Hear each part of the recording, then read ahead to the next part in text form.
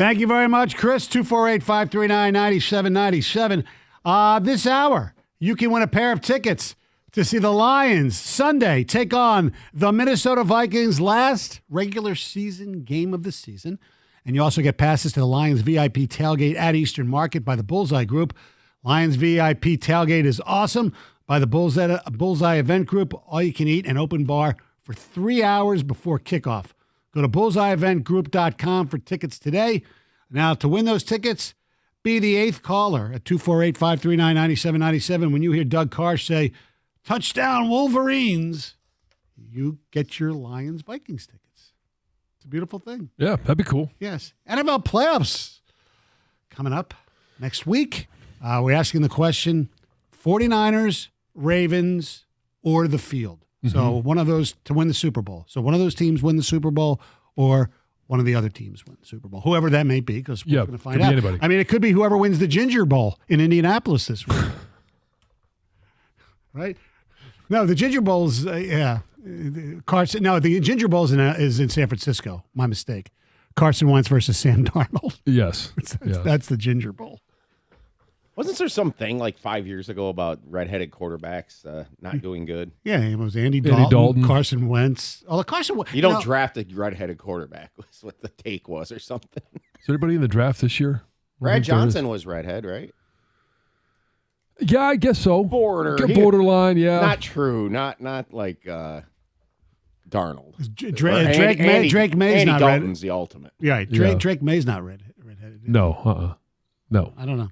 No, I don't think there is. Yeah. At least not one of the top quarterbacks. So maybe that'll good year for the draft, then. Yeah. Right? Although, say what you want about Carson Wentz, he was having a hell of a year till he got hurt. He was the MVP till he got hurt, and they could have won the Super Bowl if he didn't get hurt. There's no guarantee. Could have. Yes, but we'll never know. No, we Nick won't. Foles did the job. Mm-hmm. There's a statue of Nick Foles, the greatest part-time player in Philadelphia sports history. I think. Yeah. All right, 248-539-9797. I'm taking the field I'm taking the 49ers and the Ravens because I just think they are so far ahead of the other teams. It's not even sit there and think, okay, 49ers, Ravens, and then who's third? I mean, I don't think it's even close. Now, like you mentioned, rightfully so, injury is a big deal. That changes everything. And I get it. Lamar Jackson's injuries historically, Lamar Jackson's playoff resume, that is important as well. I get all that, but I just don't think the other team, there's going to be a team other than them that win the Super Bowl. It's unlikely. I mean, they're both far and away the best in their division or conferences. Mm-hmm. And San Francisco, I think San Francisco is the best built team to win it. Now, I think between those two, Baltimore is probably the better coach team all around. Mm-hmm. But when I look at San Francisco, and if they stay healthy, Brock Purdy's healthy, I think it is a component there for them. I do think that if they lost to Brock Purdy, like they lost the number of quarterbacks last year, mm-hmm. they would still be okay as long as Christian McCaffrey, Trent Williams, and Deebo Samuel offensively are healthy. Now, I don't know if I would trust him to make a long playoff run, but for one game, I think Sam Darnold is fine. For one game. I mean, he's going to obviously get a few reps this weekend. Yes, indeed. As they've said, Brock Purdy will not play. But I just think the way they operate offensively, they have so many weapons. And if Sam Darnold can't get the ball to Deebo Samuel, they line up Deebo Samuel in the backfield and they find a way to get him the ball. You got Christian McCaffrey. And we saw that in their 3-game losing streak. Ayuk, Kittle. Ayuk and Ayuk is one of those guys that's probably as upset as Amon-Ra St. Brown is that he's not in the Pro Bowl because he had a hell of a year. Right, yeah. But just like Frank Ragnow and what he means to the Detroit Lions and the success of this offense and this team, Trent Williams is that for San Francisco. He is... And it's amazing to say it. What is he, 36? He's a remarkable player. But when they had that 3-game losing streak, the guy that was out for those 3 games was Trent Williams. Right. So let me ask you this part of the equation. Go to the NFC. What team is the biggest threat to the 49ers? So you're looking at a team that has to go on the road and win at Levi's Stadium, right? Yeah, I think that pretty much leaves out Dallas. They can't go on the road to win. You know what? They haven't beat the 49ers in the last, the regular season game this year, and then also the last two playoffs. Right. I think the two teams that you could debate that would, or probably one of these two will be the ones that will be challenging the San Francisco 49ers in San Francisco for the NFC Championship is either the Rams or the Lions. Whoever comes away from that Rams-Lions game. Yeah, it could be a first-round win, gets you to the NFC Championship game. But the challenge is going to be for both teams. Obviously, the Rams are going to be on the road the entire time. Correct. Lions will be on the road because they got screwed in Dallas. Correct. Could be at Dallas, which that motivation might be enough to get over the hump. Like I said, I think the Lions, they convinced me they can beat any team in any venue except for San Francisco and Baltimore. I'd like to be able to prove you wrong. Yes, I know. So would I. I would love to be able to prove you wrong. So would I. That's what I think. I think San Francisco's that good. All right, here we go. Playoffs is at another level when compared to regular season. Lamar will stumble somewhere. I don't trust Purdy. Zebras will get Dallas in the Super Bowl. The Bills will win the AFC. So you got a Bills and Cowboys Super Bowl. God, can you imagine if the Bills lose to them again in the Super Bowl? That one, that would be the third time, right? Third loss to the Cowboys in the Super Bowl. Oh, man, the Bills Mafia might actually attack the city of Dallas. And it would end the Cowboys' streak of over, 30 years? Yeah. I'll take the field, but because of the NFC side. If you think Lamar isn't better than his MVP year, you're looking at stats and not watching games. He was the entire offense in 2019. He has an entire offense this year, and his role is very, very different. He's an actual quarterback now. I'll give you the comment about needing to see it in the playoffs, but they've never been anything close to this kind of team with him before. I think you're going to see it. That's from Big E and Dexter. Also, I'm a Ravens fan who's watched every Raven game this year and in 2019. Hey, I think I did come across a little harsh on who is the MVP this year. I've got to see it translate to playoff football. Right. Yeah. There's a growing thing happening here, especially this time around. If he doesn't do it, I know. Then it definitely goes from maybe narrative right now because of all the points that he made in the text to, okay, it goes almost back to why did we pay him? Yeah. In some ways, which he obviously should have considering the quarterback situation in this league. Well, sure, but I also would agree with that texter that this is the best year that Lamar Jackson has had. Correct. And I don't even know that it's close. And he's still running very effectively, but he's not running as much. No, because he doesn't have to. No. And he's doing it without his best weapon. Yeah, Mark Andrews. Yeah. I mean, franchise players have things that they got to get over. I think franchises do too. I know quite a bit about the Ravens, probably not as much as that guy. They always play the role better when they're a road playoff team. They really do. Mm-hmm. Historically, when you're right. they get home, they kind of get weird. Too comfortable.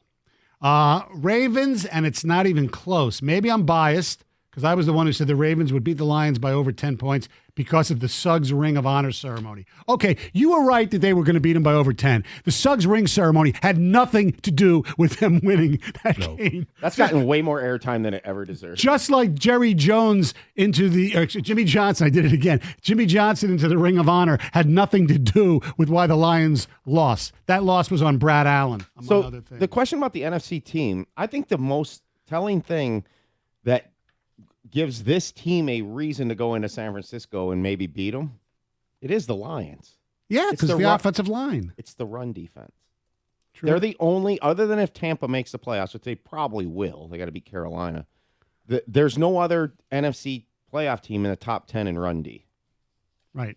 And you've got to have a run defense to beat them because then it makes Purdy throw the ball, and that's what you want to do. You got to pick your poison. Would you rather have Christian McCaffrey and Debo running the ball beat you, or Brock Purdy have to beat you? You pick Purdy. Right, absolutely. And then But what they would do is a lot of short passes to those two guys. Okay. And that's, look. Yeah, and you got to tip a ball like the Ravens did and pick them off. Yes, exactly. I'll take the field. The top teams have looked very pedestrian several times this season. Obviously, if I was forced to choose, Ravens 49ers would be the pick, but definitely not a lock. Sounds like me. Go and play on both sides. Yes. This one I'm not. Yeah. We're going to pick one of them, but not the cover. Yeah. I wouldn't rule out Philly going there. in doing it either because they've got a pretty strong run D too. I know, this happens a lot. We all bail on a team, and then they're sitting there on Super Bowl Sunday, and you're like, oh, wow, we never should have done that. Okay. Hello, Kansas City Chiefs. I get that, but their run defense has been horrific. That's the thing that's unbelievable to me.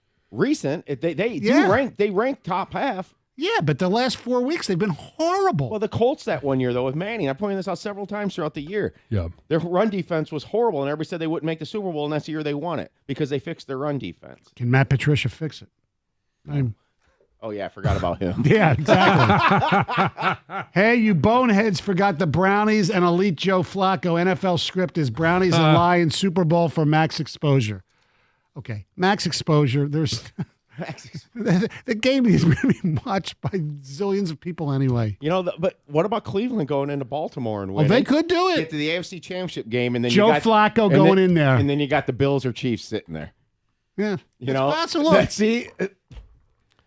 We always think that these number one seeds are like, oh, there's no stopping them and stuff. I know. And then you end up with a 4-seed Bengals versus a 4-seed and Rams. And that's why you have a doofus who's picking the two teams and not the field. You can't learn, right? Just like playing the schedule game. Exactly. 97 won the ticket. The amount of big truck accidents that result in a fatality or serious injury in Michigan is staggering. The attorney that you choose to help must have the specialized knowledge and expertise to handle these complicated cases. Injury attorney David Febinino and his team have helped victims of truck accidents for over 25 years.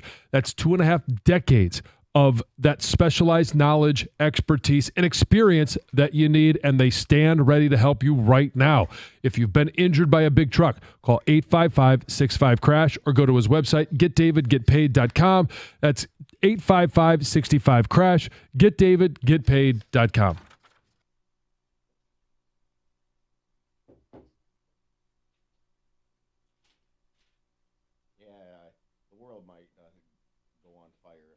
Going to Baltimore and win, and the Lions going to Dallas and win into the divisional round.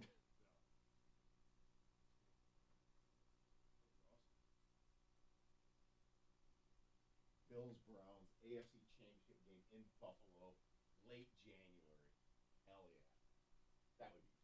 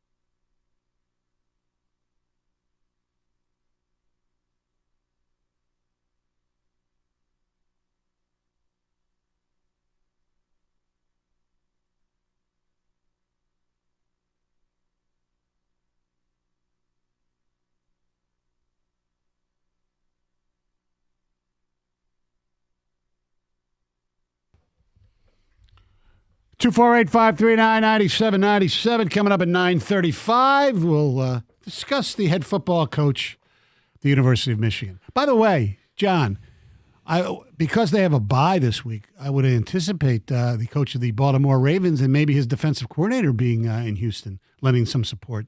Yeah, I think John would be there. Yeah. I don't know if Mike will be there or not, but I would anticipate that John would be there. I mean, we've obviously seen over the years they have a very tight relationship. Yes. So, yeah. Except when they're playing in the Super Bowl. Right. Yes. Yes. I think that's kind of the biggest question. How much does, when we talk about Jim Harbaugh coming back or not next year, obviously he wants to get to a Super Bowl. He wants to win a national championship, and then, who knows what happens. He'll make his decision. But how much more does it play that he lost to his brother? You would know better than I because you have I have brothers. Yes. Yeah. I mean, obviously love my brothers, but that would sting a little bit more. It would? Yeah. Oh, yeah, because, I mean, if the shoe was on the other foot, oh, yeah, I would show up at Thanksgiving dinner. With your ring on and all that stuff? Oh, yeah. Yeah. Wear the gear.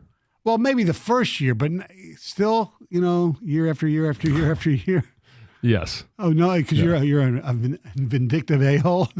Sure. Yeah, why not? Yeah. I mean, it's all about the win. Yeah, I would show up, and it would be a little, probably, I'd start to get creative. Mm-hmm. Instead of just, simply wearing the gear, I would probably have like a T-shirt on underneath the sweater, and I'd be like, man, it's hot in here. Yeah.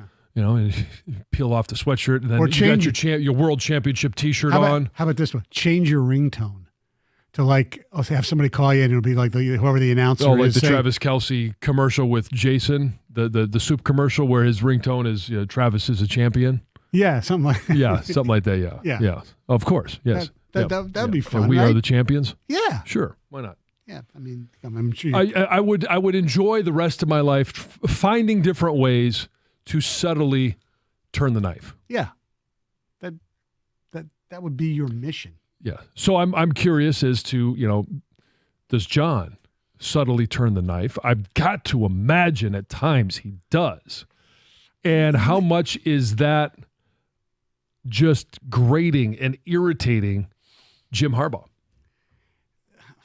He might do it more if Jim was, for lack of a better word, more normal. But because they come from the same parents, there's got to be. John presents himself a little bit differently, but there's got to be some. I'm sure there's some similarities, characteristics that are the same. Yes, because they're Jack Harbaugh's children. Yes, they are. Yes. And who's got it better than them? That's right. I never realized that till this week. What? That's where that came from. Where have you been? I guess. I don't know. I thought it was something that Jim made up or something when he got here. I don't know. He doesn't know that, but he knows these weird stats. Right, yeah. He knows Peter the Puck. Peter Puck, I know. Peter Puck, except he has no idea. Oh, you weren't here? You weren't in here for that. Oh, yeah. Except you don't have any idea that since 2015, Jim Harbaugh has been telling the story that my dad used to drop us off at school, and this is what he would tell me and the rest of my siblings, who's got it better than us. And everybody in the back seat would say, nobody. I must have missed that day. I don't know. That day? I don't know. Sorry, I missed it. Did you know that Jerome Bettis is from Detroit? Yeah. I did know that. Did you know Matthew Stafford and Clayton Kershaw? Clayton Kershaw were high school teammates. Mm-hmm. Yeah. You think Clayton Kershaw will be at Ford Field next week? I don't know. He's going to come back and support his high school teammate? Yeah, they're more teammates than friends, I think. We need to do a quiz here for Stoney now, like a basic Detroit quiz. Yeah. This coach at Michigan once had the phrase, the team, the team, the team. Yeah. I know that one. Mm-hmm. You sure? Yes. Yeah, I do. And what I didn't know, because I read this whole article about John Harbaugh, they have, in the Ravens facility, the team up there. Oh, yeah. Well, when I was at the Star in Dallas for that 2017 game, they have the team in the Star, in the full team room. Really? Well, what's the... Yeah, really. Okay, but I understand. I'm telling you, they do. No, I know. I can still be. I'm not saying you're Jerry lying. Jones didn't come in and go, the team. No, well, It's just, and maybe they say it different. Maybe they say, the team. Yes, and then the referees walk in. Yes. Brad Allen walked in there. Yeah. The team. They're part of the team. Yeah. You know, they're part of the team. No, I understand why the Ravens do it because of the Harbaugh Schembechler lineage. I get all that. I don't. Is there anything from Michigan that is Dallas? Not that I'm aware of. That they stole from Ozzie Smith. Yeah, I know. Jordan Lewis, I get it. Long before that. Luke Schoonmaker, yes. Yeah. I know. See, if I was a cow, I'd have, how about them Cowboys? Yes. Yeah, that is great. That was cool the other night, actually. It really was. I had to plug my Some ears. Lions fans got butthurt because of the coverage. Oh, come on. You didn't hear about that? No, we talked about it. Yeah, that's what I thought. Yeah, we did. Yeah, I'm fine with did. the coverage. It's just, Yeah. Well, Why'd they show the whole halftime? They wouldn't do it if it was another one. You know what? It's Jimmy Johnson. He's a great coach. It ended a feud, basically. It probably put that completely to bed. Or at least they put it on pause for the day. Right. It's amazing that it took this long for that to happen. Then again, they announced yesterday on TNT Shaquille O'Neal's having his number retired in Orlando. Yeah. The third team for him. Yes. First Orlando Magic player ever. Yeah. Cool. Yeah. Whatever. I know. On the John Harbaugh thing. Yeah. Is he a Hall of Famer? Or do he need another Super Bowl? He needs another Super Bowl. I think he needs another Super Bowl, yeah. But, I mean, how many years has he been in Baltimore? Since 09 at least, because I know they lost to the Steelers in the AFC title game. Yeah, I mean, when the Steelers won it. So, okay, Mike Tomlin. Well, it's kind of the same thing, although I think – I don't know. Has Harbaugh had more success than Tomlin? I don't know. Look at the division. They're the same division. Look at the division titles. I don't know. Tomlin's been to 2 Super Bowls. Harbaugh's only been to the 1. Correct. Well, the fact that Joe Gibbs isn't even in yet, right? Joe Gibbs is in the Hall of Fame. He is in the Hall of Fame? Oh, Yeah. he did make it? Oh, good. All right. Yeah. How do you not know this? I don't know. I He don't knows know. Peter the Pup. Yeah. I don't know everything. Who's got it better than Joe Gibbs? Yeah.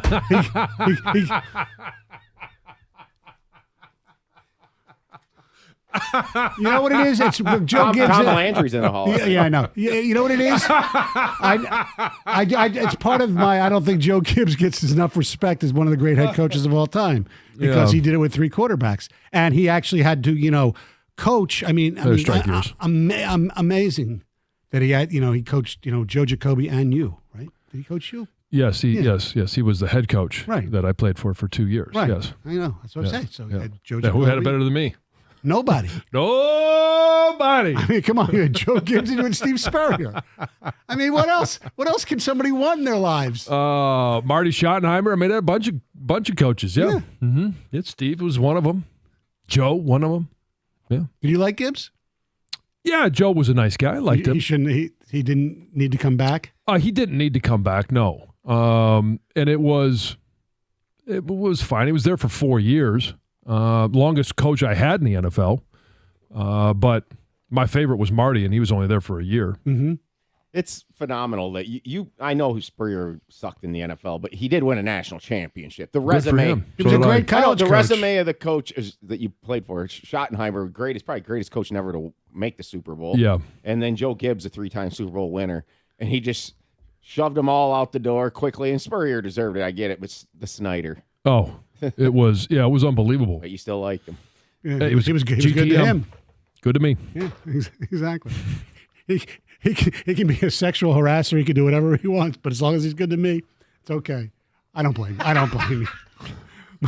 My favorite Dan Snyder story. I think I told you this, where somebody went to take their kids out trick or treating, and the guy lived in Snyder's neighborhood, and he went to pick up the kids from the Snyders, take them out trick or treating. And he said, "How you doing, Dan?" And Dan said, "That's Mr. Snyder." Uh-huh.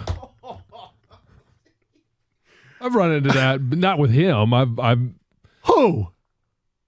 run into people where I've said, "Hey, this is, how do you want my kids to address you?" Oh, that's different. And they've said, instead of Mr. So I'm not going to say their name. It was doctor. They call me. That's a topic. Do you call chefs? Huh? Like chef, they like to be called chef, just like doctors like to be called doctors. If he's good, sure, I'll call him chef. But you got to prove it first. Should anybody ever tell you how to address them? No. Well, so that's yeah. Well, so I asked the question. I asked the question. All right. Different. Yeah, I asked the question. I was a little taken aback. Hey, go, doctor. So and so. Okay. All right. Hey, my 5-year-old daughter Lucy at the time. Yeah, call him doctor. Whatever. Drop her drawers. No, stop it. 97 won the ticket.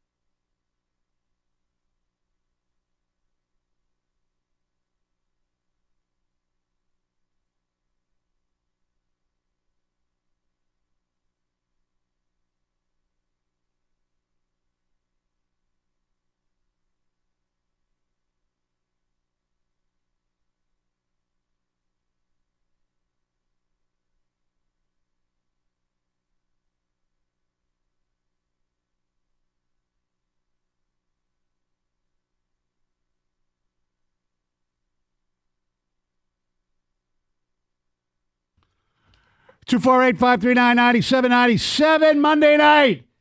Houston Texans. Texas. Why don't I've said Texans twice? That's okay. I mean, the Texans have a big game. Yes, they do. Colts. They won't be in Houston, though. 4.5-point favorites, as we've talked about, are the Michigan Wolverines. Why, John, what worries you as a Michigan fan / broadcaster about this game? Is it just Penix, or is there other things? Well, there are other things, but it's mainly just their offense. Their offense is very explosive. And you look at what they can do offense. They got two receivers. Rome Odunze is their number one receiver that are 1,000-yard receivers. Right. Polk is the other one, right? Yes. He's pretty good. Damn good, too.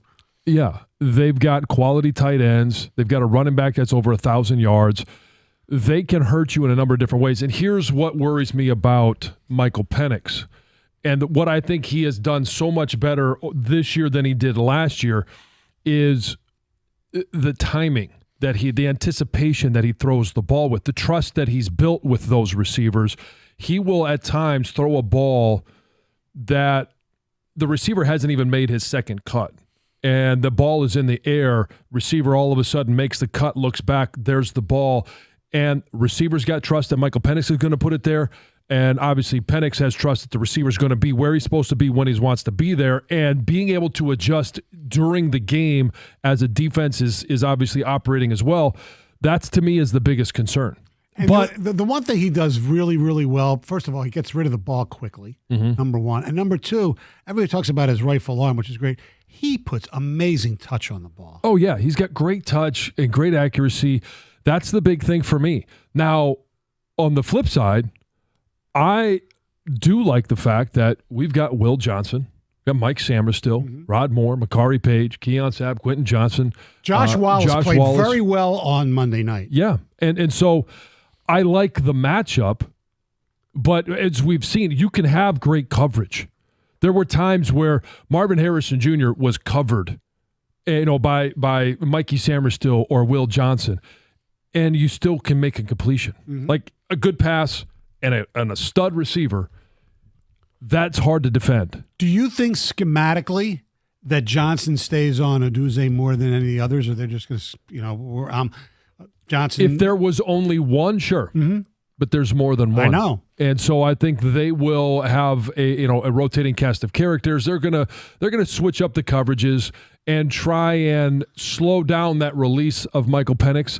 They're also going to do a lot of what we saw against Alabama, and I've mentioned this a couple of times. Alabama at time was blocking ghosts. Right. Mike Barrett would line up and then all of a sudden drop. And then Michael Barrett lined up and came, and there was nobody that blocked him. Like, there were times where you had 5 offensive linemen for Alabama, and they were blocking 3 dudes, and 2 guys were coming unabated at Jalen Milroe. And so if you can confuse that offensive line like that, obviously that's the best way to go about it. But you're also, with the talent that Washington has at receiver, you're going to have to win and get home by rushing 4. Will Michigan be able to, because they did a decent, not great, but they did a decent job of running the ball against Alabama. Will they be able to be Michigan football and just pound against Washington's defense? Yeah, and one of the great things I think that came out of that Alabama game, and because you're not saving anything for anyone. This is the last game of the year. Win or lose, this is it. All right? You don't have to save J.J. McCarthy and worry about him getting dinged up and whether he's available next week or not. In that final fourth quarter drive, there was a big run by J.J., 16 yards right before it was to convert, and then they got to the 4th and 2. It was before the 4th and 2. So, but that threat of J.J. being able to run, being able to extend plays. Now, what I hope they don't do, you can roll them out every once in a while, but they're the edge rushers. The pass rush is not the same for Washington as it was for Alabama. We saw a lot of rollouts by J.J. against Alabama, and rightfully so. I was hoping they were going to do that. You don't have to this time. So you could stay in the pocket. You can, you could sit there, and I think protection will be good. So, yeah, I do want them to establish the run, but I don't want it to be just a ground and pound. You've got to be able to throw and test this defense because it's not a great secondary. 248-539-9797. If you're a Michigan fan, what are you worried about the most? Besides, look, Penix is the obvious answer. Is there anything else that concerns you? Is there anything defensively? Their corners are pretty good. Their corners are good, but they're not Kool-Aid McKinstry. No, I know, but they've had, that's almost in a weird way cornerback recently. They've had a lot of good cornerbacks come out in the last few years, have done really well. But, hopefully there'll be a lot of that. I mean, seriously. Yes, that would be really nice. And the other thing Michigan fans should be happy about was something that they were unhappy about Monday. There is, knock on wood, no way that Michigan's special teams can be as bad as they were against Alabama. You sure wouldn't think so. It's impossible. It really is. Yeah, I mean, a bad snap on an extra point. And I was on that the entire game too. Like, that came back to really haunt them in the fourth quarter, because in the fourth quarter, there's not a conversation of do you go for two, do you go for what? You kick the extra point and you win it in regulation. Yeah. But that obviously was painful to watch.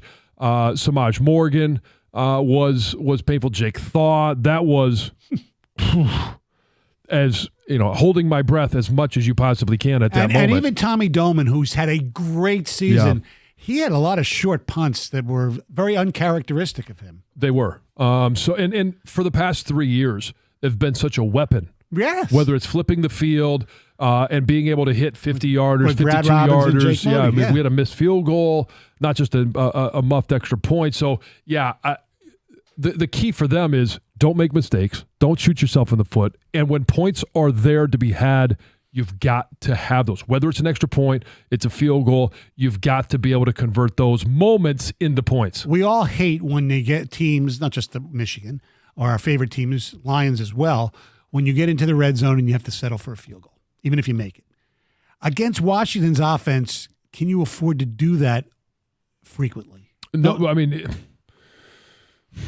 the answer is no, the easy answer, but then you look and you say, well, how good is Michigan's defense? How much will they be able to limit Michael Penix? And that's going to be the biggest wild card in this equation, because you look at hey, when they played against Arizona State, I'm talking about Washington, like they scored 15 points. I know. I mean, there were times this year where they didn't have that offensive explosion, and that's a bad Arizona State team. Yes, so they can be slowed down.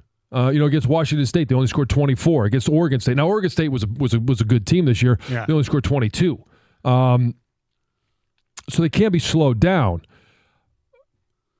If this is hey, we've got to score for score type of game, that's not going to be great for Michigan. Right. No, and that's the biggest concern I have, because you would have thought last year Michigan would approach the TCU game differently than they did, right? Mm-hmm. And they didn't. Yeah. You're not going to. And that's what we said going into that one. If this becomes a shootout, a score for score, it's not great for Michigan. No. Yeah, I mean, there was a caller last night with Rieger that I heard, and he was from Seattle, but a Michigan fan. And he goes, they're a better version of TCU. If you play their game, you're in big trouble. If you try to play ball possession, I think a big thing in this is the over the top pass. I mean, Washington, big plays in the Texas game, and you got to prevent those from being touchdowns. And I think Michigan's red zone defense is going to be extremely crucial in this game. Yeah. Because they're going to move the ball some. The bottom line is you shouldn't lose this game when you have the number 1 ranked defense in the country and they're 90th. Right. I agree. And that's what it comes down to. And it's not just the explosive plays. Now, obviously it matters whenever it happens, but it can't happen early on. Like you can't, like the Lions in Green Bay, you can't start off the game with a 72-yard pass. Right. Or 52-yard completion, right? You can't have that to start it off, especially when you came out against Alabama and on play 1, boom, Braden McGregor, sack. Yeah. On third down, boom, Josiah Stewart, sack. And on the flip side, you can't come out first play, JJ interception that was obviously called back because he stepped out of bounds. But that is not the ideal way to start offensively. By the way, you know what I thought was interesting? I heard Nick Saban say yesterday. He says he thinks the key to the game was the fact that Michigan huddled, and they didn't huddle pretty much all season. The tempo, they controlled the tempo of the game. Yeah, but it's not even just the tempo. The substitution, they weren't prepared for that. They were prepared for them. Look at the sidelines 80,000 times, get the plays and all that, but they didn't do that. And he said that fooled us a lot. And it's amazing to me that something that small can make a big difference. Yeah. And that I wouldn't be surprised to see that again against Washington, because Washington's an offense that needs a rhythm. Mm-hmm. They're an offense that needs to be on the field. And even if it's a 3 or 4 explosive plays, boom, they're down the field. They need to get back on the field and continue that rhythm of, the offense and the flow of the game. If Michigan can win the time of possession, the biggest thing is going to be turnovers. Oh, right? yes. You got to win that battle. Yeah. But if you can win the turnover battle and time of possession, you're going to win this game for Michigan. Right. And hopefully, as a game itself, you won't have eight fumbles. Yes. Right. I mean, I'll take 8 fumbles from Washington. Yeah, sure. I understand that. So will I. Yes. As a game. I put it all on one side. Sure. Yeah. All right, our telephone number. Did you see that the center, McLaughlin from... entered the portal. Well, he entered the portal. You know who he's visiting this weekend? No. The Ohio State. Sorry. I don't want to get a trademark here. The TM, Ohio State. 97 won the ticket.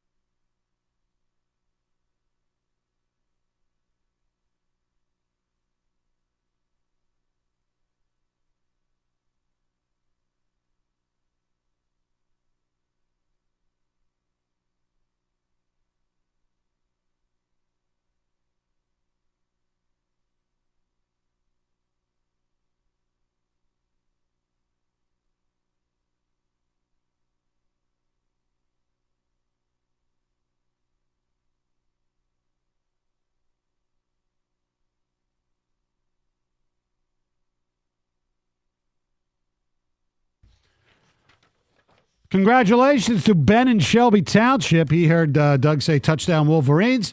So he wins a pair of tickets, Lions-Vikings game at Ford Field, and passes to the Lions VIP tailgate at the Eastern Market by the Bullseye Group. Lions VIP tailgate is back by Bullseye Event Group. All you can eat an open bar for 3 hours before kickoff. Go to bullseyeeventgroup.com for tickets today. All right, we have some ticket texts talking about Michigan and Washington on Monday. Don't forget, John will be at a Houston at our brother station.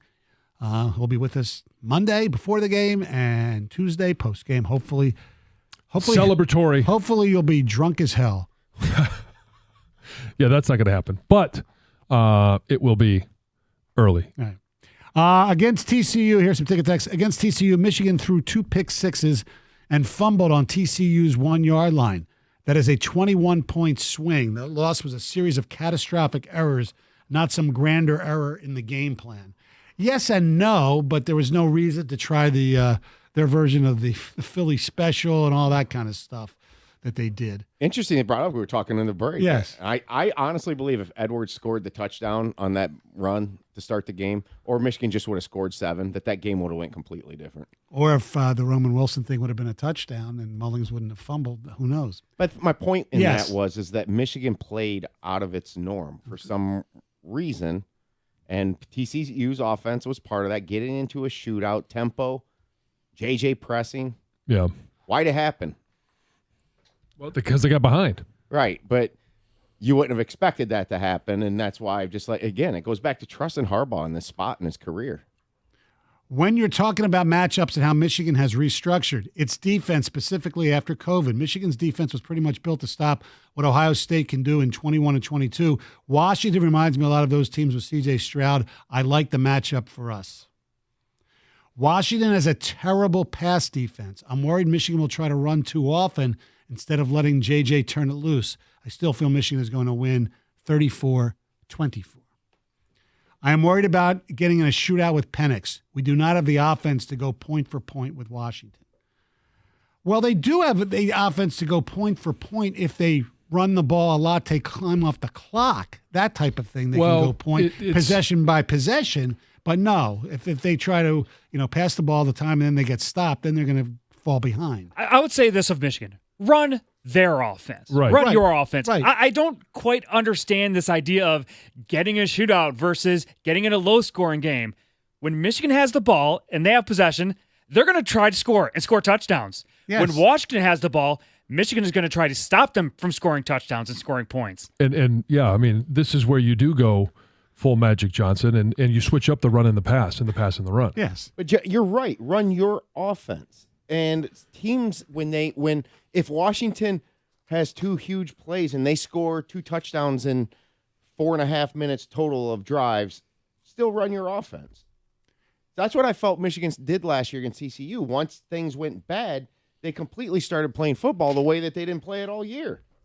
Well, that's also how they had to get back in the game, in which they did. They and yes, did.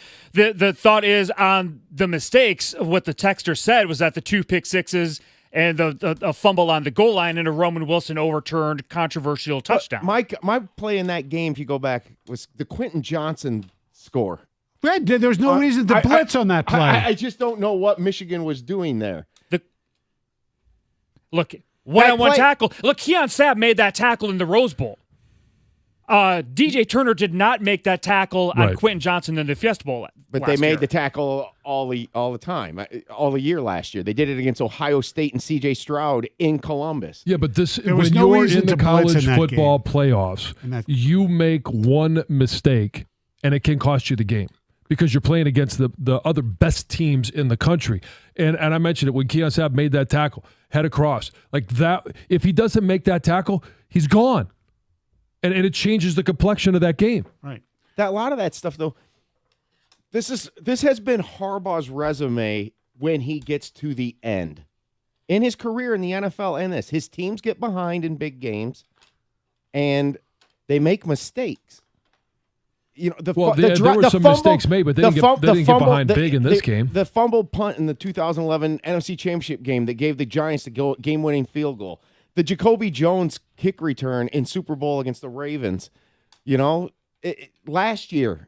And now they won that game this year. It's just, I know. Look. I think they're putting this thing home on Monday night. I do. I think it's fair to question him finishing. When you look at the resume, yes, you can question. Until he does, sure, you're always going to have those questions. But the fact of the matter is, like missed tackles and things like that, that's not on the coach.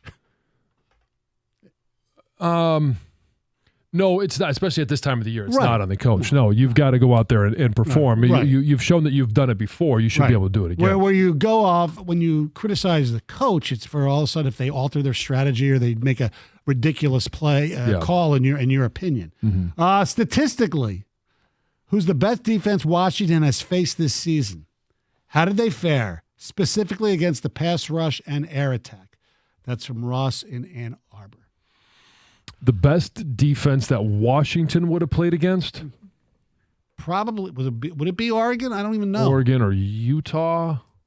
Well, it certainly wasn't USC. Maybe Oregon State. Could be Oregon State, yeah. And they scored 22 against Oregon State. They do have a common opponent, though. Michigan State. Yeah, I know. Yeah. You can't draw much from that. They both knocked the crap out of them on the road.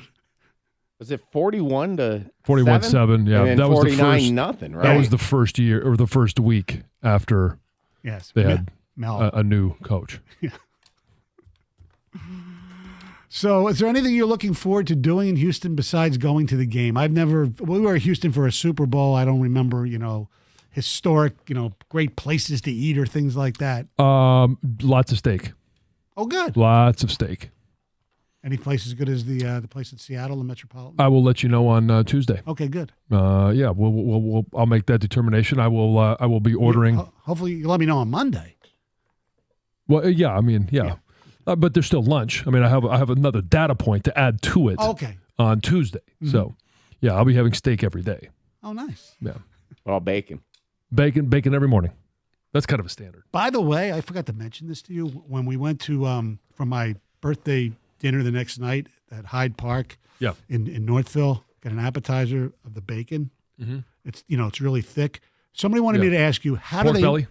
I don't know what it just was. It said bacon, and it was very thick. It was 2 or 3 slices of bacon. It was amazing. Yeah, scrumptious. How do they make bacon that thick? Because the bacon that most people when we have.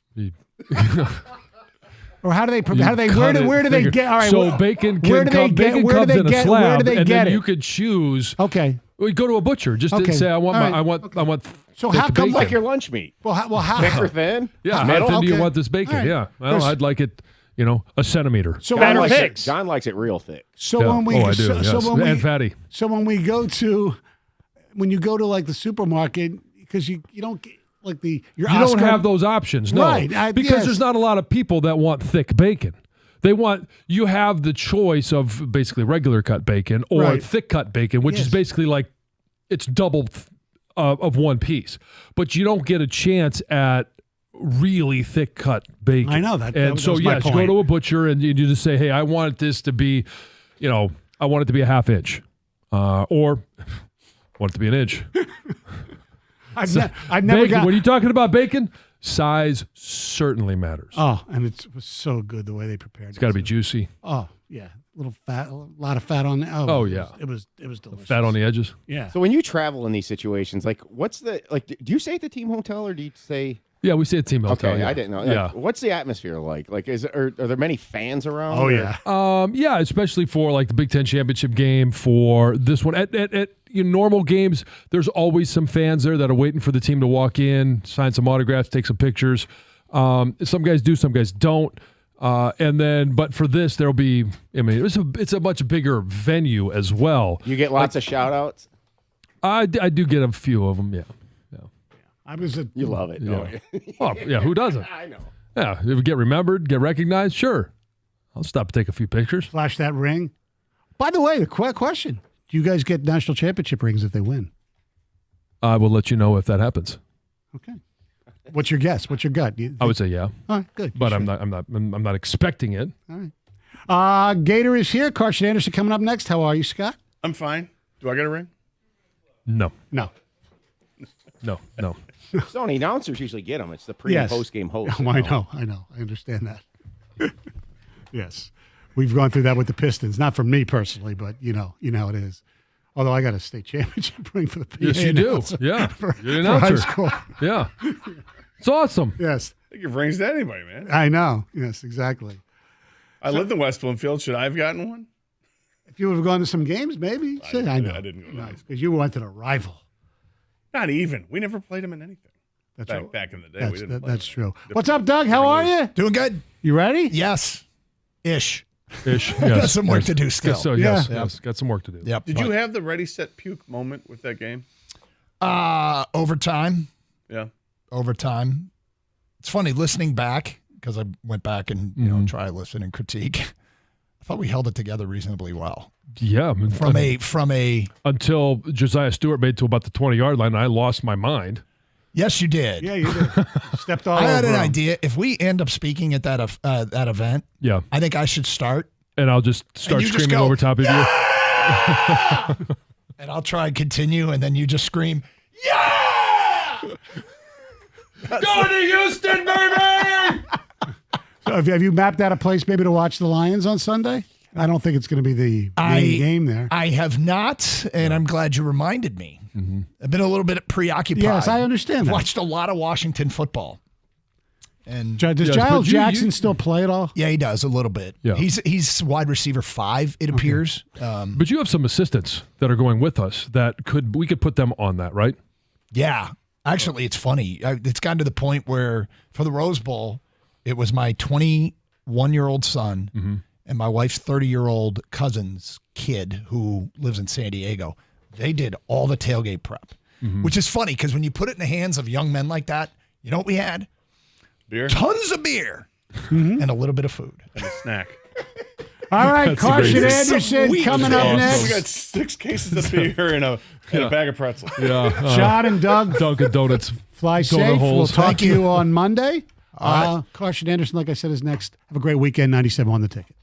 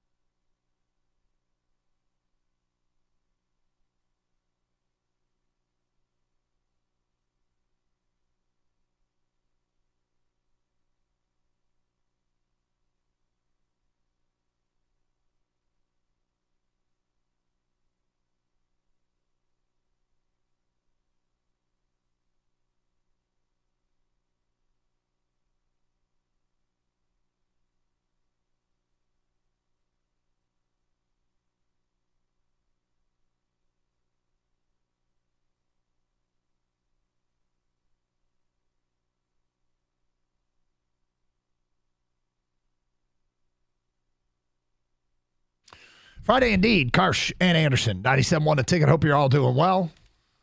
Gator, are you doing well today?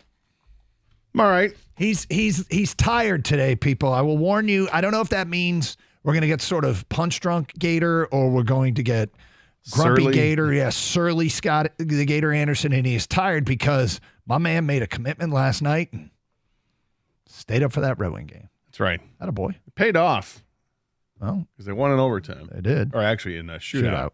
Yeah. They've only gone to shootout twice this year. They're 2-0. Is that all? Yeah, they're 2-0 in shootouts. They've had them in like the last 2 weeks. Yeah. Good game. Look, they got down early.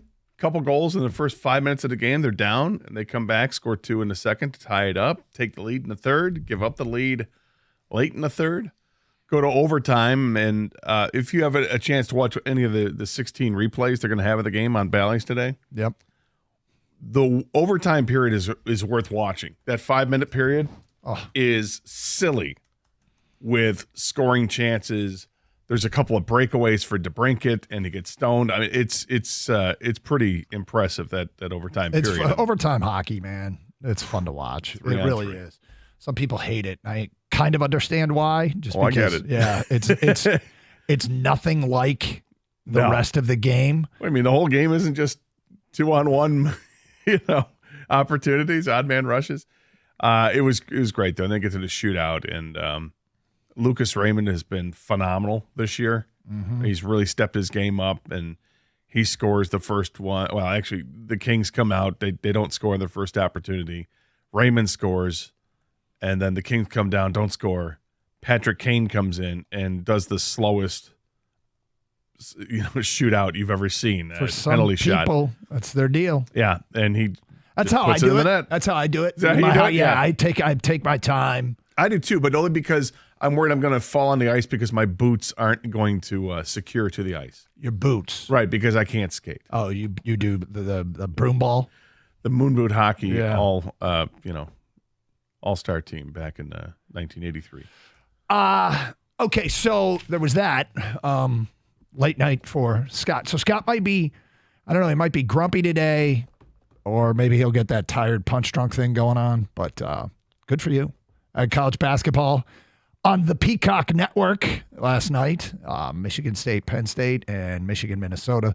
Thumbs up for the Spartans, thumbs down for the Wolverines. I started to watch it, Did you? and then I got bored with it because Michigan. By the time I started watching, Michigan State was already up by like 20 points. They were. I got a hand in a hurry. Yeah, so I just ended up flipping around on the Peacock and seeing what else they had, and they've got a wrestling channel there, and I started going back to old ECW episodes from 1998. Wait a second. This is what they made you flip to? Yeah. You're watching wrestling matches from 1998 last night because the state game got out of control. That's right. I decided to go back 25 years, and when ECW had come around, it was fantastic wrestling then. It's better than what's out there now. It's great. Did you discover anything? There were some little plots and storylines I didn't know back then that I was quickly became abreast of. So that was it was cool. Well, indeed, fill me in some other time. Yeah, but that's what I was flipping around to, and then I went back to watching regular TV after that. Yeah. Regular TV. Well, by that point, I'm watching the Red Wings game. And, Oh, gotcha. so some of the other stuff that I watch. That recaps. Set the scene here a little bit. We have a massive weekend / 2 weeks of sports and sports talk to get into, mostly centered around football. It seems to be that college football, in spite of its best efforts in trying to upset fans at times, is establishing itself as the number 2 sport. We haven't talked about the ratings, but the ratings for the Rose Bowl, the highest non-NFL sporting event since 2018. The ratings were great for the Sugar Bowl. And, of course, Monday night we have a national championship game with a local team involved. And yet you and I sit here and I'm wildly uncomfortable with the rapid changes of the game. And I think fans in general, I think, are rapidly uncomfortable. And yet the TV ratings, I heard, were good for the bowl games, and it's good for this. And I maybe that just tells you it's headed for a more popular place. I don't know if it's headed for a better place, right? But it's headed for a more popular place because people are watching, man. Well, they're watching, but are they going? Well, not to some of these bowl games, Right. but I know there's a lot of people that went to Pasadena and a lot of people that are going to Houston, but those are obviously single case scenarios. Those are big games. Yep. But it used to be like, oh, wait a minute, where are we going to go bowling? Can we go somewhere in Florida where it's nice, and it's the mid 90s, and you're planning a trip to Tampa and you're excited about it. Whereas now you'd be like, I'm not going there. So sweet. The Gasparilla Bowl. We're going to take on a 9-3 team. No, but I mean, the truth is, you're right. Are they going? I don't want it to cut in to the campus atmosphere, right? As much as we sit here and say we're uncomfortable, with the TV ratings what they are, which are spectacular, as long as it doesn't cut into the campus atmosphere, because that's something that's incredibly unique to college football. And I think you do get the tailgating you obviously get the tailgating for NFL, but it's different than tailgating on college campuses. It's totally different. Yeah. And so it's a totally different connection. And I think that's the warning sign. I think people stop tailgating. If people not tailgating, stop going to home games. You know what I'm saying? Yeah. Yeah. But anyway, with that said, the first of the massive events. I mean, the Lions game Sunday has some importance. Then you got Michigan, Washington on Monday. We're going to have a Lions home playoff game shortly after that. And there's other things on the horizon. I want to get into this a little bit for the state of where we are in Detroit sports and what it means to you and what it means to all of us. We'll get to that today at 10:16. It's Carson Anderson. Later, we'll get some Lions stuff. Aaron Glenn spoke yesterday. Interesting stuff came out of the Lions locker room. Ben Johnson spoke as well. And it's funny. He addressed some of the exact questions that were in your show sheet today. It was. Did you go to the press conference? Is that what it was? I just talked to Ben Johnson. You called him directly? Yeah. Okay, fair enough. Yeah. Then we'll get to that a little bit later on. It's Carson Anderson, 97.1 The Ticket.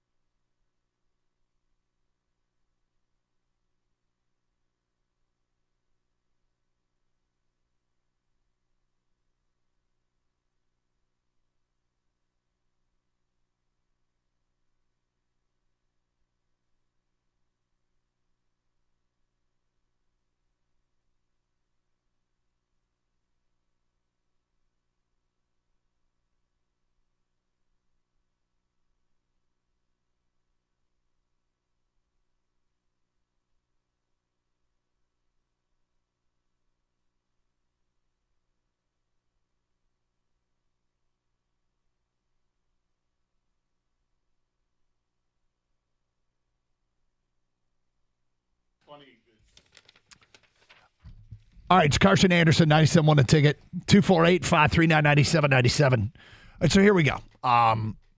National championship game Monday night.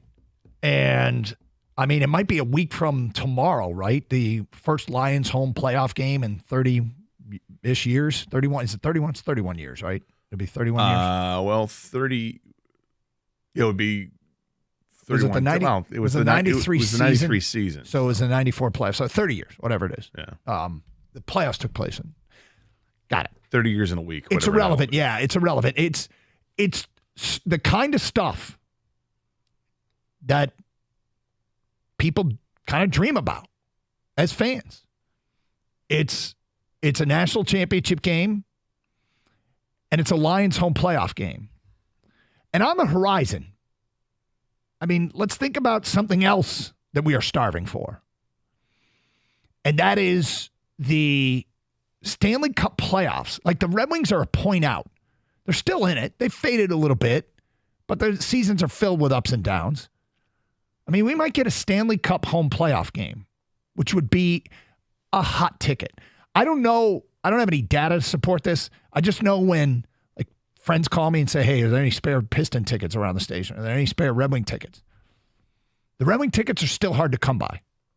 Okay, it's anecdotal, but it's harder to get Red Wing tickets for us here at the station than it is to get Piston tickets for us here at the station. And I'm not trying to rip on the Pistons, but if the Red Wings host a home playoff game and make the playoffs, that's going to be a hot ticket. Yeah. And, what's on the horizon for Michigan State basketball? They're playing better, and that's a team that went into the year with Final Four aspirations. The Final Four is such a great event. We are experiencing suddenly some events that are testing our boundaries, our financial boundaries. I have talked to more than a couple Michigan fans that are going to Houston without tickets. Wow. They are hard to come by. I think the face value on the cheapest ticket is $425. I think you're right. Somewhere in the 400 range, yeah. The secondary market, the buy-in price is ridiculous. It's over $1,000. But there are people that are going. I know people that are going without tickets. And by the way, I don't know if you're aware of this, but there is a rise in airline flight prices when something like this happens. Hotel rooms, they aren't as cheap as they might normally be or might not be their normal price. Surge pricing, if you will, on a lot that comes with this. It is testing the boundaries of some people that are saying, F it, I'm biting the bullet. And I think the same thing's going to happen next weekend with a Lions home playoff game, that we have people in our fan base that have never seen it. They've waited their whole lives to see a Lions home playoff game. If you're 34, 35, under the age of 34, 35, you probably have foreign territory. Yeah. And not like it was everyday life for us if we're a little bit older than that. I mean, sure. I mean, I was going to say they're a little bit older. We haven't hosted a whole lot of playoff games in my lifetime. Have they hosted two? Yeah. Dallas and Green Bay? Yeah, they hosted Green Bay after the Dallas game, right? No, the Green Bay game was the last one they played. That was one they lost. That was the 93 and the 94 season. And the 91, Dallas one, they beat Dallas, okay, and then they Anyway, the point is, lost to Washington. We are now experiencing some biting the bullet moments as a fan. Don't you know people that are going to Houston? I do. Yeah. And now, have they secured tickets? Yes. Okay. And they had some initial tickets they got through the university. Mm-hmm. And then they had to get some more tickets that they secured on the secondary market, which was pricey. Yeah. But so they've done it both ways. But they also reserved their hotel a year ago in anticipation. SMRT. Well, look, yes. This is these are some of the hacks that you go through, right? You find out ahead of time and you can reserve the room and you can always cancel, and maybe there's a small fee to cancel it, right? Yep. But what you don't want to be doing is what people are doing now, which is scrambling. You don't want to scramble for this. No. Because this is where the gouging happens, and it happens with everything. There's always going to be a gouge. But I know Washington made the announcement a few days ago. They sold out their entire 20,000-seat allotment. Which was, I saw a report that Washington was the only team that hadn't sold out their 20,000 allotment prior to the semifinal games. Which, I mean, that's a big, their fans, I mean, I guess Michigan's no different. These are expensive travel. Yeah. But I guess we're asking between this and the Lions short term, and maybe Red Wings and Michigan State Final Four to loop in Spartan fans, is this your bite the bullet moment where you're like, you know what? I'm just doing it anyway. You're right. I know it. I don't care. I'm paying the price. Yeah, I had mine. Food, whatever. I'll eat later. I'll harvest my own liver, kidney. I mean, 10 years ago, I did it for Michigan State getting to the Rose Bowl. Yep. And then 8 years ago, I was willing to do it again for the national championship when they got in in the CFP, to the point where I had actually reserved my hotel room in Arizona for that, even though that obviously Michigan State, they got hammered by Alabama in the semifinal game and they weren't going to play, but I made it a point, screw it, I'm going to go anyway and just take a little vacation and force myself to go, and I'm glad I did that because I actually had a really good time. But yeah, I mean, I had my bite the bullet moment 8 and 10 years ago.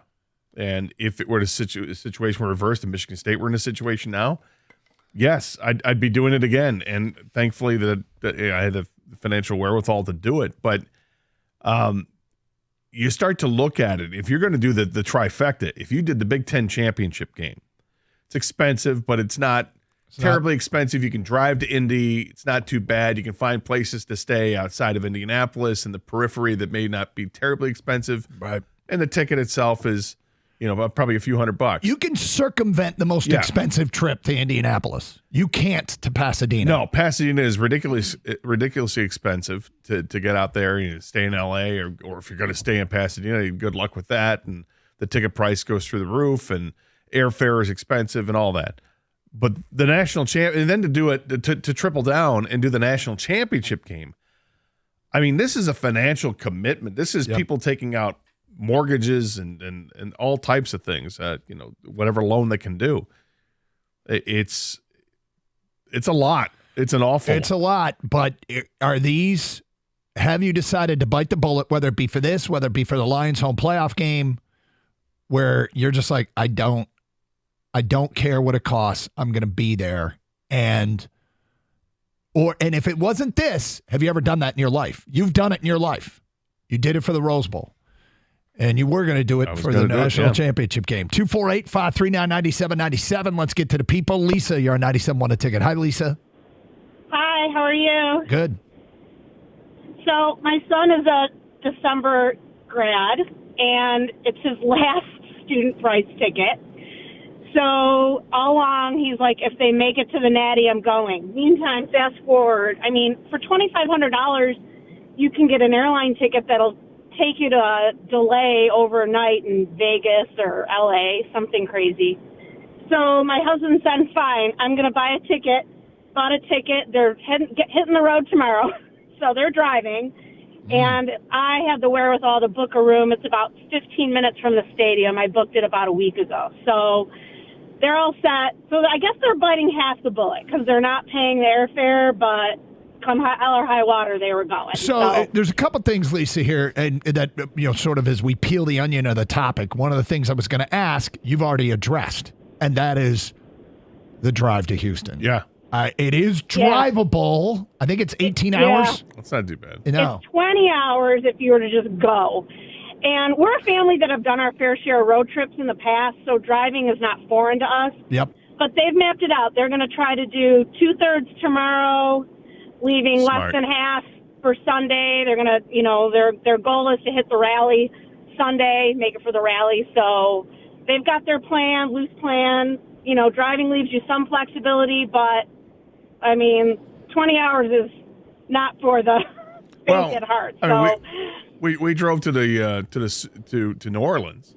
Yes, the Super Bowl. Well, we weren't physically driving, but we were in a an RV for in it. retrospect, that was one of the wildest things the station ever had us do, and I'm not quite sure what that was. It No, led to the math just didn't work out. We had a ton of fun, and there were stories, man. It was entertaining nonetheless, but it was without traffic and without weather issues. There was a should have snowstorm. been what, like a 22-hour trip or something like that to get to New Orleans. Zerga took a wrong turn in Birmingham, and I went to like Huntsville instead or something. I don't know what we had a problem in Alabama, but we also had a problem getting through Cincinnati. But nonetheless, we've done the drive. You break it up into 2 days. It's totally doable. Now, is it a pain in the ass to drive all that? Yeah. Do you want to drive back? No, you don't want to. But in between could be amazing, and it's worth it if you've got enough drivers to do it, and you could break it up into 8-hour shifts. Do it. There are other ways to save money. I'm not quite sure how to do it without driving to Houston. Like L.A., I have done the L.A. trip for Rose Bowls on a budget in another radio life where we had no budget, and we flew to Long Beach. The LBC. I have flown to Phoenix. Yeah, you could fly to Vegas. Vegas. Drive. I know people that flew to Vegas. Yeah, I'm not sure the workaround for Houston. I don't know either, but I know people, like, for instance, some of my friends they're flying to Fort Myers, Florida. That's a long drive to Houston. Well, they're not driving. They're going to take a flight from Fort Myers to Houston because, who's expecting, Michigan or Washington fans in Fort Myers. They haven't gouged those prices just yet. I mean, they're gouged enough, but not like what they're gouged here. So their layover is in Fort Myers. Yeah. I mean, direct flights are always going to be way more expensive. Yeah. But it's funny because I was looking for flights for my kids. I got 2 kids at Michigan right now, and it's a bit of a bite the bullet. This postseason's been a bite the bullet moment. They can't pass for being like 11. No. I don't even know what the age is anymore. It used to be. Remember back in the day, kids could fly for free? Yeah, you can't. That's not true. You have to pay for their tickets. I remember being at the airport one time. We were going to go to see my grandparents in Florida, and I was under the age of 10. And I forgot how young I was. And my dad's like, why don't you and your brother just go over there? I'm like, well, we're right over here. Just go over there. Just go over there. Because they're going to ask him the question, how old are your children? They were going to lie. Right. But this is back, way back in the 70s. And yep. It was just kind of funny, and I didn't get it. And then I got it years later. That's what was going on. I got you. Sure. 248-539-9797. More of your phone calls and feedback coming up. Carson Anderson, 97.1.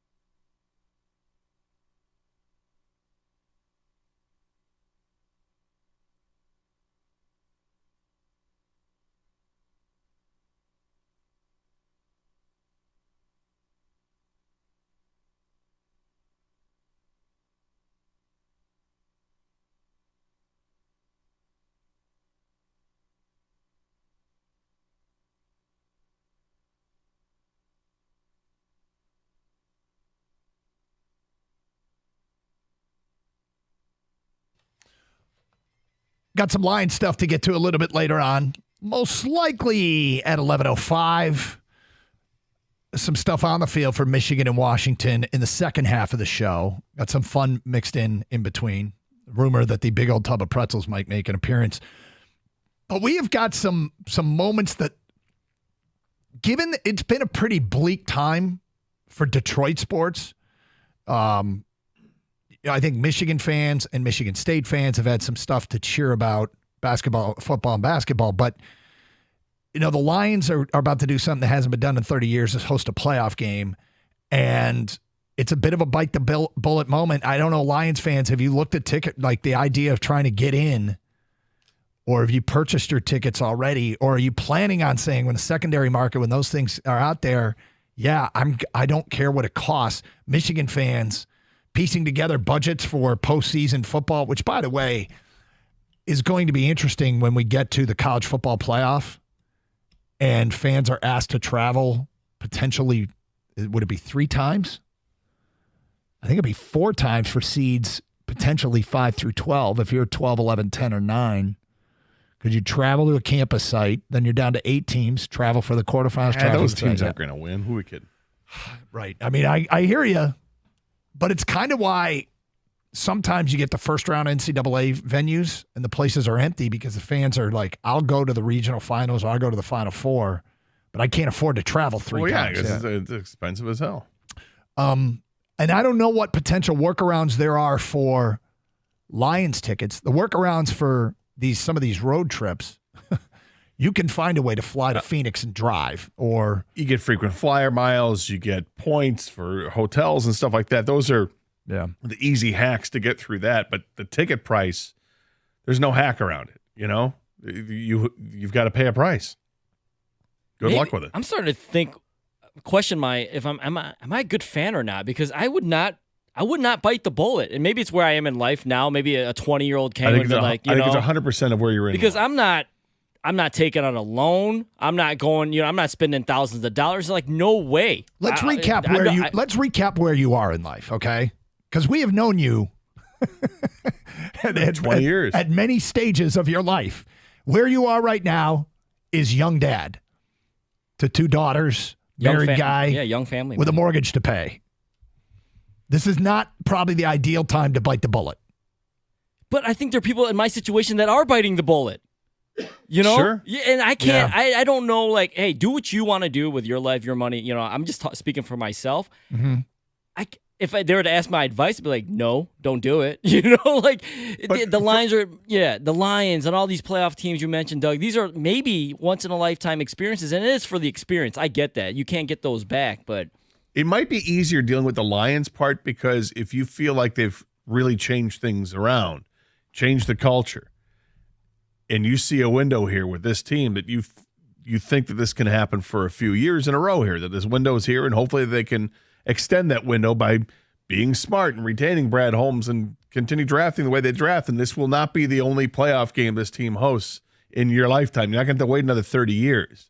The other thing, with the college teams, it's about if you have an affiliation with that school or not. That's a different kind of deep connection that you would have. I want to answer the question for you. I don't think it makes you a bad fan. No, not at all. I don't like telling people how they should behave as fans, with one exception.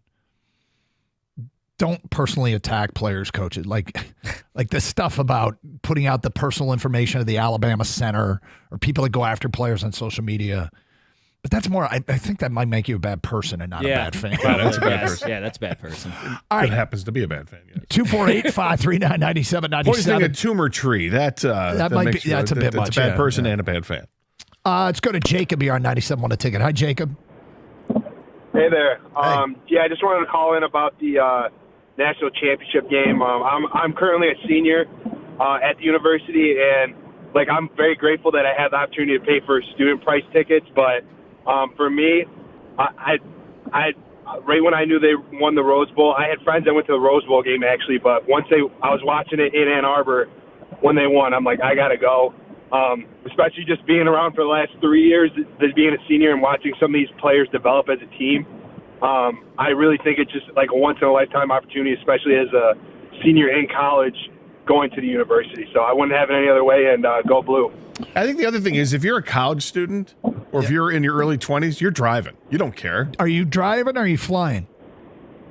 I actually lucked out, and a buddy of mine found flights out of Cleveland and in back into Cleveland.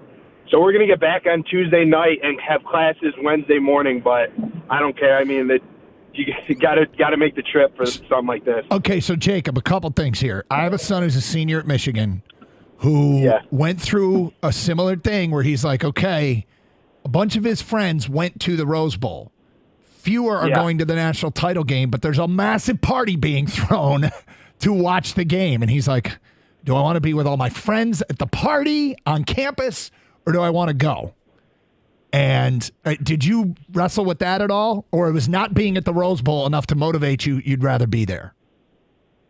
I think I had 3 or 4 friends that went to the Rose Bowl. Granted, those friends, I'm from Michigan. They're from, actually all 3 of them are from, except for one was from the East Coast, but 2 of them are from L.A., so they're right there anyways. Right. But, when they won, I just knew that I wanted to be there. And it was definitely something that I wrestled with, too, just talking with some of my friends, because some of our friends didn't even put in for, we get, a ticket raffle as students.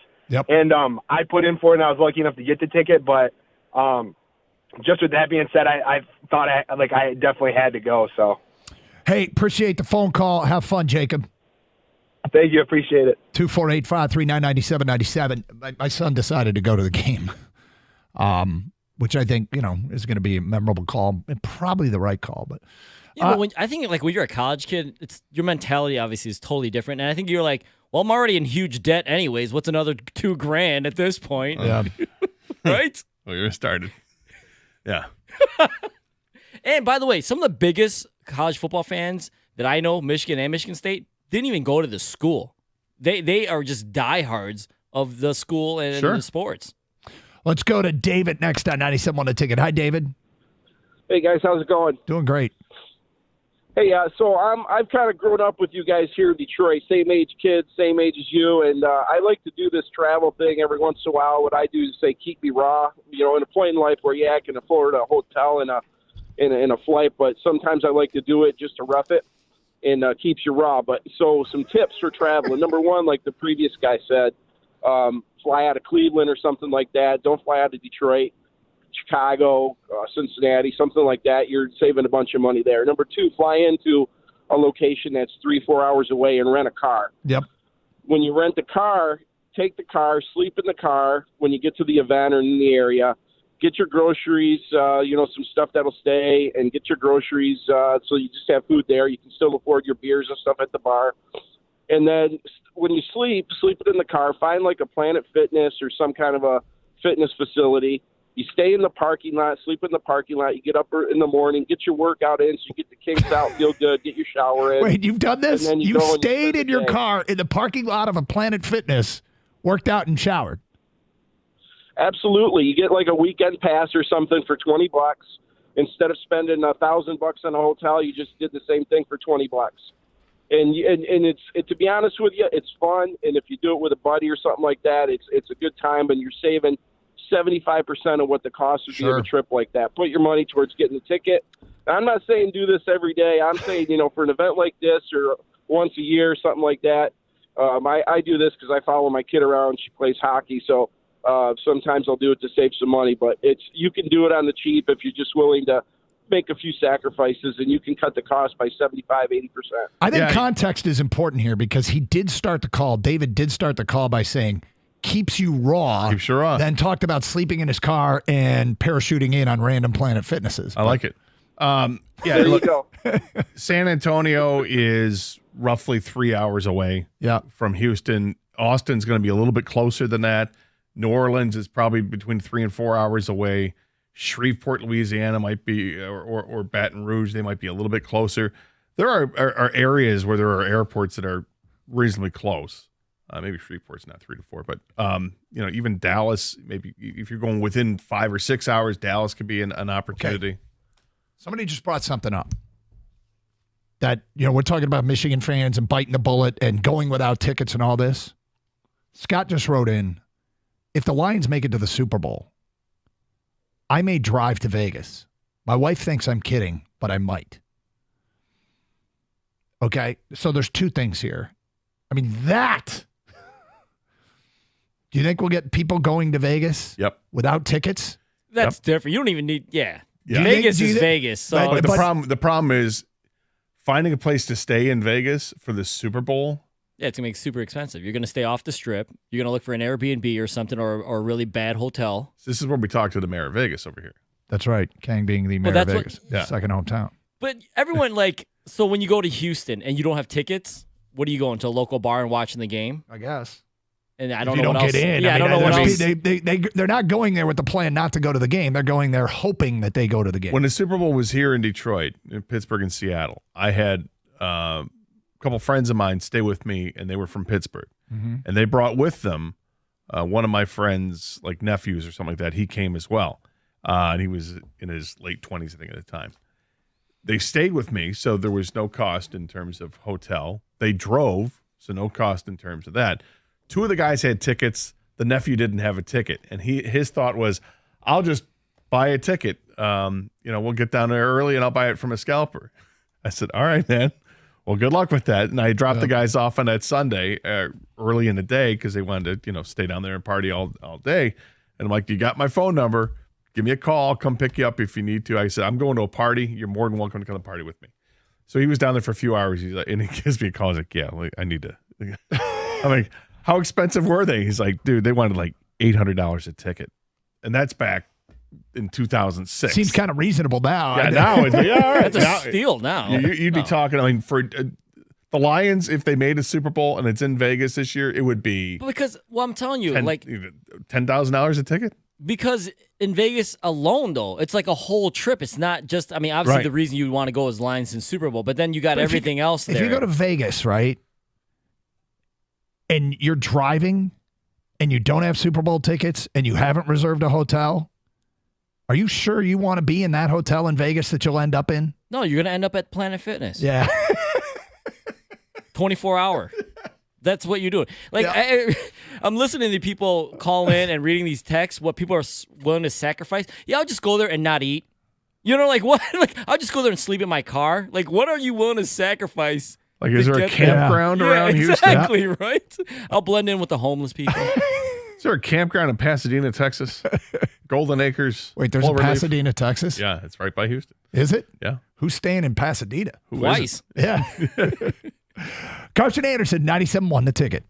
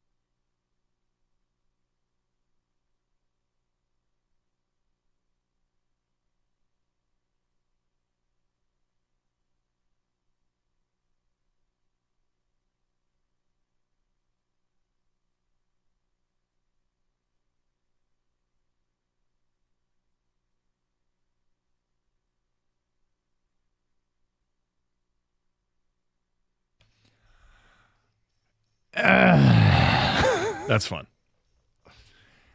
Hey, I've got great news. Yeah? What do you got?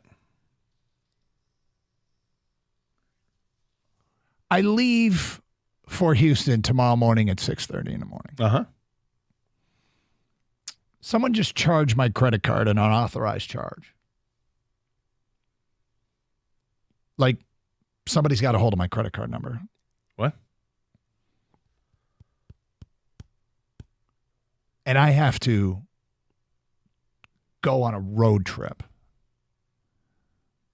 This is going to be challenging because I probably can't get the card replaced.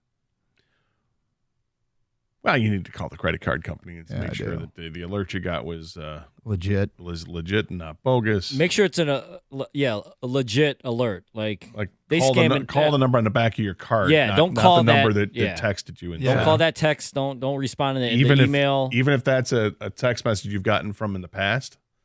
Directly call your credit Yeah. card company. Yeah, this is definitely, I will say this is definitely a credit card company because I've had interaction with them before. I wouldn't say that. Well, they're good now. I mean, I got a long history of texting with them, and I won't go into the details, the personal details. I'm pretty confident that's the case, but yes, I will call them. Also, ask your kids. Anyone using my credit card? Yeah, I mean, I kind of have to. You said the other one was going to the game, huh? One of them was going to the game for sure. Now I don't know. What was purchased? Yeah, right. I'm not going to get into that either, but Was it 6 cases of beer and a bag of pretzels? yeah. Hold on, I'm going to send a text. And flares. Hold on, I got to. Was it unauthorized pajamagrams? Oh. No. Nude? No, these are like nightmare scenarios, man. These are things you don't want to deal with as an adult ever. Nope. No good. All right. Now you know what I'm doing during commercial breaks. Let's go to Scott. You're next on 97.1 The Ticket. Hi, Scott. How are you guys doing today? Okay. Hey, heading down to the game, and actually we're looking at airline tickets. It was stupid, ridiculous to get into Houston, so we're actually flying into Lake Charles, Louisiana, and staying at a pet sanctuary about 2 hours from the stadium. Wait. This is what I'm talking about, guys. What, are you hanging out with Carol Baskin? What are you doing? So we're flying into Lake Charles. We arranged it's a glamping kind of deal in a pet sanctuary on 25 acres, and getting up in the morning and driving into Houston and going to the ball game and then coming back to hang out with pigs and goats. I can't love this story more. Do you have social media, Scott? Are you on Twitter or anything? Unfortunately, I don't. My wife does. I would love to see what the accommodations are like at the pet sanctuary that you are staying in. I mean, I can make that happen for you. Yeah, this is fantastic. That is and dare I ask, have you done the math on how much money you are saving? I have not done. So the airline tickets to get in was for my wife and I was roughly around $900 compared to about $27 when we booked our tickets. So there's a savings there. That drive isn't so bad, man. It only looks like it's a 2-hour drive. Yeah. It's like 2.5 hours from the airport. The downfall is we leave on. Well, the downfall Tuesday. is having to spoon with Panthers. Man, but the accommodations look cool. It's like a tent, and they have heated beds, and you have full reign of the 25 acres. And they have, someone's got to stay awake the whole time. You got to take first watch. No, just stay away from the nocturnal exhibit. Those guys never sleep. Right. They never sleep. Hey, you awake? You awake? You awake? And they're only getting me for it's originally $80 a night, and I got them down to $50. Wait, you negotiated down from $80 a night? You are a boss. Well, the guy was a little understood our story. I told him we were coming in for the game, and we were on a budget and everything. It was good old boy, former circus. What? This is the best story ever. What are you, Pawn Stars? The best I can do is 50. Right. You gotta pitch in and like feed the piglets or something. I mean, we gotta work one shift and we're good. It's gonna be interesting. I'm gonna be taking a pair of mutters on the plane though, so it's gonna be interesting to to walk through You're gonna have to work with a pair of butters. You got to work the spotlight late at night when you go out bullfrogging. Can you hold steady now? Scott, can you give me the name of this place? I want to Google search it. Give me 1 second. Okay, great. This is I'm hoping for a big payoff here because this is the best story ever. We need pictures of this when he gets there. Well, I figure a quick Google search we'll get a sense. Have you Googled it? Did you look at it? Does it look? Oh yeah. I Googled it and looked at it. It's called. They got a website? Yeah, I have the confirmation from the guy. It's called Camping at an Animal Sanctuary. An animal sanctuary. The breakfast bar is different, guys. The fresh, real fresh milk. So is it a campground rescue? Is that what this is, or is it? Oh well, it seems like it's a farm, and they set up. Seems like it's some dude's backyard. Seems like. I'm not finding anything on Google here. Well, the Snow White Sanctuary Campground in Vinton, Louisiana, has a review. She has places to camp and has a room for rent in her house. Yeah, it's Vinton. It's in Vinton. Yeah. Is it the Snow White Sanctuary?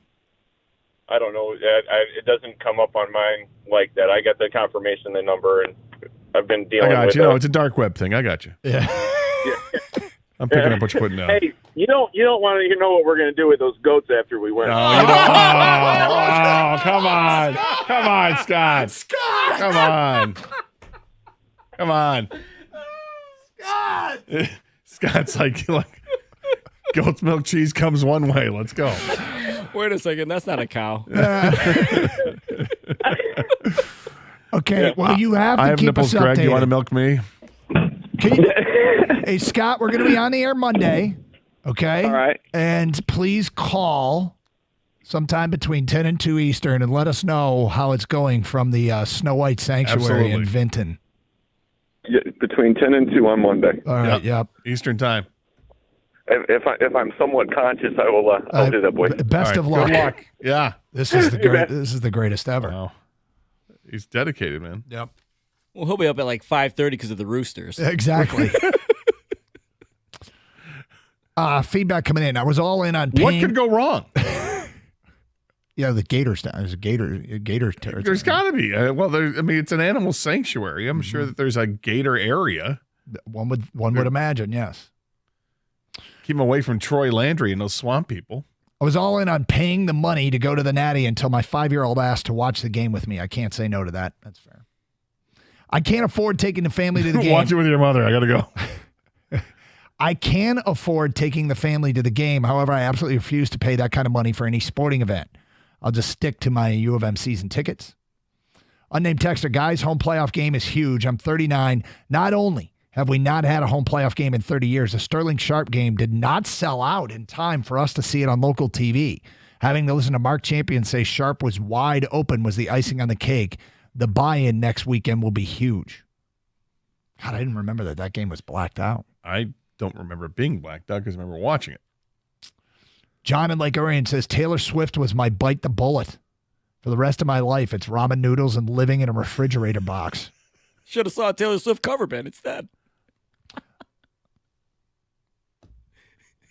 It'd be cheaper. It would be, yeah. But that's no. Taylor Swift was a big one this year for people. People spent a mess load of money. Yes, they Didn't did. she affect the economy? Like, there stories on finance like Taylor Swift tour was good for, She was did, good for yeah. her to the tune of $1 billion, but it still is good for her. She continues to tour, but good grief. Unnamed texter, man, I love sports and I'm a diehard MSU fan, but I'm sorry. If you're an adult taking out any type of loan to attend a game, you are a loser and really need to evaluate your life priorities. Why? Again, this is a line I don't cross, but unnamed texter does. I drove twice, Detroit to Corpus Christi, 23 and a half hours, 1,550 miles, only stopped for gas and Mountain Dew. Unnamed texter, I'm flying to Austin for $500 early Monday, rented a car, will be in Houston by noon. Drive is about 2 hours and 15 minutes. Go Blue. Yeah, if you had done that early, you were wise. Trying to do that now, I imagine you can't do that now for that same price. Alex in White Lake, I've been thinking about this for months with the Lions. I want to go to the playoffs, and I'm willing to pay whatever it is to sit in a reasonable seat. See, this is where reasonable seat. I've heard people say, I'll pay any price. I said, well, here's a ticket. Now, where is it? And I'm like, no, you said any when you price. start saying, where is it? I'm not sure you will pay any price. Like that's my toughest thing is I have no friends or family members willing to pay for a ticket to go with me. So you're going to have to find a single. I will say one of the tricks is a single ticket is not coveted nearly as much. Very few people go as singles. Would you want to go by yourself? Just about to answer my own question. I kind of when I went to Arizona, but I did have friends who met me down there eventually. But you were going to have a single, right? Yeah. 248-539-9797. It's Carson Anderson, 97.1 The Ticket.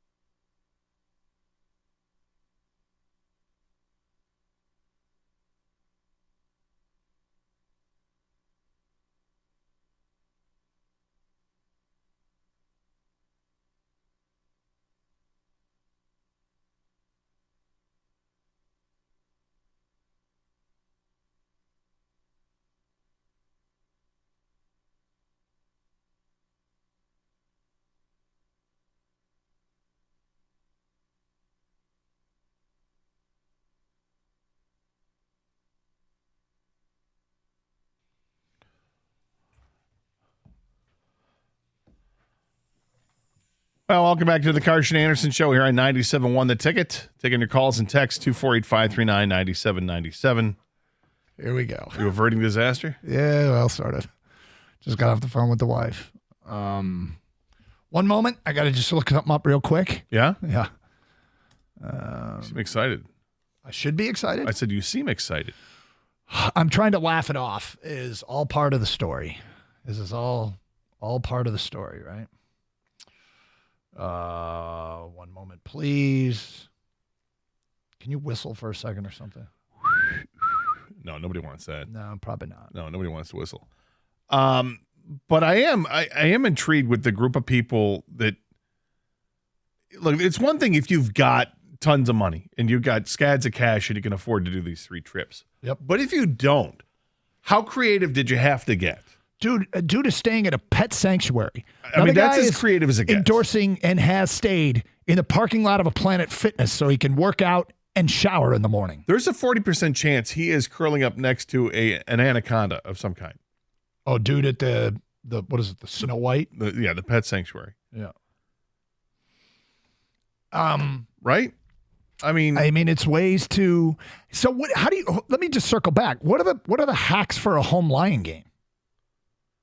I mean, with the home lion, there's no hack. It's just you gotta bite the bullet and come up with money. Find a way to pay for it. Yeah, there's no hack for tickets. We already talked about that, right? I mean, unless there's a secondary market. Can you negotiate? Hey, like for instance, let's say I wanted to do this and I was short on cash, but I'm like, hey, would you take a guitar in payment? I've got a car. A trade? Yeah, it's trade? some kind of trade. Trade for tickets? Can that be done? Has anybody ever done that? Just find a way. I will trade my services. I'm a plumber or whatever. Remember those people that would put ads out? Like I wanted to be like your date or something like that.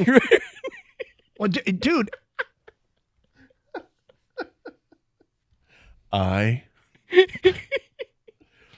We'll do anything for water.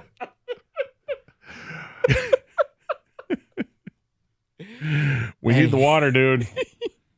Anything. Okay, within reason. It's legal.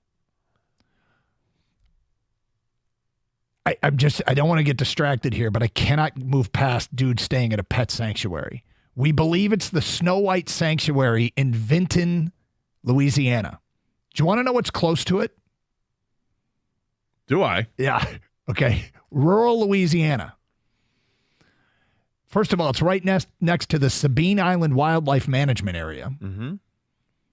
There's also a pin where this is, and I think the town, like the little township, might be Moon Glow Hollow. Next to the Sleepy Snow Hollow, White, but it's Moon Glow Hollow. Yeah, I guess. Next to the Snow White Pet Sanctuary is Cajun Oasis RV Resorts, Niblets Bluff Park. All right, stop. NIBLETTS, Niblets Bluff Park. The word niblet is so great. Dude, I want all of this. Randy's Small Engines is a close business, along with Delta Food and Fuel, and the Delta Downs Racetrack Hotel and Casino. That's packed. I hope he visits the Carter Family Cemetery.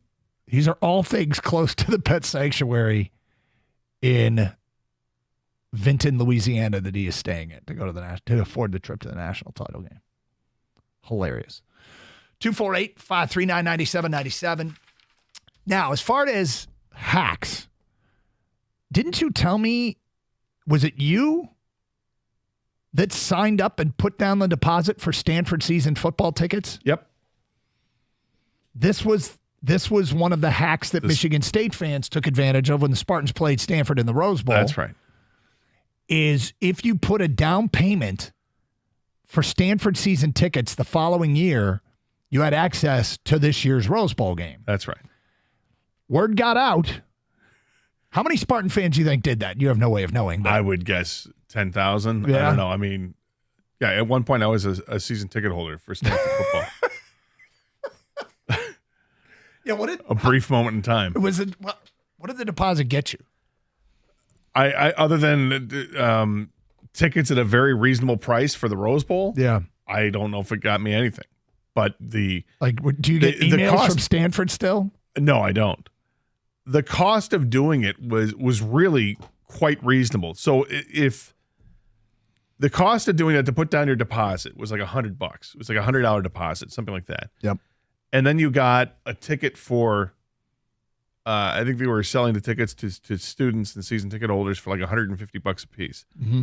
So effectively, I got a Rose Bowl ticket for $250. Yep. What? Yeah. That's quite the hack. That was 10 years ago.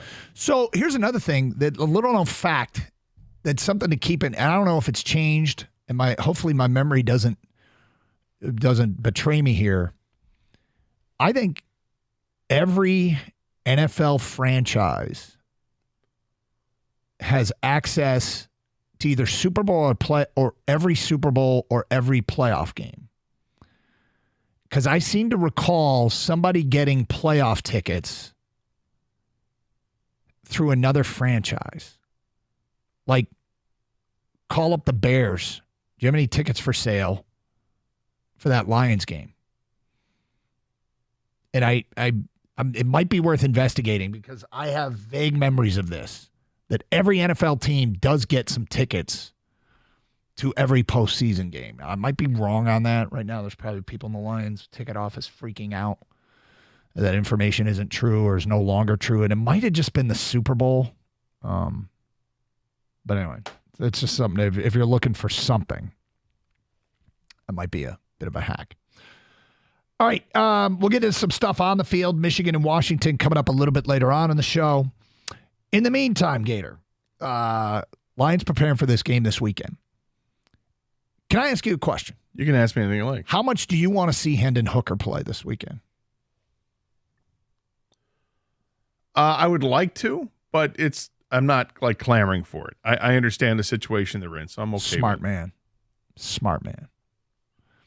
Because I heard some of that talk on the morning show, and I don't blame people for being wildly intrigued, right? What do we got here? Yeah, I mean, what are you going to get when you throw him in there? You're throwing him to the Wolves. He's hardly had any practice time with either of the first or second unit. I mean, he's basically been a practice squad kind of guy running the scout team. Mm-hmm. Occasionally gets snaps, but it's not much over the last few weeks. Occasionally gets snaps in practice. Yeah, I mean, it's just Teddy Bridgewater is the guy that he's going into the game. If Goff ever got hurt in the playoffs, Teddy Bridgewater's the quarterback. So that's the guy who needs to get the snaps. Do you know how many passes Teddy Bridgewater's thrown this year? None. If they get a chance to sit Goff, play Teddy Bridgewater. Yes. And throw. Well, and apologize to O'Connell and the Vikings afterwards and say, look, I hope you know what we were doing. But if they can get Teddy Bridgewater some game experience, Hendon Hooker should not only not be activated, there's no way he should see the field this weekend. No, he's the emergency quarterback. That's what he's there for. And by the way, Bridgewater's retiring. Right. After the season's done. But he still has a potential functional purpose for this organization. He does. And if you've been thinking, maybe I'd like to see Hendon Hooker, I would much rather see them. I mean, I hope that they play well enough when the starters are in there to get a lead and then turn around and give Bridgewater some snaps. He hasn't thrown a pass yet this year. I wonder when the last time he threw a pass was. I mean, I guess it would probably be late. I'll take a little research of how long it's been since he's thrown a game pass. It's the worst case scenario. I don't even want to think about it. But honestly, that's the guy that needs to play. Hooker shouldn't even be activated. No, he should not. He should not. As much, and look, you know that I'm a big Hendon Hooker fan. Huge. I want to see him play. I can wait. I can wait till next year in the 2024 season. I can wait until the exhibition season starts. I'm fine with that, and then we'll see plenty of Hendon Hooker at that point. Hopefully, he's has no setbacks. He's healthy, ready to go. I read a little bit today in the Free Press about him. Dave Burkett had an article about all the rookies this year, the players that maybe you don't know as much about because they're not playing as much, like the Broderick Martin types. I heard him asking the questions in the news conference yesterday with the coordinators. And he talked about, Ben Johnson talked about Hendon Hooker and said some great things about him. Obviously, he's got a tremendous arm, but he hasn't had many snaps. So, I'm excited about what he can be in the future. It appears that the last pass that Teddy Bridgewater threw was on New Year's Day last year for the Dolphins against the New England Patriots. And the last pass he threw was a 39-yard interception return by Kyle Duggar. So that it's been over a calendar year since he's thrown a game pass. So if anybody, it should be Bridgewater. Now, Aaron Glenn, Lions defensive coordinator, spoke to the media about a variety of topics yesterday, including why Ifeatu Melifonwu was taken off and how important it is to get C.J. Gardner-Johnson integrated at the safety spot given the emergence of Melifonwu and Kirby Joseph. Some interesting answers and his take on Derek Barnes, Hear what the Lions defensive coordinator had to say coming up starting at 11:15 here on Carson Anderson 97.1. Well, we talk about sports in this show, obviously, and if you're talking about a great place to watch sporting events, there's none better than 24 Seconds Bar and Grill in Berkeley. It's simply the best place for great food, great atmosphere, and great specials, and they've got the best wings in town. They also have the NFL Sunday Ticket, which is pretty awesome. And if you're getting excited about the Natty on Monday night, hey, check it out at 24 Seconds. There's not a bad seat in the house, flat screen, high-definition TVs throughout the place. You like college hoops? Watch the games there. It's fantastic. You get $4 drafts and Miller Lite and Coors Light for Sunday's big home game with our NFL team, and all Sunday NFL games. You get $4 drafts of Miller Lite. For Detroit hockey and basketball games, you get $4 bottles of Blue and Blue Light. The specials are all day, every day. And unless I've got this awesome shuttle bus that takes you to and fro all of the professional football games going down to Ford Field. You don't want to deal with the parking nightmares and all the traffic. Let 24 Seconds deal with that. You reserve your seat on the shuttle, and you're going to be happy that you did for all the home games and playoff games. And yes, we have a home game and we have a home playoff game, so that's pretty great. Plus, 24 Seconds is open for lunch on Thursdays and Fridays. Today's Friday. Check it out. They got trivia. It's back. Coming, actually started last night with trivia. So every Thursday night, you got trivia at 24 Seconds. Check them out, 24 Seconds Bar on Twitter, Facebook, and Instagram for all the great contests they do. You want a party or an event catered, let them do the work, and you can check out all the specials and happenings they have at 24secondsbar.com and grab a taste of the action for yourself. My favorite place to go, 24 Seconds Bar and Grill on 12 Mile in downtown Berkeley.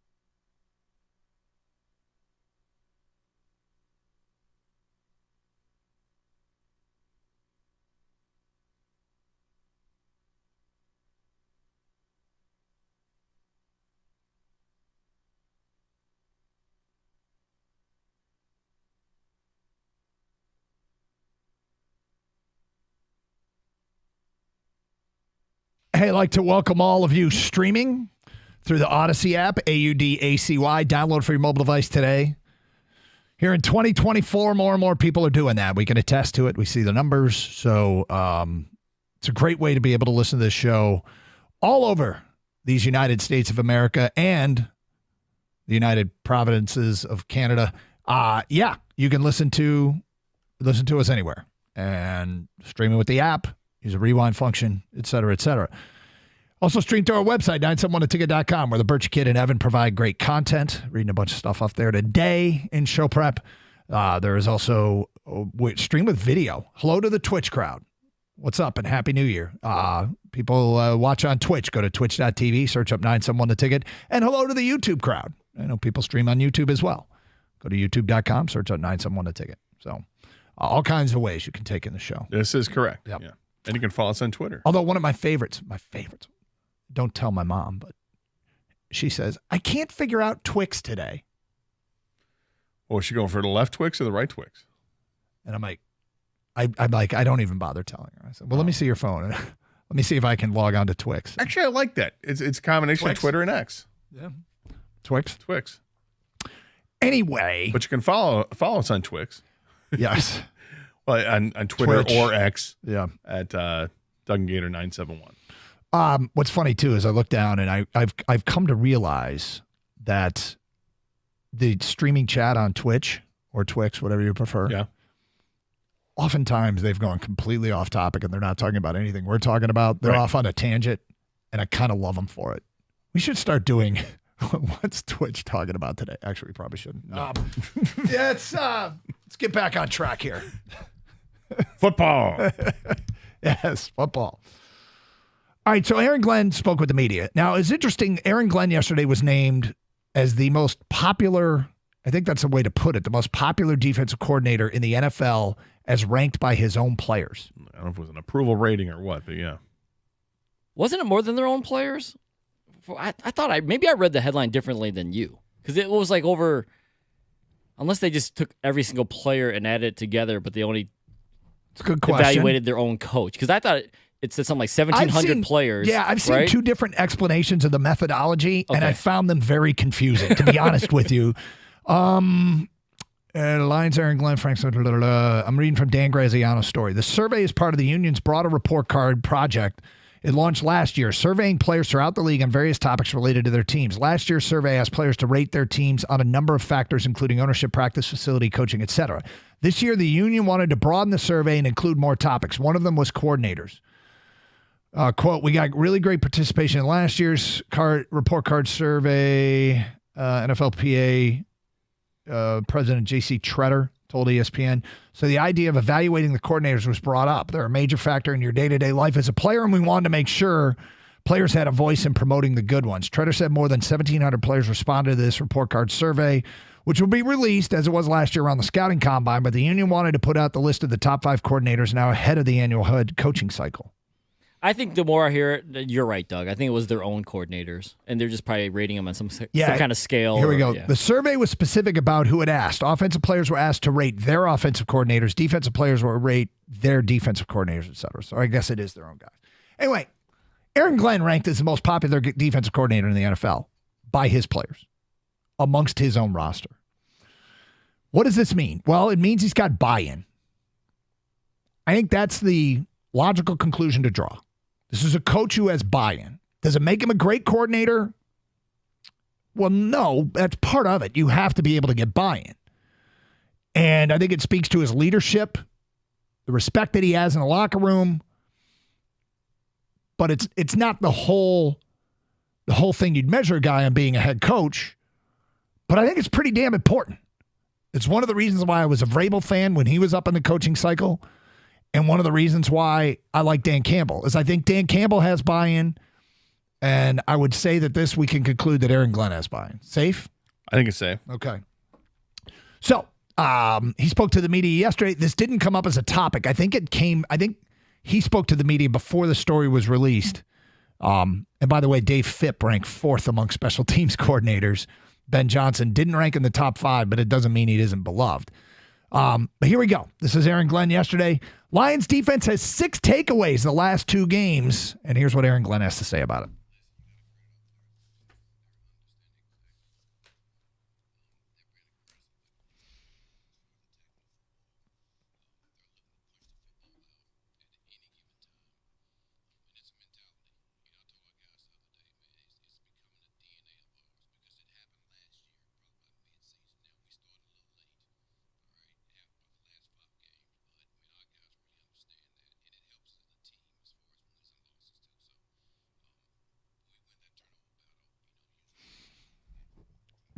what you've been is less important than what you are right now and what you will be when you're a team like the Detroit Lions, right?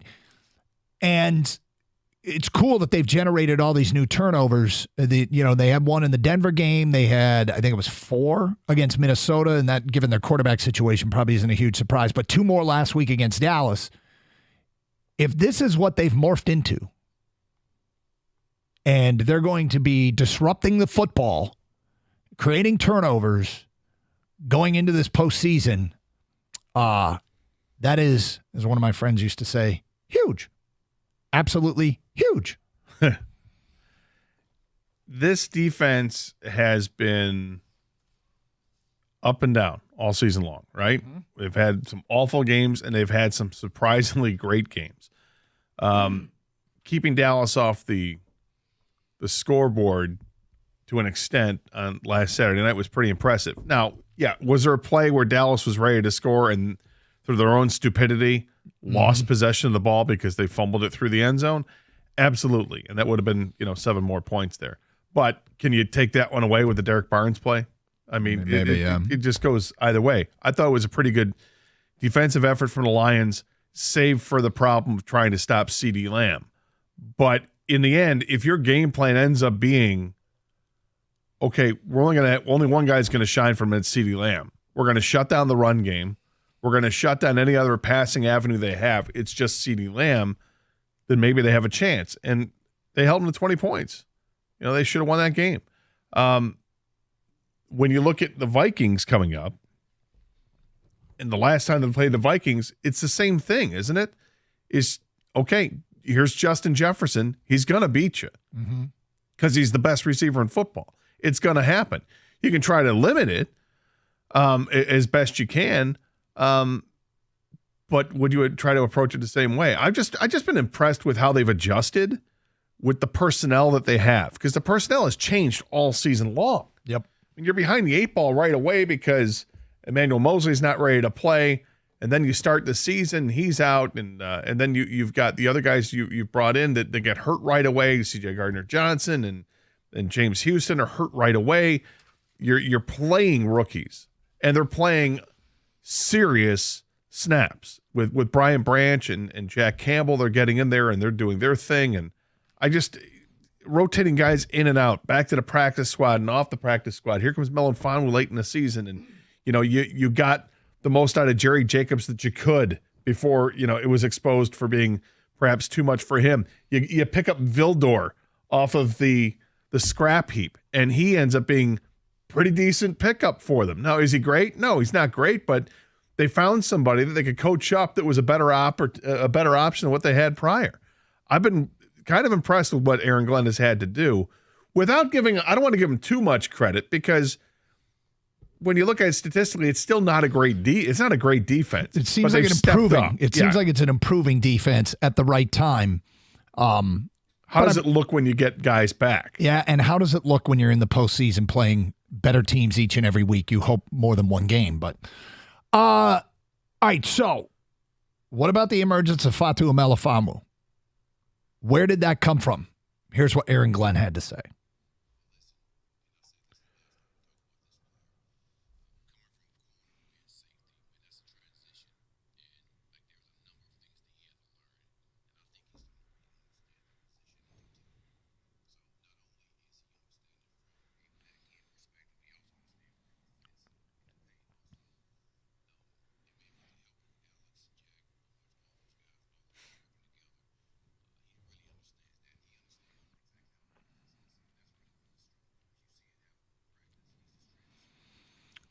It's so nice to see guys get better late in the year instead of fade.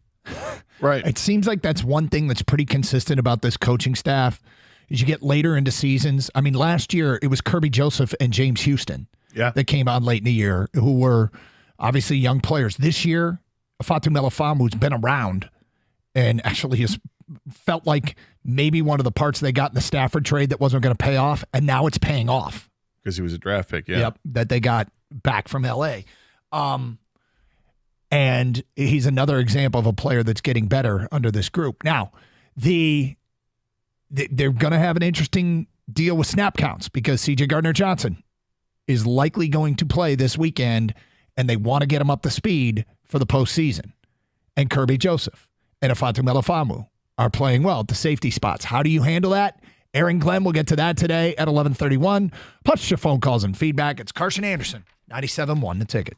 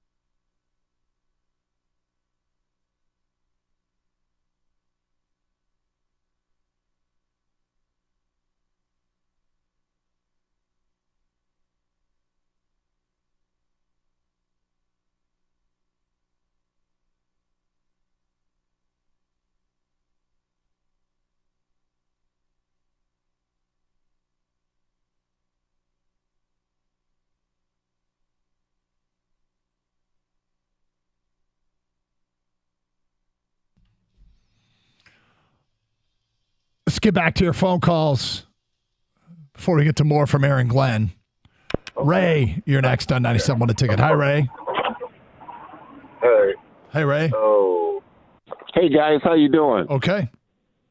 Hey, I just had a question here. You guys are giving a lot of kudos with the defense, which is very well due. But what are we going to talk about the offense? Okay, the last 5 weeks, the offense has been up and down. Ben Johnson's play calling has been very suspect. Now, what happens if we get into this game and the defense gives us turnovers and the offense comes back with these crazy play calls by not running Montgomery at the goal line or just simply not doing the creative plays that we was able to do to get the ball to St. Brown? Seemed like we lost that in the second half of the game. He was open early in the game, but it never went back to him. I'm just curious of you to give me comments about. It'd be interesting, Ray, if you brought up some really specific things, and I think it would be interesting to ask like Jared Goff, and I didn't know that this would be a question, and we might have asked it last week if you called before the interview, but ask Jared Goff, did Dallas do something to take away Amon-Ra St. Brown as that game went on, or why were the play calls? Because sometimes there are 2 plays called in the huddle and the defense will dictate you do something else. So those are great questions as to why things changed. I'm not concerned necessarily about the offense. I mean, there's probably going to come a time if they go on a Super Bowl run, okay? Let's just say if they do go on a Super Bowl run, it won't surprise me if there comes a day where the defense bails the offense out. But Doug, the issue I have is that there's been a number of times where we've lined up on offense. You saw 8 people at the line of scrimmage, and Goff does not audible out of the run play. He will still run the run play. Yeah, so I don't believe.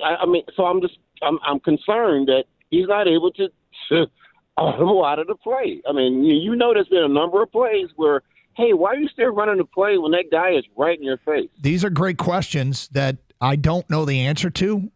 Are you okay? No, this is an offense that's one of the top offenses in the league. I know. He mentioned the last 3 weeks. The last 3 weeks, the Lions have averaged over 400 yards a game in offense in those 3 games.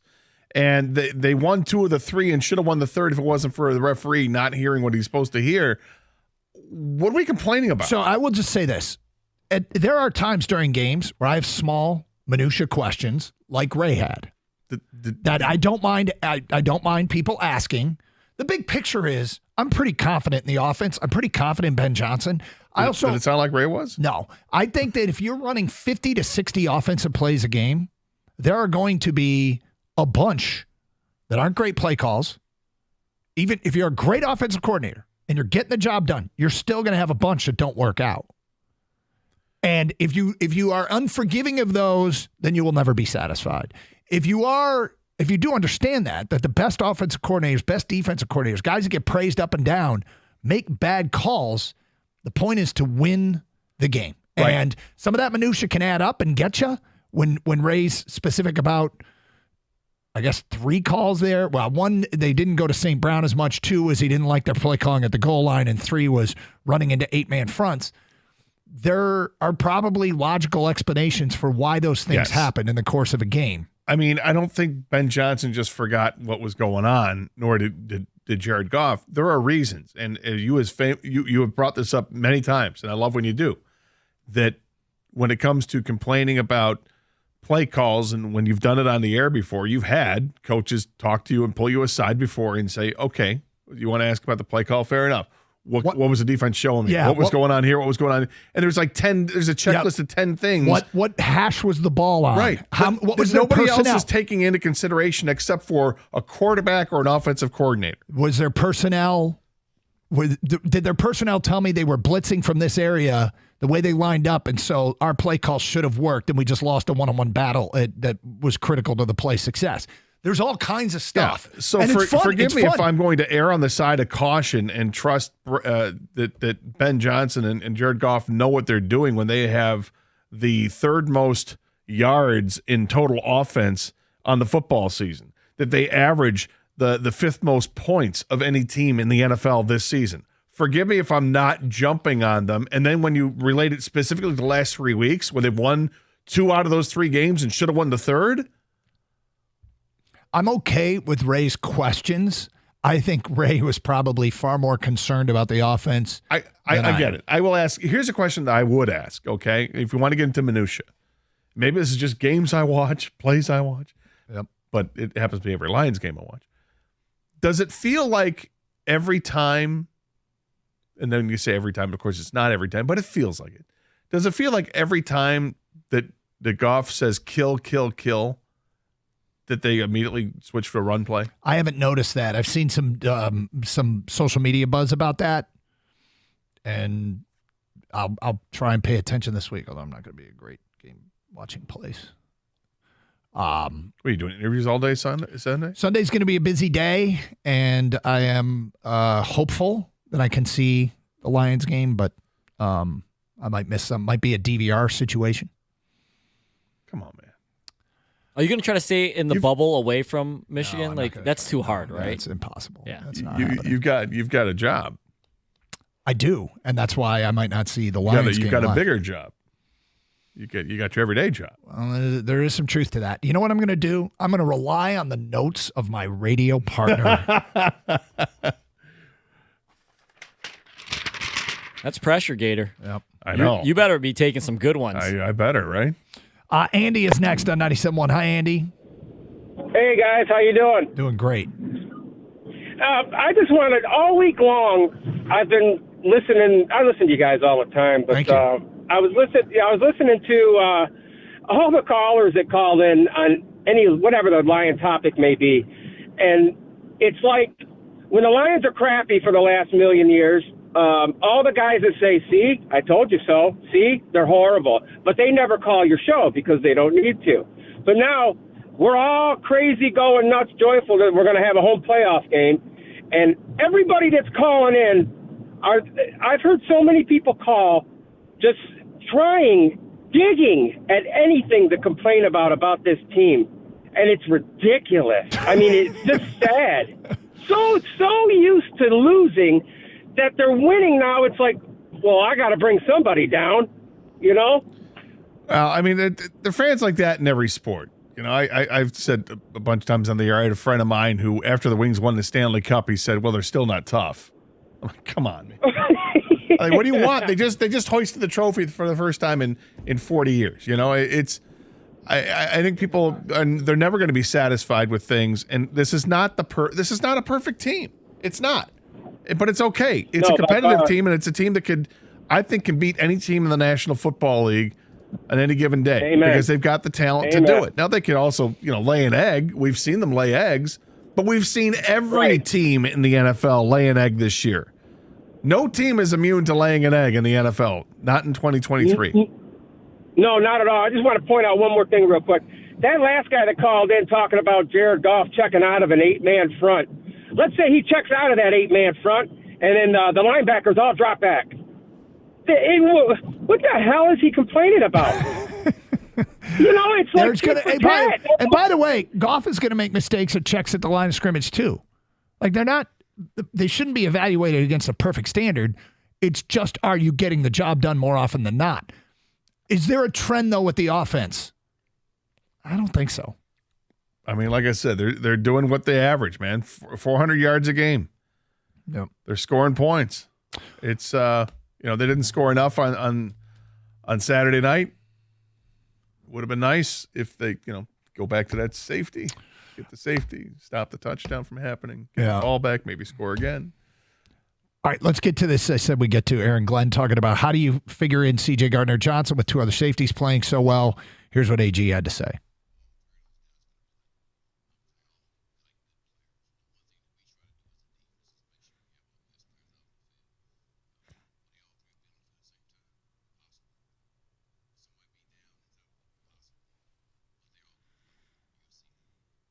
I think they should. Yeah, because you got three opportunists out there. Mm-hmm. Kirby Joseph has proven to be that guy. I mean, back-to-back years, this guy is showing up and stealing the ball. You know what C.J. Gardner-Johnson was a year ago? Led the league in interceptions. And Melon Fonwu has stepped up in the last couple of weeks and been a man. Yep. He's been a game wrecker. You want that game wrecker guy? What's he done? Sacking the quarterback, causing fumbles, picking the ball off. He's been outstanding in just a couple weeks' time since he's actually had a chance to show himself. And you had to earn it. You had to get healthy, and you had to show it in practice, and things finally clicked for him, and it's working out, and it's fantastic. If he has looked like the best safety the league's ever seen in the last month, out of nowhere. Out of nowhere. Mm-hmm. Out of nowhere. All the plays he's making that you talk about, they used to send Tracy Walker on blitz and other safeties on blitz. But if he gets there, it's like he knows the angles, he knows when to time it. He just does it differently. And then faster, I don't know what the hell, but he's there. And he's in position to make these picks. I don't get it. This is one of those where he didn't start the year. Was he even the backup? Tracy Walker was the backup. Didn't they bring him in as a corner? Yes, and they moved him positions. Converted him to safety, and it just takes some time, I guess. And and then by the way, Brian Branch he's on the field too, and that's another guy that's kind of a tweener position. Is he a cover corner? Is he a nickel corner? Is he a safety? Don't care. He needs to be on the field. The Lions have these guys now. You throw Branch in the mix, and that's 4 guys they put on the field at one time, or they could put on the field at one time, that are all playmakers. I'm trying to figure out if Fatu Melifonwu is suddenly Troy Polamalu or Ronnie Lott or a mixture of both. Both. I'm with you, Doug. This guy's unbelievable at it. And part Wolverine. I don't know. Right? Just stay healthy. Okay, Aaron Glenn did ask. There was an interaction about Derek Barnes, and there is a printed quote from Derek Barnes about the unfortunate play in the Dallas game. Buckle up. We'll get to that today at 11:48. Carson Anderson, 97.1.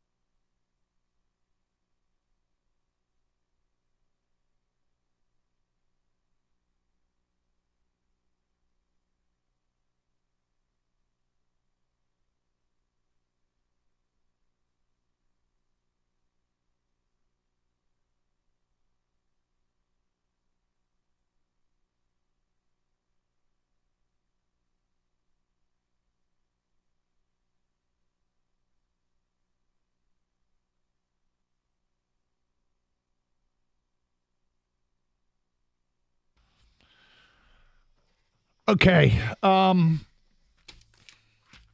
Look, I'm ready to move on, but Derek Barnes spoke, and so did Aaron Glenn about Derek Barnes. So, I'm trying very hard to not let this moment. I don't think it's fair to let this one moment define a useful player. And what's going to happen next is more important to me than what happened. Now, it's sometimes players deserve the beating they get, and the question is, what is appropriate, what isn't appropriate? I think we've had some wildly inappropriate stuff said, over the top stuff, in my opinion, about Derek Barnes, and I've defended Derek Barnes and accused of making excuses for Derek Barnes. Call it whatever you want. I'm doing what I think is appropriate in this time because I think Derek Barnes can still help this team win. Purdue. You got to be kidding me. What? Do you think Derek Barnes can still help this team win? Yes, I do. Okay. I just think it's hilarious. Just shut up. I mean this with all sincerity. Please shut up. Chang told me to say it. I just asked, isn't he a Purdue guy? Yeah, he's a Purdue guy. All right. Confirmed. Yeah. Anyway, but Derek Barnes, like, you take what happened and feel like you kind of own it and try and get better. Gator, have you ever walked away, driven away from the station saying that wasn't my best show? Yep. Yeah. So have I. And then you go. All the time, Doug. Yeah. And then you go. Too often. What do you do to make it better? And I think people have driven away from their office saying, I didn't have a great day in the office. I was supposed to ask myself that? Yeah, whoops.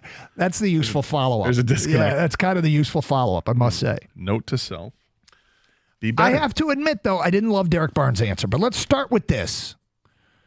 Aaron Glenn was asked about Derek Barnes, and this is the interaction, and I think people are going to draw conclusions from this interaction, but the topic of Derek Barnes came up. There was some back and forth here. Here's what he said.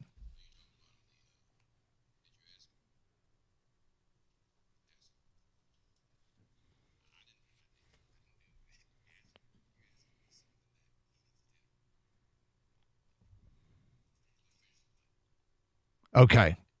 So what was that last asked, exchange? Go finish the play. Oh, before. So the media member said, what is the coaching point? Okay. And he said, go finish the play. At the very beginning, said, what happened with the Derek Barnes play? He said, did you ask him? Go ask him. Now, somehow, some way, the only place we could find this quote was on the Lions page on SI.com. And here's the quote, okay, from Derek Barnes about what happened. Sports Illustrated Lions page. Story by John Macaron. It's the NFL. He's a good quarterback, and S like that happens. Also, you've got to take into consideration that players are out here getting fined thousands of dollars. Not that I was afraid of that, but there's penalties. We were backed up. I'm going to stop right there. The Cowboys were backed up. But he said, we were backed up, and I don't want to cause a penalty for my teammates, especially in a critical situation like that. So I was full speed. I tried to take his head off, and he ended up seeing me at the last minute, and he ducked. I didn't close my eyes. I was trying to get a good shot at him, and he seen me and ducked. That was what the play was. Again, here's more from Derek Barnes. What I want everyone to know is the reason it's a big deal. It's a big deal. I get back to the locker room the next day, and my coach told me that's a play he expects me to make. That's the type of player I am. That's what he would tell me. But I think that everybody needs to know the only reason it's a big deal to everybody is because they scored a touchdown. I'm not making excuses. Next time I'm going to make the play. But I feel like it's only a big deal, as big a deal as it is because I caused a touchdown. Yeah. 100%. Look, I like Derek Barnes a lot. This is not a defining moment in his career. I hope not. I hope that is yet to be seen, right? I mean, to a degree. Yeah, use it for controlled fury. Yeah, make it your embrace the difficult or whatever. Yeah. Whatever the line is. Michael use the difficult. Use the difficult. Yeah. Use the chair. Yeah, use the chair. Don't trip over it. Throw it across the room. Break it in a million pieces. It's unfortunate it happened, right? Yep. That's an unfortunate response, too, because you watch the play. Dak doesn't duck, Barnes comes in and just I can't say he has no intention of tackling him because I think he would like to tackle him, but his arms weren't working with his brain because they weren't embracing the fella that's in front of you that has the football that you're supposed to bring down. Instead, he kind of taps him. There's an angle that I just Googled it, and there's an angle that you can see from YouTube from behind the end zone. Yeah. And you watch it, and he comes in. Is it a little bit more forgiving? No. Yeah. He kind of Barnes comes in unabated and just totally whiffs. Flies right by. Just flies right by and kind of with both of his arms touching basically the right upper arm of Dak Prescott. Dak's not ducking. He's not even really sidestepping necessarily because he doesn't have a whole lot of room to go anywhere. It's just a missed play. He just missed it. So I'm not going crazy about this. All right. We had our say about it in the beginning of the week. Yep. It's in the review mirror. It's unfortunate. I said this could have been a 16-point swing. It's at least a 9-point swing because you didn't get the 2 points. You gave up the 7 on the touchdown because the play was allowed to continue. It's unfortunate. Move on. I hope Barnes uses that as cultivates that big chip, put it on the shoulder, and shine it up real nice and exploit it. Let's go. So, wasn't there a play earlier this year where somebody flew right past Patrick Mahomes that we were looking at it laughing? Do you remember that? Where somebody from another team did the same thing. Mahomes is rolling out. It was a big play in a game, and some defensive back shot out of a cannon, flies right by him. Yeah. It looked like he was running by him on purpose. Like, that's how incredible it was. Like, Mahomes did make a slight move, but the dude just ran right by him. Yeah. It was hilarious. It was a meme. It was a GIF. Yep. And so it does happen. And yet I'm not quite. The difference is, though, Doug, I think that one, you could say that Mahomes might have thrown the ball so that the player really didn't want to get penalized, right? Because he's looking right at him. That angle that you're looking at, Gator, the end zone angle, Prescott is not even looking at Derek Barnes. Like, Derek Barnes cannot get faked out by any pump fake because he's not even looking at him. He's looking at a completely different direction. And Derek Barnes doesn't have to jump up or knock down a pass or anything. He just has to tackle him. Yeah, I mean, I don't want to kill the guy for it. Me neither. I don't want to get over it, but I just don't like the response. I wish it was a better response. That's it. I just don't like the response. You know what? There are times you say, I messed up. My bad. That's it. That's all you got to say. I messed up. I can't believe I missed that tackle. I make that tackle 100 times out of 100. I don't know what happened there. But, it's easy for me to say sitting here and for you to say there are probably things that we would struggle with in terms of taking that humble position that others might find very easy. And maybe Derek Barnes thinks his response was totally appropriate and really described exactly what happened. I'm being a Derek Barnes apologist. I have no problem admitting that, but that's because I think the totality of Derek Barnes as a Detroit Lion this season has been positive. And it might be very costly. Who knows what would have happened in that game after that? But I think Derek Barnes, I hope he uses this and channels it into controlled fury. Yeah, absolutely. Making it turn into a positive. And then we can talk about it after the first playoff game. And Derek Barnes has a quarterback sack that's awfully important. And everybody's celebrating in the locker room. And you stick cameras and microphones in his face. And he says, you know what, guys? I was able to use that play. I missed a play against Dak. I said I was never going to miss a play like that again. Missed that opportunity. Opportunity presented itself. And I was glad to be able to make the play. 248-539-9797. There is some of what Aaron Glenn had to say. A little bit later on, we'll get to some stuff with Michigan and Washington on the field. Open the show talking about these ticket prices, these flight prices, the workarounds. We got a guy who's staying in an animal sanctuary in Vinton, Louisiana to go to the national title game. Might be my favorite call of the week. Call of the year already. Yeah. Very well might be. We'll hear from Ben Johnson next hour as well, Lions offensive coordinator. It's Carson Anderson, 97.1 The Ticket.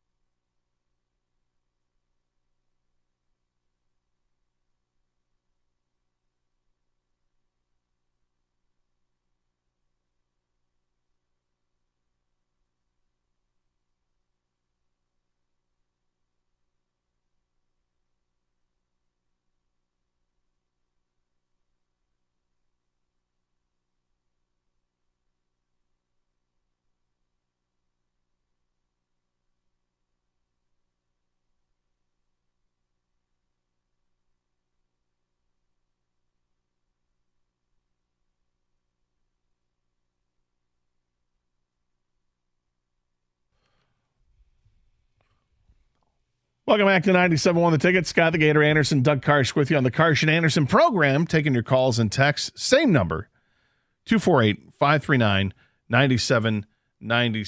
If you'd like to comment on what we're talking about today, we've done a lot with the expense of having to try to check out Michigan playing in the national championship game. That's an expensive ticket to go, and everything comes with it, the airfare. We had someone call in and say that one of the ways they're trying to cut costs, he's flying into the Lake Charles area around in Louisiana. He's staying in a animal sanctuary in Vinton, Louisiana. So great. I cannot wait to hear. I hope to God he calls back next week because I am dying to hear what he has to say about his stay at an animal sanctuary, just so he could save some money. Mm-hmm. And look, it makes all the sense in the world. You fly, you stay there. It's like a 2.5-hour drive to Houston.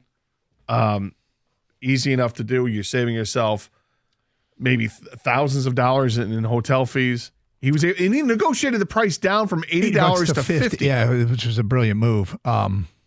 It's my favorite call. My favorite call. Okay. Kang asked me a question today. The Rams are currently in the 6th-seeded position, right? Yeah. And they could be the 6th seed or the 7th seed. Do you think it matters if you're the 6 or the 7, if you're the Rams? I mean, you're playing on the road either way. Yep. If you're the 6, you're playing the Lions, most likely. If you're the 7, you're playing Dallas or Philly, probably Dallas. I don't expect Dallas to lose to Washington. I mean, if I were the Rams, I would probably do everything I could to avoid going to Dallas or Philly. Although going to Detroit, I mean, it's like a no-win situation there because each team defends home turf pretty well. I guess Philadelphia looks terrible. Maybe you'd want to play Philadelphia. The Rams are sitting starters, including Matt Stafford. Yeah. I'm just going to say something here, and you tell me if it's a 0.0% chance. Are the Rams trying to avoid Detroit? What, and avoid all the headlines and the storylines and the Real Housewives? I mean, I would think if my team were in the 6th position,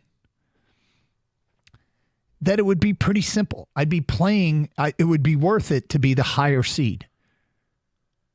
Do I think that they are avoiding? I mean, you can make that argument, and I won't disagree with it. And I think you can make that argument. Here's why. Even if it's not about if you're the 7 seed and you win, you go to the 1 seed. You go to the 1 seed. The 1 seed's playing the lowest remaining team.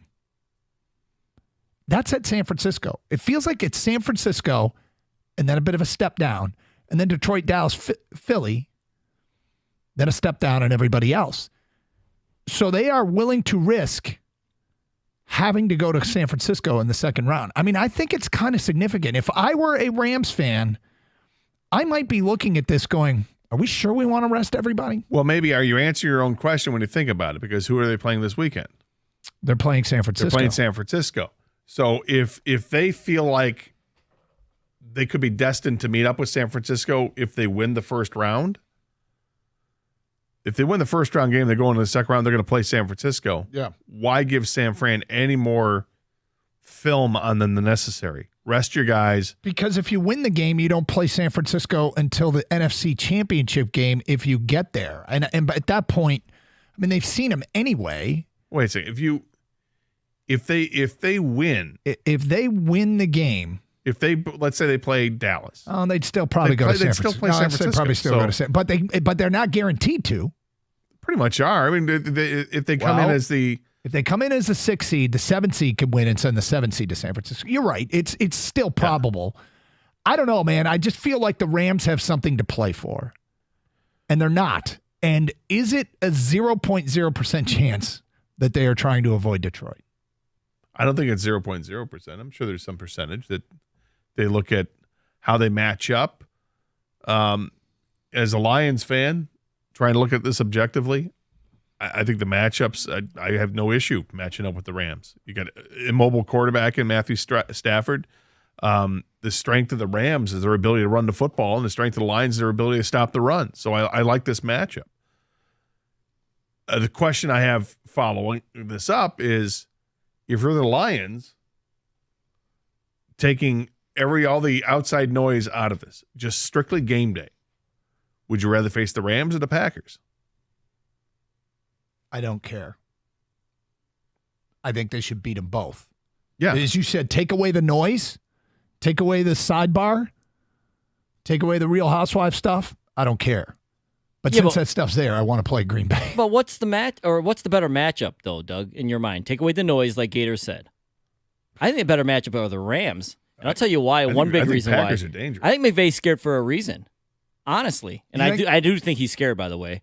I think Goff is a big reason why. Goff knows McVay. He knows that offense. He don't want to play the Lions, dude. McVay's avoiding the Lions on purpose.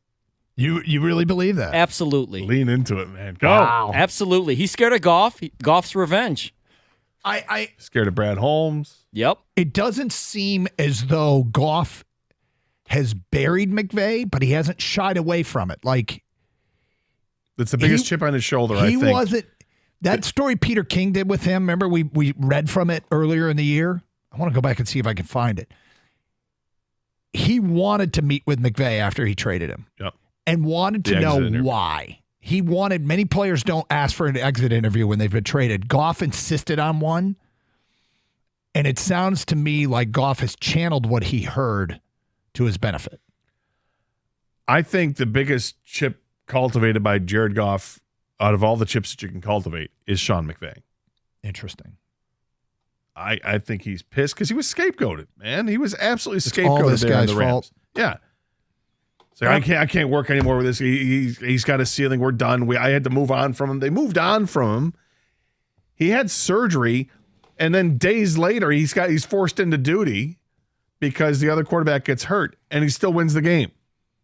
And now there's some egg on the face of Sean McVay, even though it's not like Goff was vintage Goff throwing for 300 yards and multiple touchdowns. Right. But they did enough to win the game. He couldn't wait. He could not wait to get rid of Jared Goff. And look, getting a quarterback like Stafford was obviously beneficial to that team, and it paid off for them. They won a Super Bowl. But now, trade's a few years down the road, and I think maybe one of the smartest things Goff ever did was find out why. Mm-hmm. And if McVay was honest with him and said, well, here's why I think you're deficient, and then Goff gets to work on those things and comes to a situation where everyone believes in him, confidence through the roof, chip on a shoulder as high as the Empire State Building, let's go. I think revenge has a lot to do with it, but I'm telling you, I think it's strategic. I think McVay is one of these guys who thinks he's smarter than everybody, right, Gator? Yep. So he knows he is. I don't care what you say. Goff was really good there, at least for a point. They went to the freaking Super Bowl, right? He knows how McVay thinks. He knows how that offense runs. He knows. So I think that has a big part of it. It's part of the reason why he's avoiding us. He's scared. Let's flip the script here a little bit. I don't think it's the case, but let's ask the question. Is Stafford motivated to beat Detroit the way Goff is motivated to beat the Rams? He could be, but not as much, right, Gator? You would think that because he's won the Super Bowl, it hasn't satisfied everything, because once you win, you get that taste. You want to keep going back and win more and more. But there's a little bit of self-satisfaction that it doesn't matter what anybody says.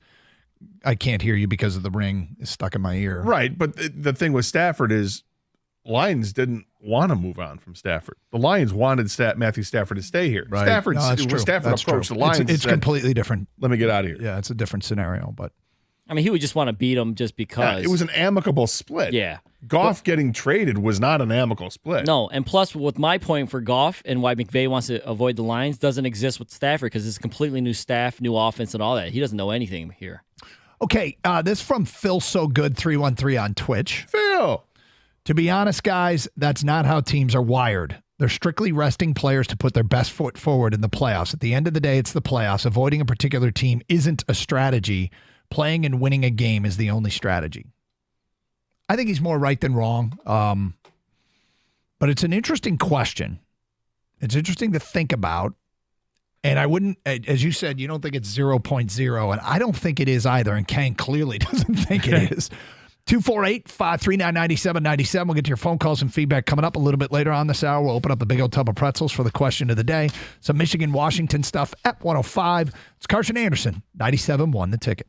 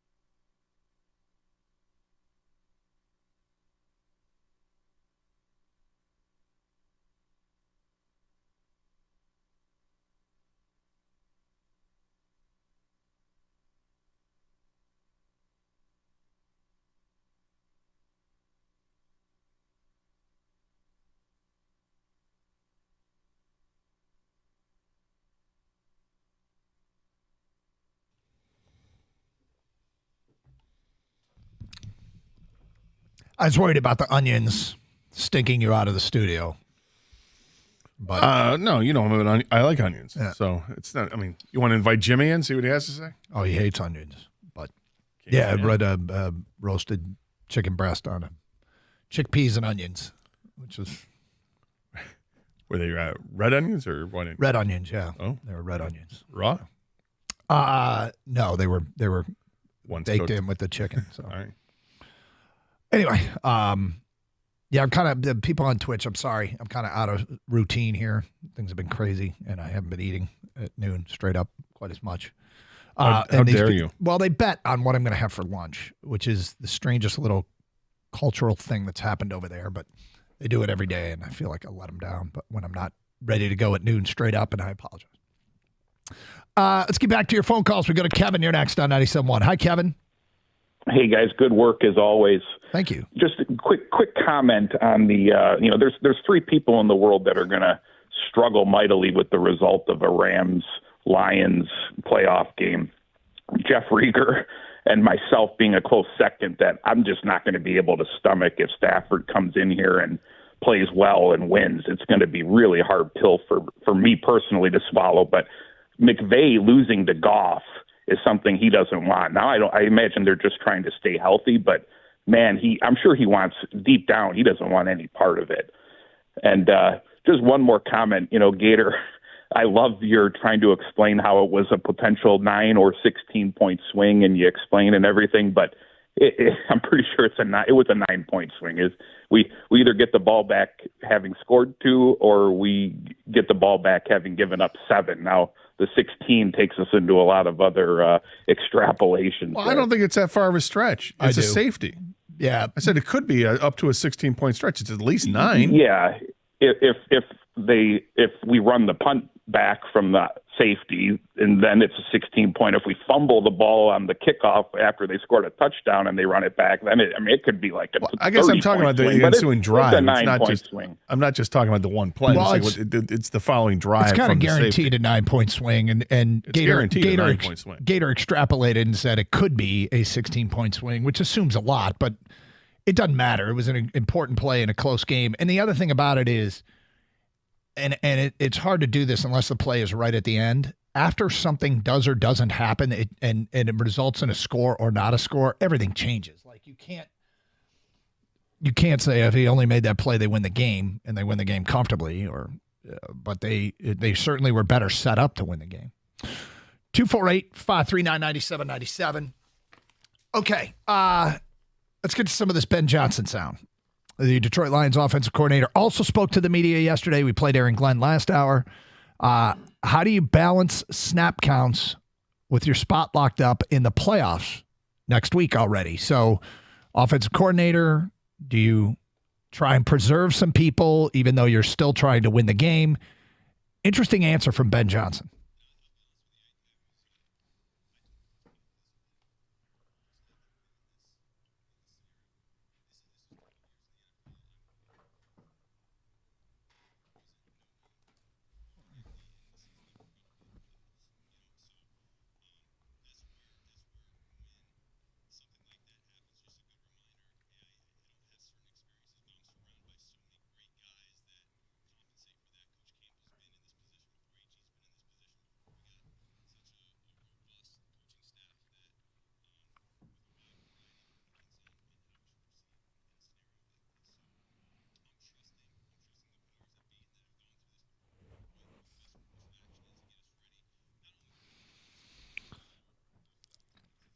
I don't really have anything to add to that other than to say I thought it was interesting him saying, "Hey, I've never been here. Like I've never been in this situation, so I'm leaning on everybody else." Kind of recognize how young he is, and also the teams he's been with have not been good football teams. I guess I do have this to add.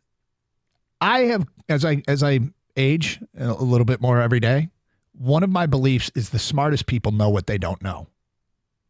The people that are most competent know what they don't know, and then lean on people who do know. Mm-hmm. And Ben Johnson is saying, the question was asked, and he basically, I don't know. Never been here. But we got guys on the staff that do know, and I'm leaning on them. Yeah, there's guys on the staff, and there's players. I think it's a nice situation because they do. The few veteran players the Lions have, one of them is Jared Goff. He's been to a Super Bowl, right? That's going to help. You look at the coaching staff with Mark Brunell, Antoine Randall, guys that have been in the playoffs, and with Randall being part of, a franchise that is never lost. It feels like, with the Steelers, that they're always a winning franchise, winning organization. It's just, I like what they've got. And you mentioned Dan Campbell being part of it as well. If you're the offensive coordinator and it is up to you, does the situation dictate how you play this game out, snap counts or game plan?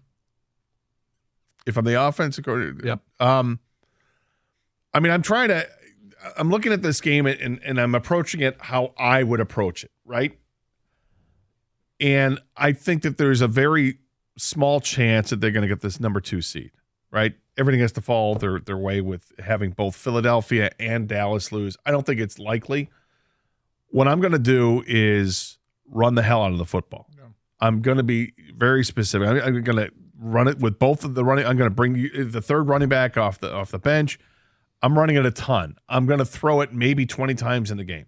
I'm just not going to look to do too much in the passing game because I think the running game is good enough and it's probably the safest route to getting to the playoffs healthier when you have offensive linemen that are moving forward as opposed to dropping back when now you're backpedaling and anything can happen. When you're trying to be a road grader running blocker, I think it's to your advantage. And if your quarterback's not dropping back, a minimal amount of times, he's less likely to take hits. Yeah, he's not going to get hit, and he's the guy that you got to protect more than anybody else on this team. Is that JG16's got to stay healthy. To be clear, I don't want to see anybody get hurt. Of course I want to take as fully stacked roster as you can into the postseason. And I'm also going to rotate in and out offensive linemen, make sure guys can stay as fresh as they can, and hopefully at some point, because you're taking on a Nick Mullins-led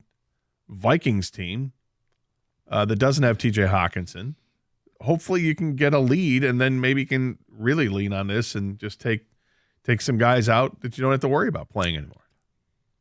But that's not how typically football works. No, typically it is not how it works. But all right, one more from Ben Johnson. You got guys closing in on records. Montgomery's, is he 25, 15 yards away from 1,000? And Gibbs is within 100 yards of 1,000 yards. Yeah, I think he's at 85. Laporta's got rookie records sitting right in front of him. He's 140 or 137 away from 1,000 yards receiving as well. Yeah. Is that impact the play calling at all? Trying to get players milestones. Here's what Ben Johnson said.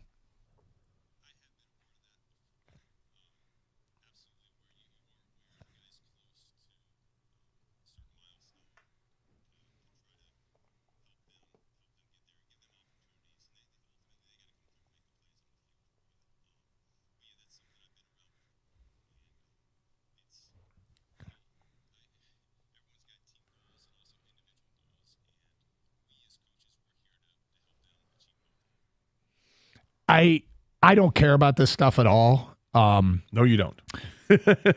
But I don't.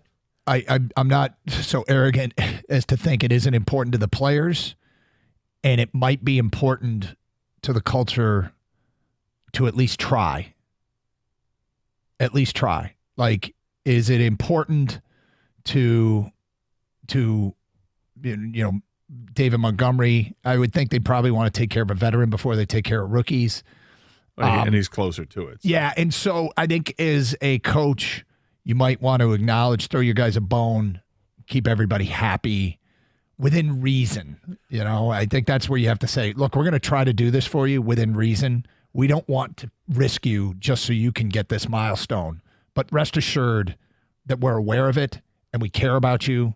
And we want. Now, if I wouldn't be good as an NFL coach for a variety of reasons, but one of them is in team sports, I don't care about individual awards or milestones. Just win the damn game. Yeah, I mean, you've got a situation here where Sam Laporta is 140 yards away from 1,000 yards. Are you going to try to get him 140? I don't even know if Laporta is going to play. He hasn't practiced the last couple of days. I'm not sure if he's going to play. But just say he's healthy, okay? I'm not going to bust my ass to try to get him 19 receptions to get to 100 receptions.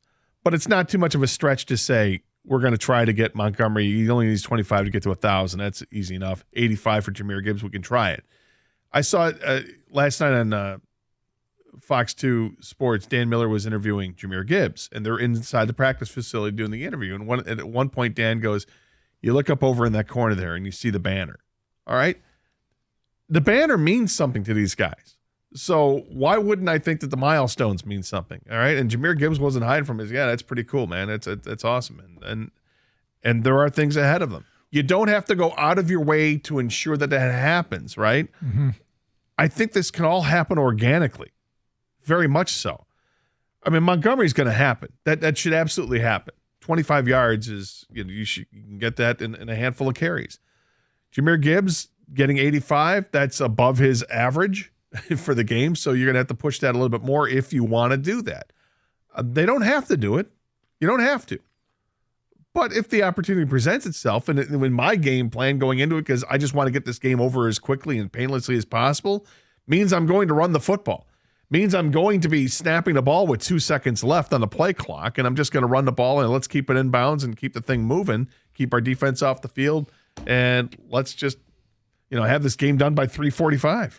Okay, so Kang and I had the same but different thought about Michigan and Washington. We will get to that today at 1:05. In the meantime, we are scheduled to open up the big old tub of pretzels for the question of the day. Really? Yeah. That's first one of the year. It is the first one of the year. It is. You're correct. I like it. Yeah. We'll get to that today at 12:35. 97.1 The Ticket.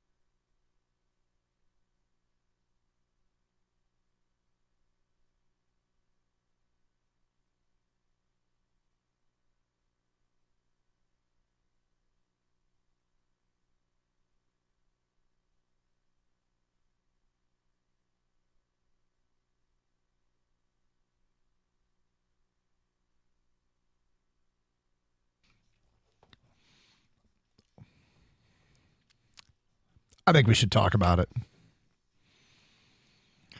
Gator be Gator is that commercial that just played. Congratulations. Imagine if you could just drop F-bombs in there. Oh, that'd be fun. Kings of the North, bitches. F yeah. Suck it. That's right, MFers. You want a piece? I love this. I can't. I'm surprised at how much I love this team, this Lions team. I think it's because we feel like we've all gotten in on the ground level. Yeah. You know, it's so young. This team is growing together. They're playing together. They've gotten better each year. They have interesting moves to make over the next couple of years. There's to make. a plausible degree of sustainability as well. We've been fooled by that before. Yeah. But it's you're right. It is ground floor ish, and it's been a fun watch. But I really wish we could just let it fly with the profanity during that that congratulatory message. Kind of like when Dan Skipper did during that play. Dude, I didn't say a effing word. Yeah, like, so first of all, the guy's like 6'10", right? Yep. And he's got the beard, the shaved head. He just looks monstrous. So I've got a movie comp, and you tell me I'm wrong. Whoa. I know, right? 2024. Okay. Starting off strong. I think I have a character from a movie that Dan Skipper looks exactly like. Chewbacca without hair? No. Would we have any idea what Chewie without hair would look like? Yeah. Actor Peter Mayhew. Okay, do you remember Ocean's 11? Here we go. Yeah, I should have known. It's one of your go-tos. Yeah, okay, I've seen like 7 movies. So when Bruiser beats him up. Is that the name of the guy that is beating up Danny Ocean close behind the door? Yeah. Am I right? Dan Skipper is Bruiser. I see the resemblance. I was going with something I know Doug hasn't watched. Gator, you have. He looks like someone from Game of Thrones. He does. Like someone from the North, right? I mean, or maybe Beyond the Wall. Beyond the Wall, yeah. Right? Like one of those just He looks mammoth. like a wildling of some kind. Yeah. And it's great because we just won the North. I think like Skipper should like unveil the banner come Sunday or something. Yeah. With like, and it's one of those banners that has like that split in the middle of it, you know, that little triangle taken out of it. All right, so, and for people who didn't see Ocean's 11, there's a scene where Danny Ocean, George Clooney's character, is been locked in a storage room by, henchmen of the guy who runs a casino. Garcia. Garcia, thank you. Andy Garcia. And he gets beat up, but it turns out Danny Ocean knows the guy, and so they pretend, hey, how's the wife and kids? He pretends he's getting beat up. I looked it up. The actor's name is Scott L. Schwartz, and it's side by side him with Dan Skipper. And I'm going to guess he's about 5 inches shorter. Because it's Skipper? Hollywood. Yeah, because it's Hollywood. So he's. I thought you were going to say he's like 5'10". He looks. Well, he might. I mean, I'd be surprised if he were taller than 6'2". He's 6'8". Come on, I don't buy it. Come look. Yeah, and Tom Cruise is 6 feet tall. Scott L. Schwartz, 6 feet 8 inches tall. Height 6'8". And there's Skipper right here. Am I wrong? No, they have a resemblance. Sure. Hey, seriously, I want more credit for this than anything I've ever said. I give you credit. I got a movie reference. I give you credit. That's good. Scott I can't L. believe that Schwartz. guy's 6'8". Scott L. Schwartz and Dan Skipper. He's not, Gator. Don't worry. He's 6'8", like The Rock is 6'6". Exactly. All right. All right.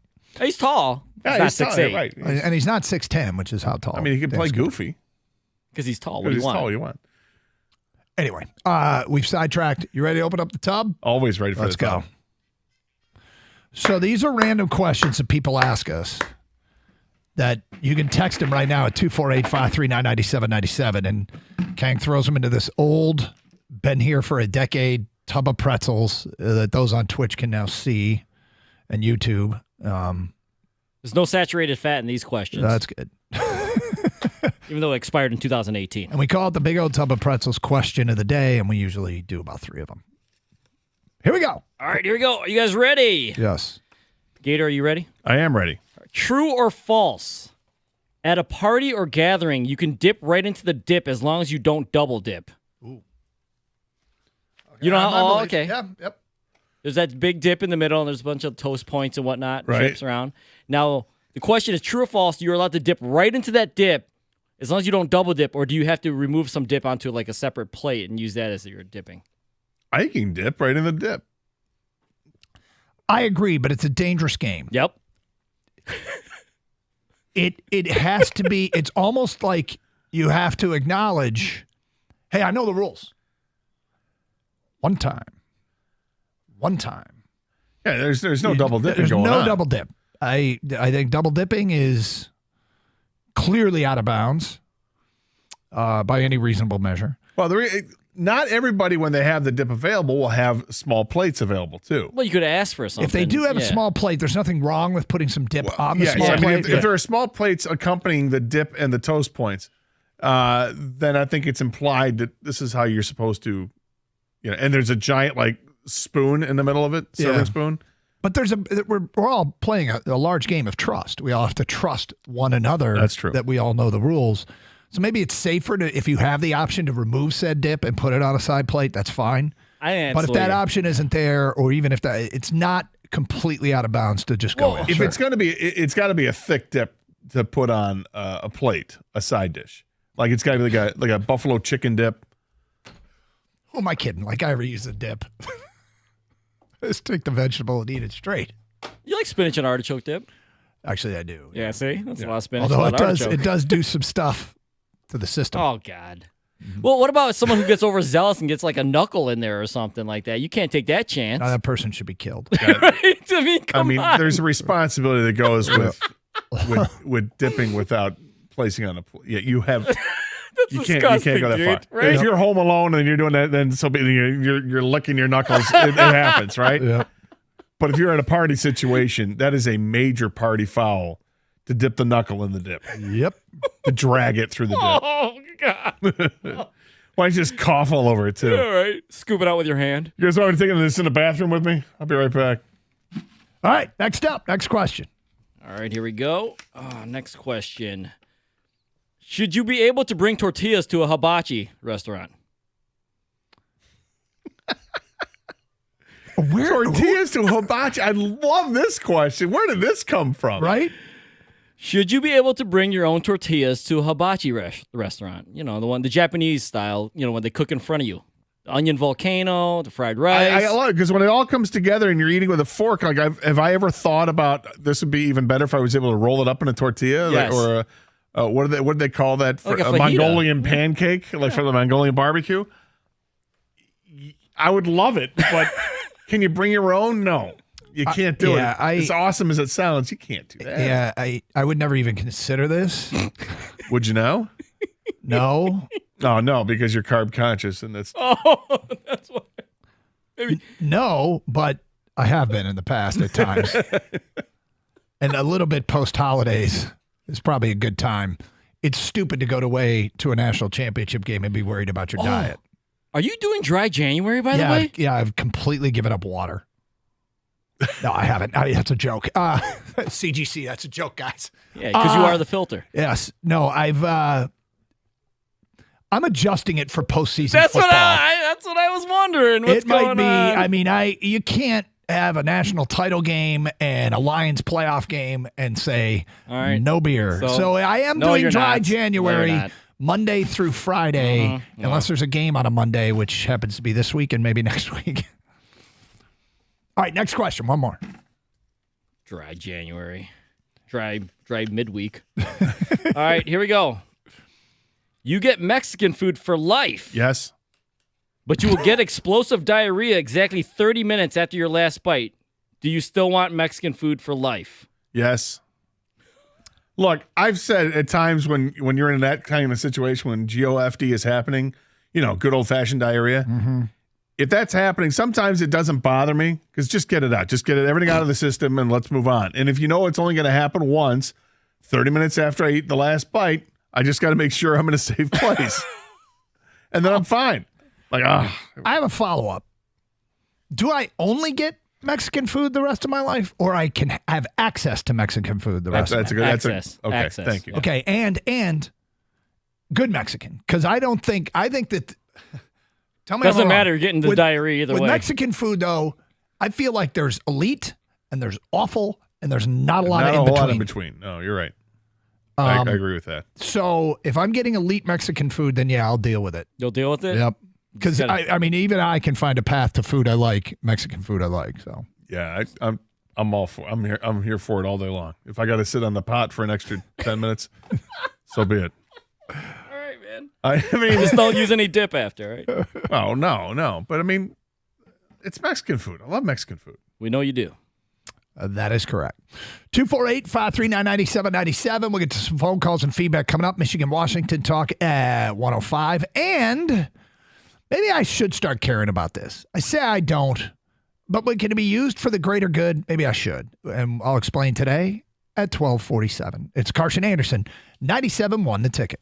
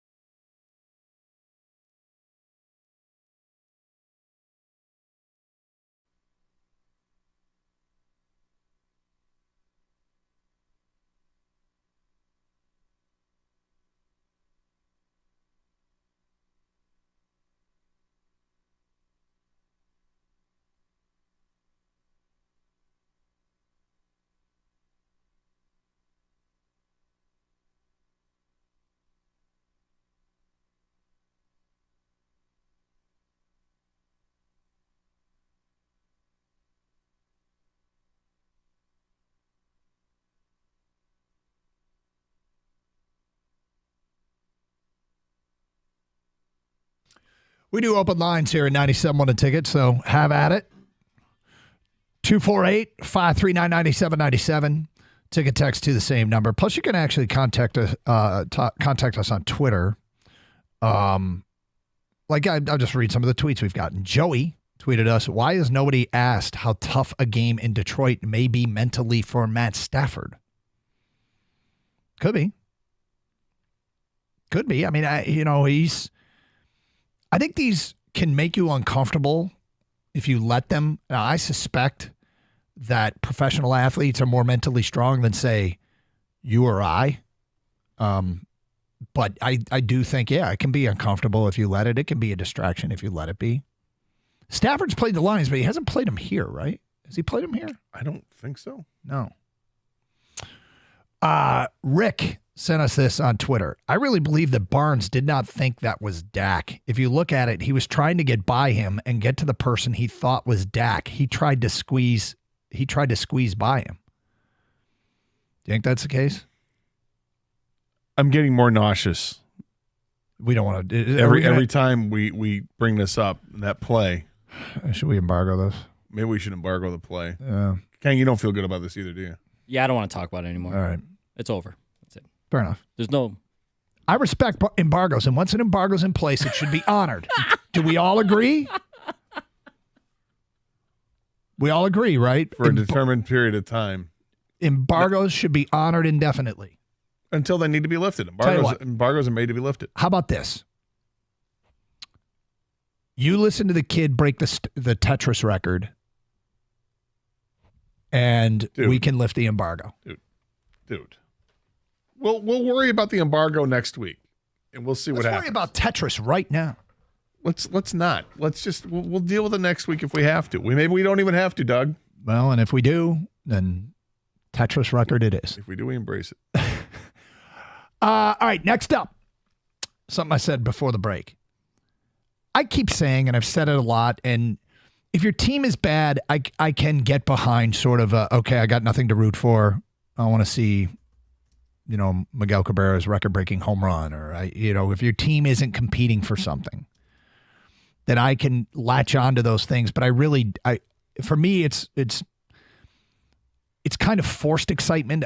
I've been there before where I was rooting for Tony Gwynn to hit 400.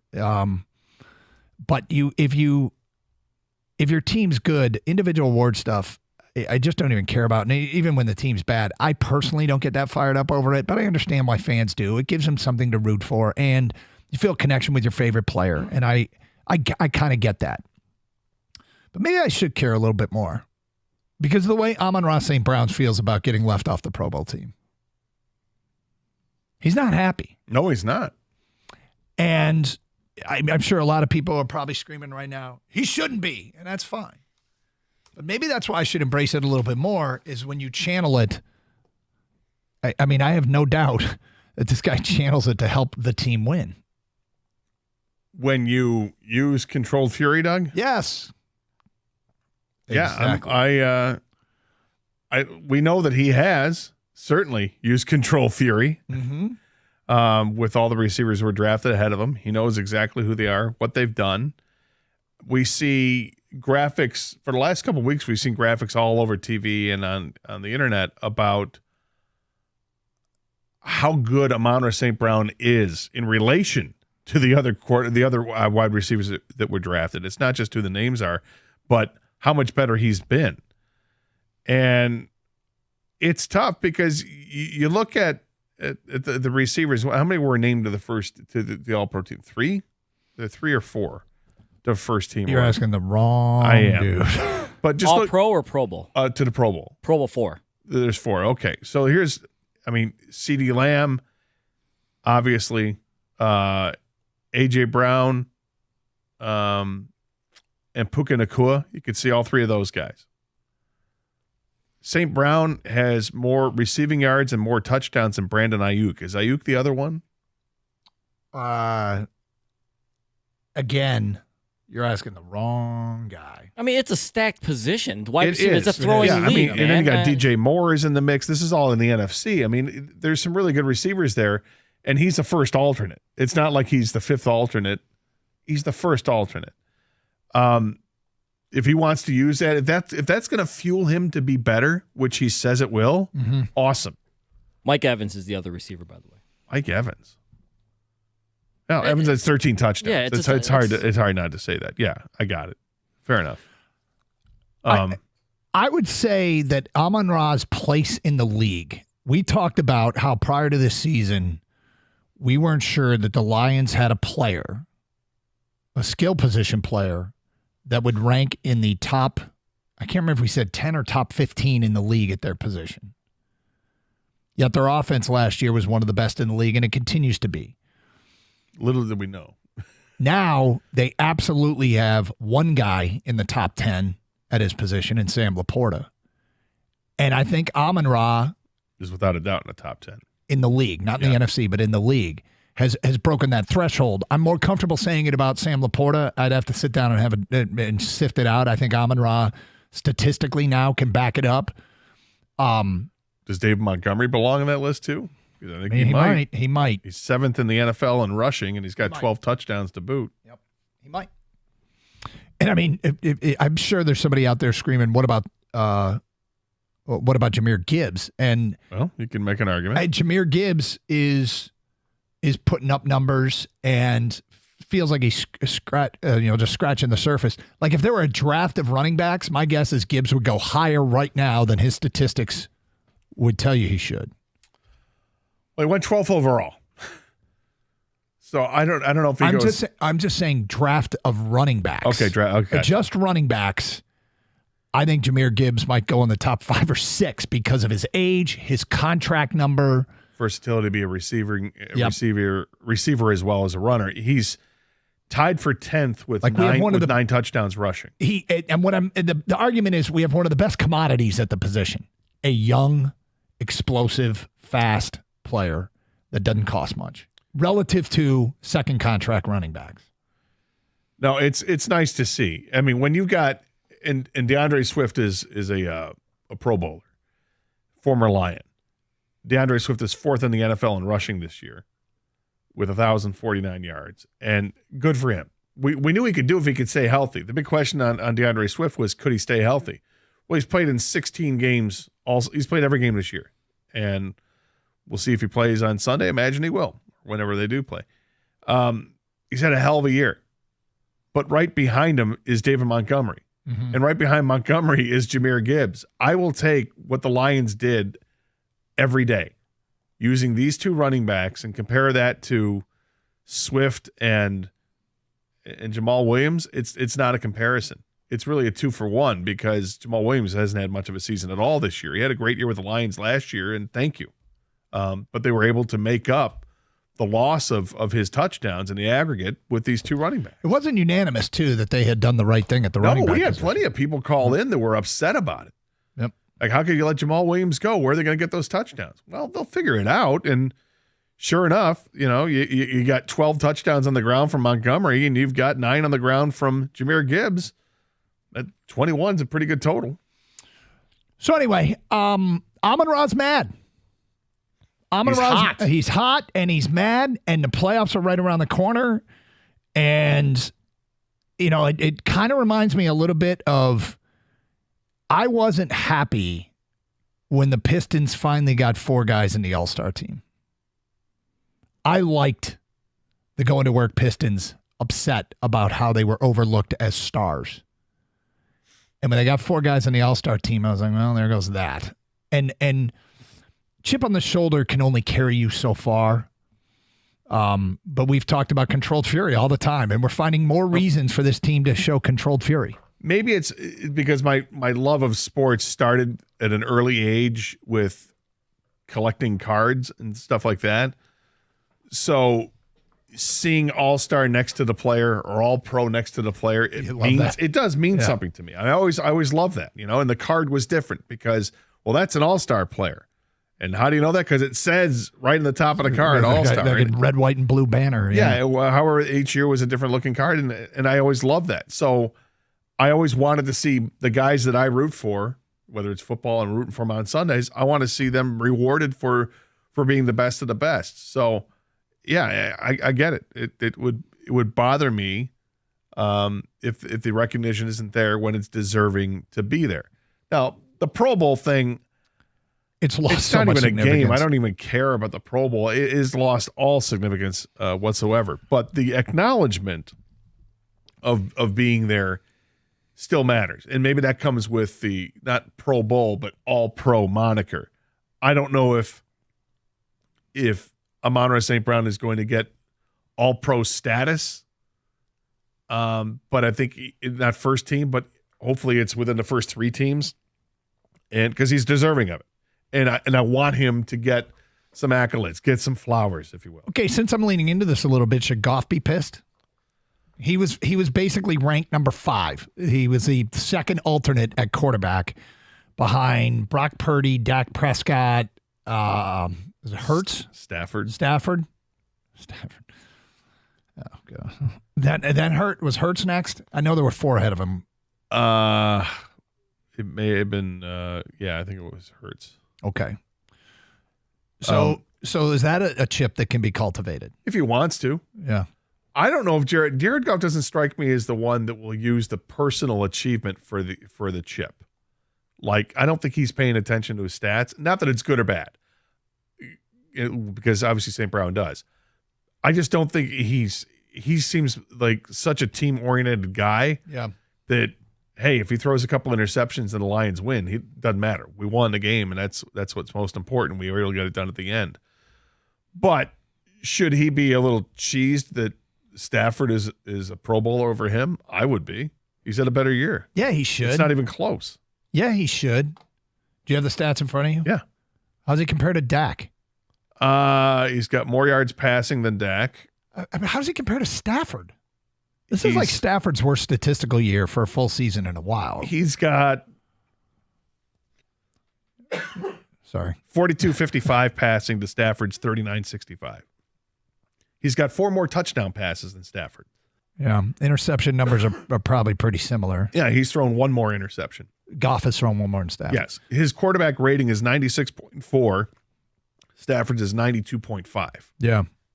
I don't know how you say Stafford's the Pro Bowl quarterback with those numbers all favoring Goff. 248-539-9797. Carson Anderson. All right, coming up next hour, something new coming to the state of Michigan. I've never heard of it. People seem excited. And Michigan and Washington on the field. Kang and I had the same thought except different. We'll get to that today at 102. It's Carson Anderson, 97.1.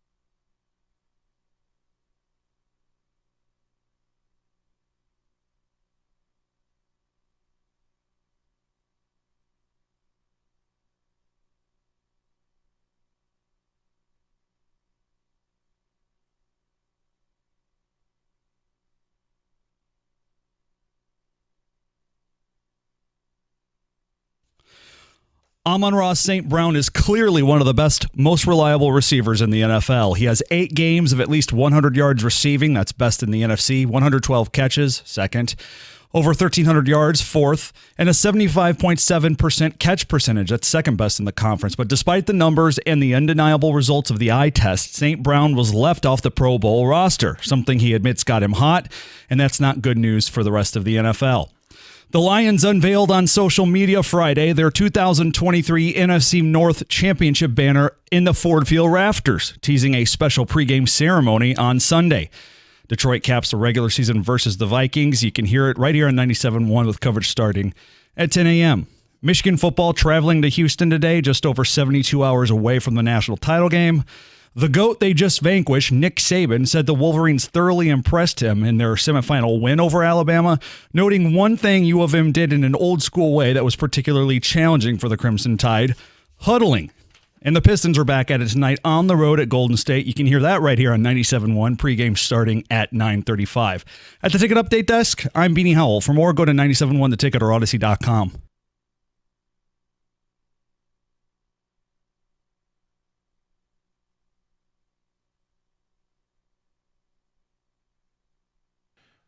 Find it odd. The cuddling threw them off, King. Did you hear that? Oh, I'm sorry. Did you say huddling? Oh, huddling. But is that a Packers sweatshirt? Yes. All right, go. Just get out of here. I don't get that. What the hell's going on? Do you hear Kenny's nickname for a beanie? Our new update guy? No. Update Jesus? You gotta explain to the people why you're laughing so hard. Because Beanie has long hair and a beard. Oh, update Jesus. Yeah. That's so great. I just revealed it to Gator. That's so good. That's a good nickname. It is good. Now bring me my fish. One of these days, Ben, who does a great job running our Twitch and YouTube feeds, one of these days, I don't know if Ben brought it up. I was away from the studio for a minute. Busy day. We have to leave the camera up on Update Jesus so people can see him. Update Jesus is a Packers fan, huh? Yeah. Well, duh. I mean, you see how many times we've gotten screwed by this guy. Oh. One more play. Untimed down. What? Update Jesus. Who dubbed him that? Somebody. Kenny. Well done. That is really well done. Very, very amusing. All right. So I've been, preparing for Michigan and Washington and trying to put together, all right, what should a game plan be? How should they go about this? Because I'm sure they're going to ask me my advice. But Kang, you said something today that was similar yet the opposite. Now, we've done this for years, right? In terms of this talk show and talk radio just in general. And one thing I know that happens is fans always want to go, if you're gonna go down, you go down blazing. You shoot your shot. You get aggressive. You play your game. You play to win. You don't play not to lose, right? These are all cliches that we have heard for years. So here's Michigan matching up against Washington. Washington with a team that is more of a run and gun team, they throw the ball deep more than any team in the country, the number one passing offense in the country. They've got 3 great wide receivers. They've got a great quarterback, great passing game. Everything about them says shootout, and that they want a shootout and that they're comfortable in a shootout. And I've been spending so much time, and there'll be more time between now and the game, but I've been spent so much time focused on the matchup of the Washington offense versus the Michigan defense, which, Gator, you pointed out as soon as the matchup was coming, you're like, this is going to be a great matchup. Because it's the Joe Moore award-winning offensive line against Michigan's defensive line, which is arguably the best in the country. It's kind of getting talked about that way. And you've got this great Michigan secondary against these wide receivers that they're just pros. Odunze, Odunze might be the best receiver in football. He might be, and I think it was Dusty Dvorak was doing the national semifinal game, the Sugar Bowl, and he had made the comment that he voted for him for the Biletnikoff over Marvin Harrison, which I don't think too many people would think is that wild to take. He's that good, right? Oh, he's been that good. He's 1,500 yards receiving, averages 18 yards a catch. He's got 13 touchdowns. He's a go-to guy. He goes up and makes the plays when it's challenging for the ball. He comes down with it, and you can make every argument that he's as good, if not better, than Marvin Harrison Jr. Yeah, Marvin Harrison Jr. is outstanding. Yep, no slight to him, but no. And then you've got Polk, who is a slippery weapon. You've got another 1,000-yard receiver. You've got, I think Polk has had 7 100-yard receiving games. You've got McMillan, who was kind of the missing piece and basically didn't play between the Michigan State game, didn't play really healthy between the Michigan State game and the second Oregon game. So it's strength on strength. And as we're leading up to that game, I'm thinking, you know what? I'm making Washington go the length of the field. I'm making Washington. I am doing the most, forgive the term because it's much hated, but a conservative defensive approach, inside and in front, bend but don't break, and try to slow the game down. Give up plays underneath, but not let them do what they love to do, which is throw over the top. And it was Greg McElroy on the broadcast. I apologize. It wasn't Dusty Dvorak. But I don't think that's unwise because I think what happens with Penix in that offense is that Penix likes to go for it. He likes to take chances downfield. He's got a really high completion percentage when throwing it, beyond 25 yards, and he's got receivers to go up and get it. He wants to do that. I don't think he wants to play this little soft perimeter game. Let's do the bubble screen and stuff like that. I don't think he wants to. And I don't think Kalen DeBoer wants to do that. I don't think that his is it Grubbs, the offensive coordinator? I think that's what they want to do. Their offense is predicated on throwing it downfield. The data that supports it is Michael Penix, currently number 1 in the nation in plays of 10-plus yards, 181 plays of 10 or more yards, while Rome Odunze leads the nation with 63 receptions of 10 or more yards. Washington has notched 83 scrimmage plays of 20 or more yards this season, third highest in the nation. UW is also fourth in the nation with 44 plays of 30 yards or more. Those totals include 73 passes of 20 yards or more. That's first in the FBS. 73 passes of 20 yards or more. So I'm like, I approach this game from a defensive perspective. I think they should be conservative and say, okay, let's limit the possessions. Let's make them drive the field, and let's try and take away what they're most comfortable with doing. And, I'm piecing that together in these game notes and all that. And then Kang walks in today and just drops the following about when Michigan has the ball. I think they should be ultra conservative when they have the ball. And I'm usually that guy, Doug, that you're talking about. Man, stretch the field, take your shots, be aggressive, all that stuff. But I think in this particular game, the game plan should be continue to run Blake Corum, even if you're not getting the yardage you think you should be getting or want to get. And it may be boring. And I'm going to go back to the Penn State game where, as a fan, visually, this may not be the most appealing thing. But I just think you just bleed this clock as much as possible. You don't give Penix and Washington the ball. And it may, like I said, even if it's not successful, and it's not going to be 5 yards a chunk, maybe there can be a yard or two here or there, but I think you just keep going back to it and maybe get Donovan Edwards going a little bit. But Blake Corum's the guy. That's how I think they should approach this game. Of course you're going to throw the ball at some point, and you will take a chance. Maybe it is a flea flicker again, or maybe it's a play action, but I think you run the ball a ton. I think you're right. I think Michigan has that ability with their offensive line that they can get things going with the run game. I think the way that they confused the hell out of Alabama with all the different looks that they gave him, Nick Saban said the huddling was the problem for him. We didn't expect them to huddle as much as they did, and they break the huddle and they change formations, and you don't have a whole lot of time to react, and it worked to their advantage. It's what worked for them last year. They were able to run the ball extraordinarily well last year. This year, they haven't. It's not even been close. I mean, Corum is, I like Blake Corum a lot. He's a great running back, but he's not having the same season that he did. And obviously Edwards isn't either. Now, Blake Corum's money inside the 5-yard line is where he gets all his touchdowns. But I would tend to agree with you. I think it would be wise to try to slow things down. And at some point, if you're able to run the ball, the dam's going to break. I mean, the dam broke last year for Michigan. It broke against Penn State. It broke against Ohio State. It broke against Purdue in the championship game. And, frankly, they were able to run the ball even against TCU in a loss in a limited way. But Donovan Edwards had over 100 yards in that game. So what's interesting is Michigan, as far as Corum and carries, leading up to the stretch run against Penn State, Maryland, and Ohio State, Corum was averaging 14 carries a game. In those 3 games, he averaged 25.3 carries a game. A lot. Now, the numbers have come down since. Iowa and Alabama, he carried the ball in those 2 games just a combined 35 times. So Iowa would be amazing if they had any skill position players. Like, you think about their defense, their line, they put linemen in the NFL. You think how low they set the bar. Like, offensively, hey, keep your job, just score 25 points a game.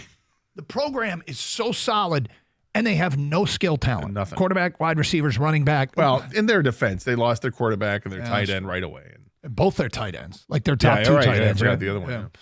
Yeah. Okay, so anyway, it's weird, and I guess people could tell us we're wrong. I'm willing to listen to it.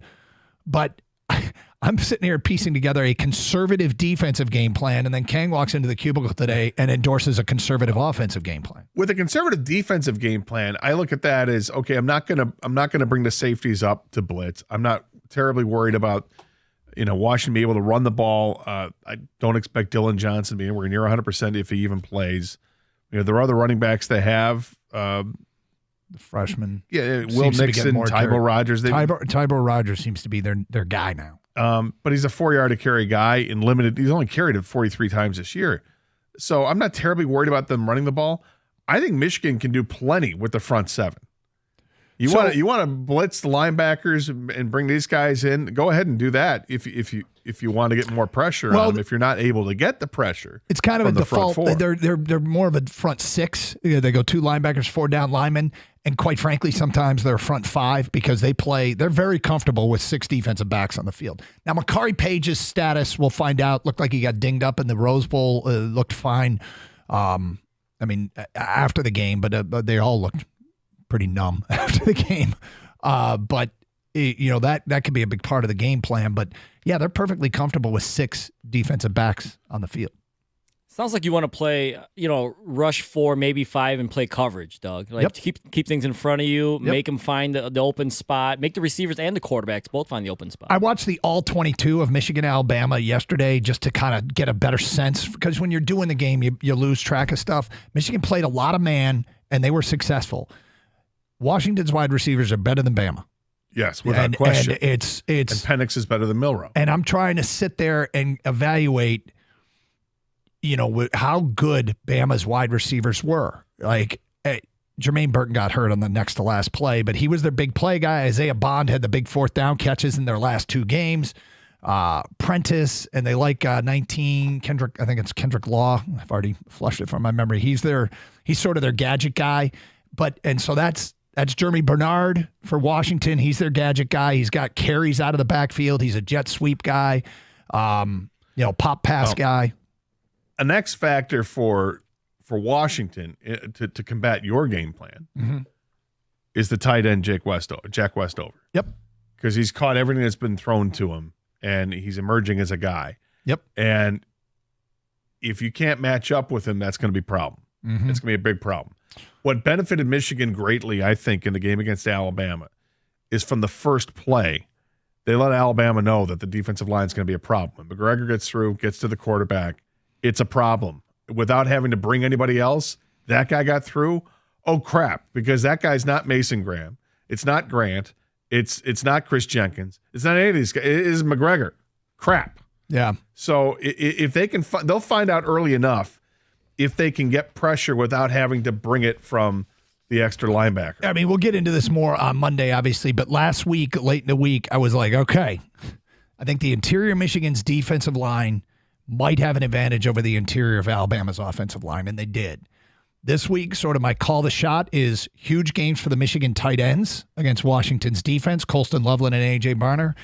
And I think Kang's right. I think this is a Blake Corum game. I think Corum is poised to have a huge game. Quick look at special teams. Washington has not attempted a kick beyond 50 yards.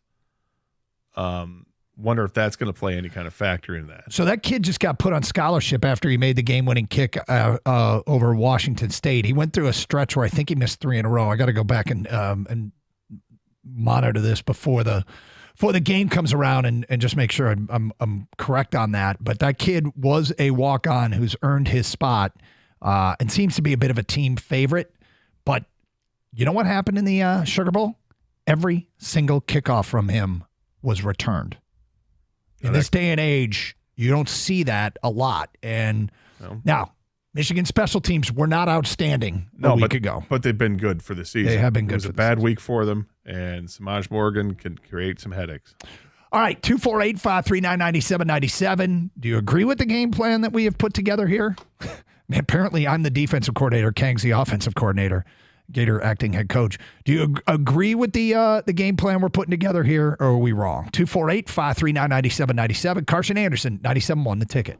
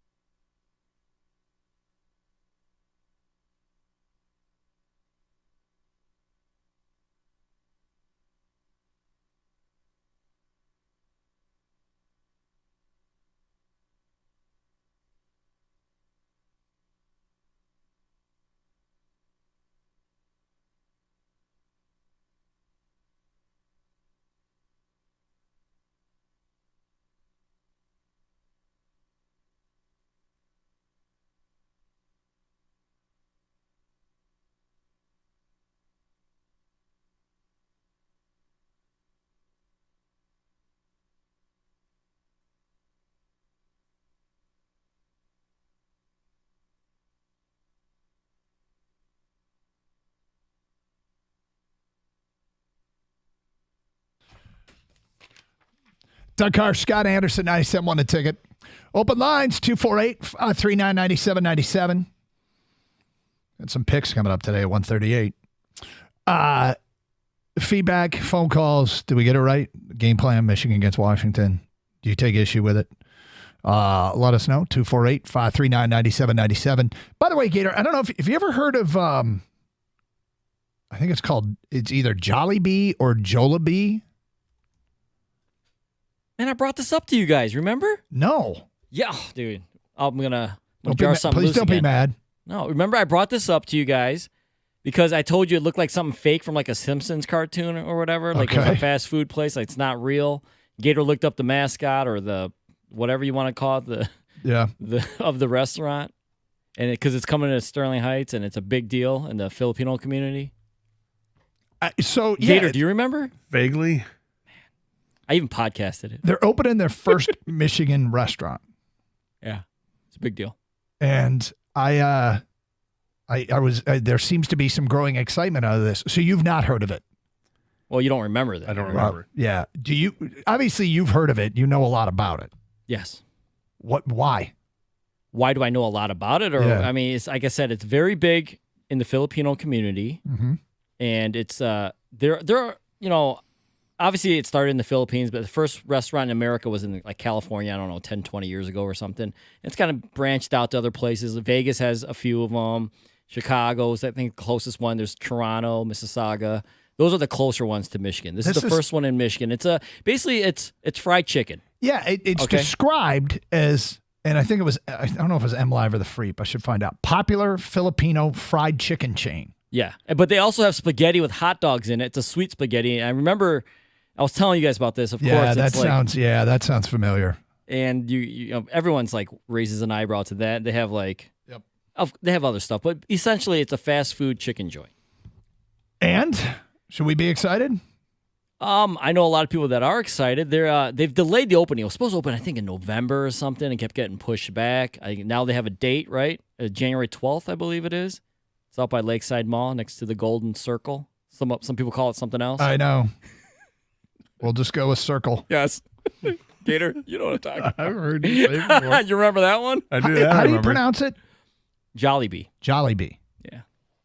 And you see the mascot's like a bee that's happy, right? A Jollibee. Jollibee. Oh, that would make sense. Doug, well, they have chicken sandwiches as well. Would you like me to bring you? I mean, it's going to be a bit of a wait, but yeah, I mean, at some point, I think we need to sample this.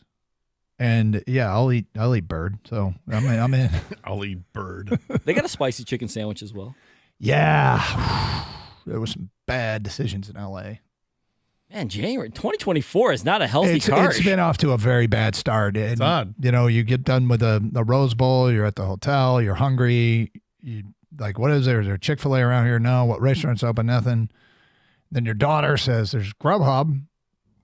And then the next thing you know, you're eating this $20 Chick-fil-A sandwich that you just bought. Bad decision. You sure she didn't steal your credit card? I'm not sure. All right, here we go. Feedback coming in on Michigan and Washington. Owen writes in, Washington has the 90th ranked defense. If Michigan goes too conservative, they may give away an opportunity to exploit Washington's weakness. Run Blake for sure, but not too much. Next text. Thank God Douglas doesn't game plan. You get beat that way. You get beat 49-21 that way. From Dave in Chesterfield. Saw the stat from Joel Klatt. The worst total team defense to win a national championship since the BCS era was 53rd ranked Auburn. Washington's is 97th. Similar stat with SP+. Worst SP+ defense was 30th. Washington is 44th. Unnamed texter. Spartan fan, I think Michigan needs to turn JJ loose and turn it into an air raid offense. Not really run the ball. That's your bread and butter. I see what he did there. See what he did there? Yep. Went back on. Yep. Michigan's defensive plan sounds good, but on offense, don't change a thing. Washington has like the 40th ranked defense. When Michigan has played the teams in the same range, they've scored 45 plus in both games. Grind it out and hit them with play action. 38-24 Michigan. Like, I'm not fearful of Washington. That's why, but I also don't want to get in a shootout. You know what I mean? Like, I don't think you want to play that game with Washington. I don't either. Right? Because they're good at that game. That's their game. Yes. That's their game. And Penix, like if Penix is on, I've watched good Penix and bad Penix this year. Bad Penix is a pretty damn good quarterback. Good Penix is incredible. So you're going to be facing a good quarterback. It's just a matter of how good. Because, I mean, there's weird variables that the most boring analysis in the world, and I said it before Michigan and Alabama, is you just got, if you play your game, your best, if you really put together a typical you performance, you'll be fine. But some days you just don't show up in these games, and it sucks. At halftime of the Washington-Texas game, it was tied. And at the end of the third quarter, they're like, what the hell happened? Texas, right? Yeah. You don't want that. Yep.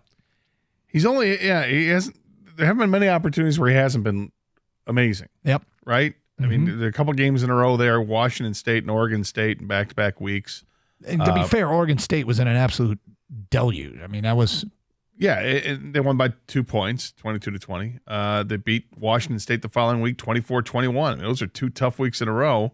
That included a 4th down conversion inside their own 30 at the end. And between those 2 games, he threw for 366 yards in those 2 games. I mean, he's got a half dozen games alone where he's thrown for that, let alone you have to use 2 to do it. So if you eliminate the deluge game, then what, you look at the Washington State game and see what was Washington State able to do? Again, it's a rivalry game. It's a rivalry game, and you can sometimes, they say, Gator, you can throw out the records. So you look at Oregon twice. Oregon played them close both times. Both times I thought they'd win, but they didn't. And he was, again, very good in those games, but only 1 touchdown pass in a 34-31 win. I didn't look. I watched that game, but what was his completion percentage in that game? In the Pac-12 championship? Yeah. He was 27 out of 39. Yeah, I'm not. I mean, that's 9 out of 13? Yeah, that's pretty good. He missed some throws in that game that I didn't expect him to miss because I watched the Sugar Bowl first, then went back and watched the Pac-12 title game again. And in the Pac-12 title game, he wasn't as good as he was in the Sugar Bowl, but that's not unforgivable. He was still, as you mentioned, that completion percentage isn't that bad. No, it's not bad at all. 430 yards against what should have been a pretty good Texas defense. Yeah. 76% completion percentage in that game, a couple of touchdowns. That was the best Penix. I heard some people from Washington say his completion percentage was hurt in that game by a couple of throws that were either my guy's going to get it or nobody's going to get it, which are still not terrible throws. No. They're a strategic part of the game. I have some picks coming up today at 1:38. We'll get to more of your phone calls and feedback coming up. Carson Anderson, 97.1, The Ticket. Hey, the NFL, regular season.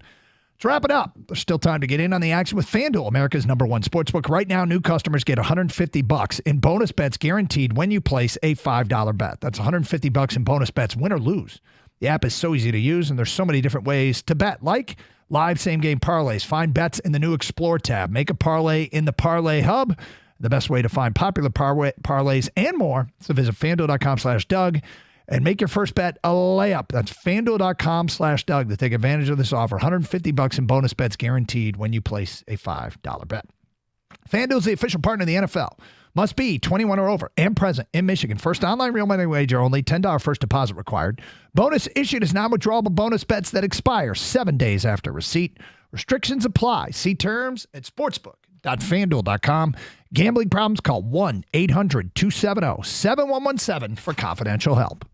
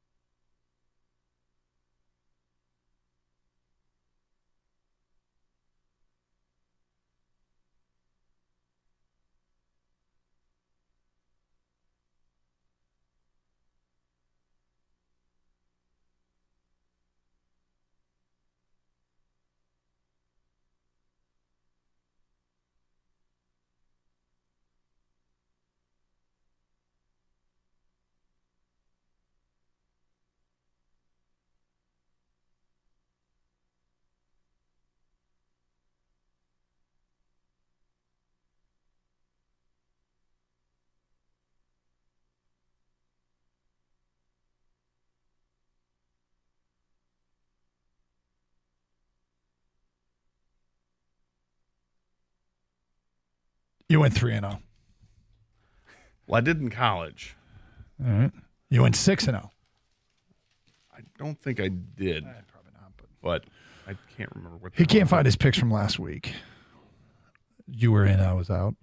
248-539-9797. Let's get back to your phone calls. We go to Chuck here on 97 to Ticket. Hi, Chuck. Hey, good afternoon, guys. What's going on? Hey, real quick about Washington and Michigan. Man, you better not go air raid with Washington. They're going to blast you out of the stadium. You're not going to win that game. They've got to go with the same approach they did with Ohio State in 2021, because trust me, if they went air raid against Ohio State in 2021, they would have got beat too. They got to limit Washington's possessions, and that how you do that is you run, play action, run, JJ. You cannot keep up with this Washington team by airing it out. So, that is Washington's only way to win the game. I got to tell you, I mean, people hate quote-unquote conservative game plans. I don't. I mean, it's just, it is what it is. Sometimes you do it, sometimes you don't. And in this particular case, it seems like it makes sense to do it. But the truth is here, if you watch Washington's play, just watch them play in that Sugar Bowl and some of their games this year, you could come away petrified of the matchup. And then you compare it to Ohio State, and it can give you a reason to say, okay, it's not impossible, because these are similar teams. There's differences for sure, but they are similar teams. And so, hey, yeah. I would still take the receivers from Ohio State in 2021 than Washington has 3 great receivers. Mm-hmm. But, man, look at that Ohio State team in 2021. Washington will still have probably 350 yards passing against us. But the only way you can stop them is how we did in 2021 and just limit their possessions. Have a good day, guys. Thank you very much for the phone call. Let's just say that my respect for the Ohio State receivers in 2021 is matched by my respect for these Washington receivers. I think they're that good. I think the quarterback is a better passer than the quarterback at that time. You like Penix better than you like C.J. Stroud at that time. Yeah. I mean, you might be right, but Penix's arm talent is through the roof. Yep. If he didn't have a history of having his knees banged up, mm-hmm. we'd be talking about him as number 1 pick. He was in Indiana for 4 years, 4 different season-ending injuries. He only played Michigan once in those 4 years, and that was the COVID year when he threw for like 340 and 3 touchdowns with Indiana talent against a Michigan team that was, I mean, the 2020 season, was it 2020 or 2021? The COVID year was a mess for Michigan, an absolute mess. And I guess it was a 2020 season. Did you see who just entered the portal? Let's start with this. Let's go small. How does this get out this late that he entered the portal? Didn't you have to have your name in there by Tuesday? He might have had his name in on Tuesday. Huh. Well, the one portal destination that was announced was Julian Fleming, the wide receiver from Ohio State, who was once he was the most highly touted receiver in that class, is leaving Ohio State and going to Penn State. Oh, really? Yep. And Cooper DeJean, the defensive back from Iowa, is declared for the NFL. As he should. Yeah. And now Talia Tagovailoa from Maryland is in the portal. Now, it says he would need to get cleared for an extra season of eligibility. I thought he was done. I'm just reading from Max Olson. I thought he was done too. It says Talia Tagovailoa has entered the portal. The Athletic has learned. And then it says Tagovailoa broke the Big Ten record for passing yards over 4 seasons at Maryland. He would need to get cleared for an extra season of eligibility. So, COVID shirt. I'm going to assume the red shirt at Alabama. I don't know how many games he played at Alabama back in 2019, but he only threw 12 passes. I'm going to guess that he played a few. Yeah, he played 3 games. So, red shirt, COVID shirt. And yeah, he'll be just like Penix. It would be a 6th year.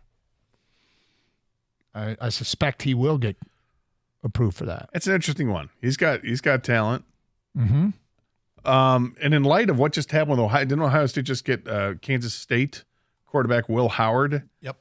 Is chosen to go to Ohio State, which is, I think, kind of underwhelming if you're Ohio State. I mean, I don't want to sit here and rip what Ohio State, everything they do, but yeah. I mean, they're losing a lot of players in the portal. They lost a quarterback in the portal.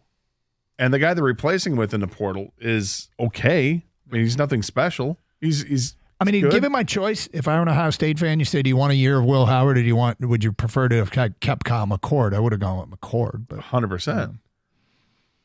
So I don't know. Well, the portal is interesting. Keep an eye on that over the next couple of weeks as players are starting to be, if they're going to transfer, they can transfer in this semester, and then you have to wait for the next portal period, which is in the spring. Yeah, which will be another mass exodus. Washington's backup quarterback is Dylan Morris. He's in the portal. He's finishing out the year, but he's in the portal.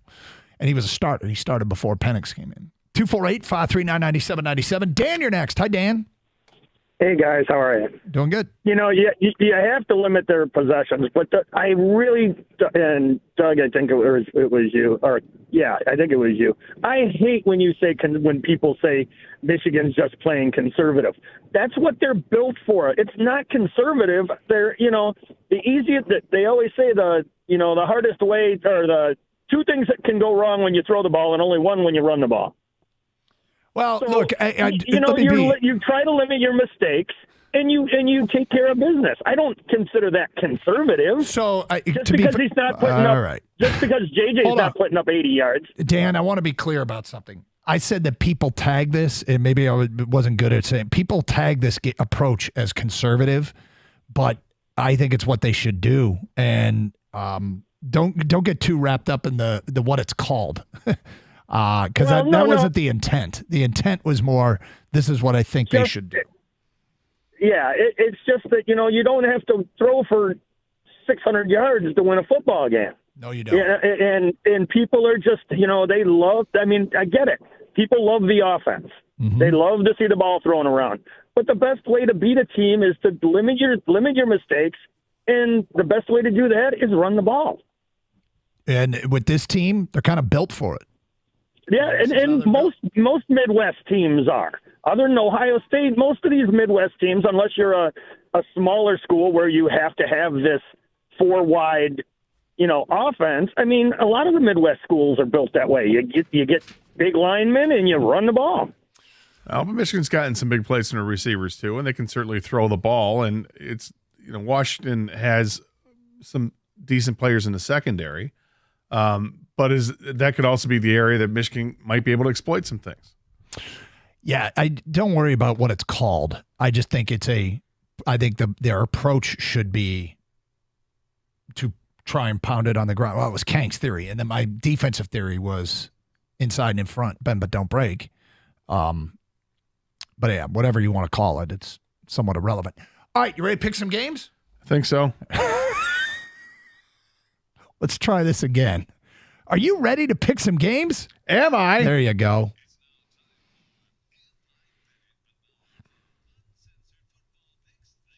All right, Gator. I have no idea what our records are because we're a few weeks behind. But we'll get caught up eventually.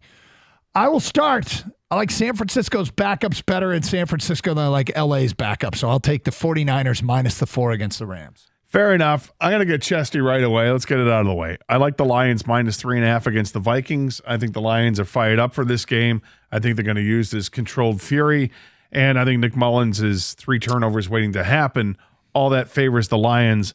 I like them giving up the 3.5. Next one, Miami at home in a showdown with Buffalo for the division. Miami is getting 2.5. I'll take it. Interesting. Miami plus the 2.5. I like the other game in that division. It's going to be awful, but I like what can happen here. The Patriots, minus 2 against the Jets. Both teams are awful, but this might be Bill Belichick's last game as Patriots head coach. It might mean something. I know he's under the weather. He's been, everybody says he sounds and looks terrible right now. But I think this game is going to mean something to him and that team, and they're going to come out and they're going to win this game. I like Patriots minus 2. Final game is my Car House lock of the week. Philadelphia, with plenty to play for, is taking on the New York Giants, playing out the string. I'll take a motivated Philly team minus 5 as the Car House lock of the week. It's wise. You used a smart tactic this week. What's that? Looking for games that matter. Right. I didn't necessarily. Well, the last one is a game that matters. The Packers are at home against the Bears. And Green Bay's giving up 3 points. The Bears have tried to rile up the Packers. Justin Fields has said some things about there's nothing to do in Green Bay. Jim McMahon echoed that at some point in time and said, yeah, except the ice fish, right? Packers are an awfully good football team right now. I like the Packers -3 against the Bears. It's my shoot the boot lock of the week. Kang, I apologize. I didn't get my picks to you in time. It's okay, man. You got one you hate on mine? Yeah. Oh, I like your logic on the Eagles game, but something tells me the Giants spoil them and the Eagles just whimper into playoffs. So the one I don't like, though, is Packers versus Bears. I think Packers season ends again on the last game of the year. Wow. The Bears upset them. The Bears, they are playing a lot better lately. What's the one you love? I agree with you on this one, Gator. I love the Patriots pick. I think Bill Belichick goes out on top because I think he goes out. This might be the last game that he coaches as New England's coach, and that's going to be kind of sad. But I think they beat the Jets because the Jets are just awful. They're 4-12, man. I know. It's unbelievable. All right, so I have some business to take care of. I'm going to miss the next segment. Gator's a bunch of feedback. I know. I'm pushing the boundaries of this professional relationship. I will talk to you Monday from RNG Stadium in Houston, site of the national championship game. I'll be back. My apologies. All right, whatever. It's Carson Anderson, 97.1, The Ticket.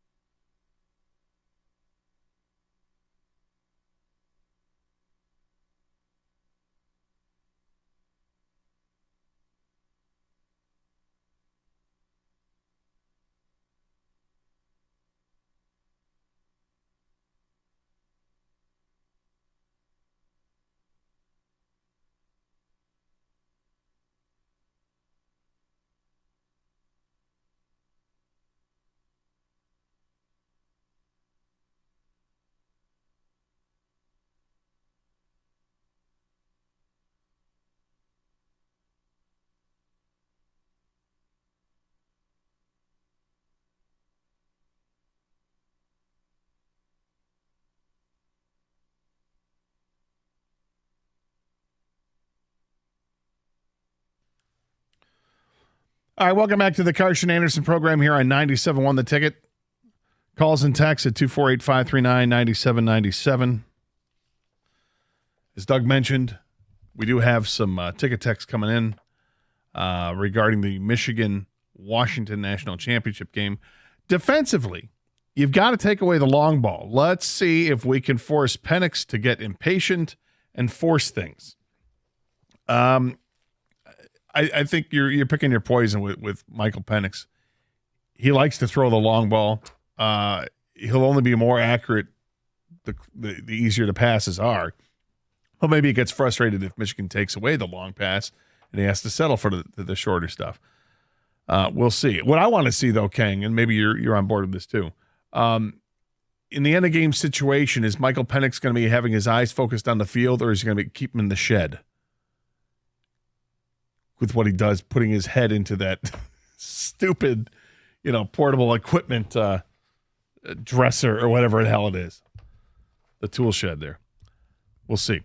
If I'm Michigan, I initially have to test to see if I can just run over them, because that's a definite possibility. And if they show that they're committed to stacking up and stopping the run and are able to do it, then JJ's going to have to do some things again with his arm, but he's done this all year. He's been impressive, and now he's healthy, and that's a big difference with him. He's incredibly accurate. And if he's healthy, he can make plays with his feet, extend it, and take off down the sideline, pick up 8 yards when you need to with J.J. McCarthy. But he also has a propensity from time to time to make a massive mistake, like he did to start the game against Alabama. He got bailed out by the heel of the Bama defender being on the sideline before he jumps up, and he had to reestablish himself. Otherwise, he starts the game off with a pick against Bama in the Rose Bowl. I agree with that 100%, because I was telling Doug before the Bama game, I'm like, it's not like you don't trust JJ, but you kind of want to make it easy for him, limit his decisions, because he does have a tendency to make some poor decisions on throws. That one, he had Roman Wilson wide open underneath, decided not to go to him, and then you thought he was kind of throwing the ball away, but wasn't, and then he throws what you thought was an interception and was basically, 2 inches away from being an interception. I think you're going to need JJ at some point during this game. I just say that you continually run the ball. That I think the dam will break. That accomplishes one of two things as well. One, that hopefully it's working and you get the ball, or you keep the ball and it bleeds the clock, but you keep the ball away from Penix and that explosive Washington offense. I'm going to wait on a prediction until Monday because of the championship game being Monday night. Because I'm still not sure which way I lean on this. I really truly believe this is an amazing matchup between a team that statistically has an amazing defense versus a team that statistically has an amazing offense. And when you get the eyeball test with Michigan, they didn't have many opportunities to really prove their mettle with that defense because they didn't play many offenses that were good. But when they did, they shut them down. And you got to give them credit for it. But you're also left with the thought that Alabama was not one of these great offenses. This wasn't a great Alabama team we've seen in the past. But they stuffed them, and they rendered them useless. Now, how much of that was because the center couldn't, snap the ball to the quarterback? I don't know. How much was it that just the moment was too big for Alabama and they couldn't handle it? Jim Harbaugh has got his team ready to play. There's no question about that, and it's impressive how they've done it. The Huskies' defense is ranked 94th. Run the rock, keep the ball out of Penix's hands. Penix has got a great quick release to keep the receivers in front of you and limit stunts. I think both conservative game plans is the way to beat Washington. You're both spot on. That's from JD and McCombs. You get credit for the conservative offensive approach. I think when you start looking at rankers like that and say, well, the Huskies defense is ranked 94th, it may be factually correct. But I would also, caution you, the offenses that they're facing in the Pac-12 were far more explosive than the offenses that are in the Big Ten right now. Now, next year is different because these teams come to the Big Ten. But, Oregon, Washington, Utah, Oregon State, Washington State to a point. I mean, USC, all these teams can move the ball down the field better than all but, 2 teams in the Big Ten? So it's interesting when you're trying to compare what works here and what works there for your arguments because, both teams have ways they can go to support it. And yet I'm more convinced now that Michigan's defense is legit because seeing what they did to Ohio State again, and the quarterback of Ohio State, McCord, may not have been great, but the receivers were. The running game was good. And maybe Ryan Day just got in his own head and was too conservative in that game to get the W.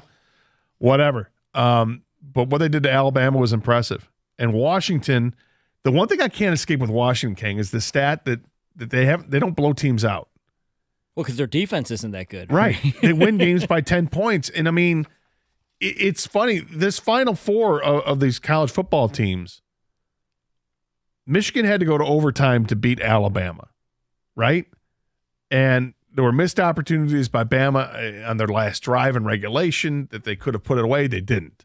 And Michigan took advantage and really hammered it home at the end because their defense just stepped up and made the big plays. But Michigan also had mistakes as well, especially on special teams. Absolutely, 100%. Terrible on special teams. They had 3 massive special teams mistakes. And then you look at the Washington-Texas game, and Texas was within an eyelash of winning that game at the end in an improbable fashion, but it was there for them to take it, and they didn't get it done. So you get these 2 games with the 4 teams, and those are 4 good football teams, and these matchups were so evenly matched, and now you get this classic matchup of a great defense against a great offense. So then you look at the weaknesses for each team. Can Washington's defense, as weak as it is, do enough against Michigan's? I'm not going to say it's a weak offense, but it's not a strength. We'll see how that plays out, but I'm excited about the game nonetheless. Well, that's why I personally think they should go to the conservative route and just keep running Blake Corum. Blake Corum's your best offensive player anyways, right? I know the offensive line's not the same as it was as last year and years past, but they're still good enough. They can run the ball. Defensively, we pretty much know Michigan's really good, but with that being said, Washington's offense is something they haven't really seen this year. You mentioned Ohio State might be closest as far as skill position players. Alabama doesn't have the skill position players they've had in the past. There's no Jalen Waddle, Devontae Smith, Jamison Williams, Jahmyr Gibbs, even the quarterback. Milroe couldn't even win the job he's until a few weeks in. Milroe is kind of in his stage of development is a step behind where Jalen Hurts was when Hurts first got the job. Hurts was thought of as this guy, a great runner, almost like a running back, a quarterback who could throw a little bit. And it's kind of what Milroe is. We'll see what Milroe develops into because Jalen Hurts clearly developed into a much better quarterback. But yeah, to your point, Alabama did not have the skill position players that you thought that they would because it's Alabama. They weren't there. I think another thing it could go to Michigan's benefit offensively, and again, still plays in a conservative role, short passing game. You've got an advantage with your tight ends. You've got 2 outstanding tight ends. Use them.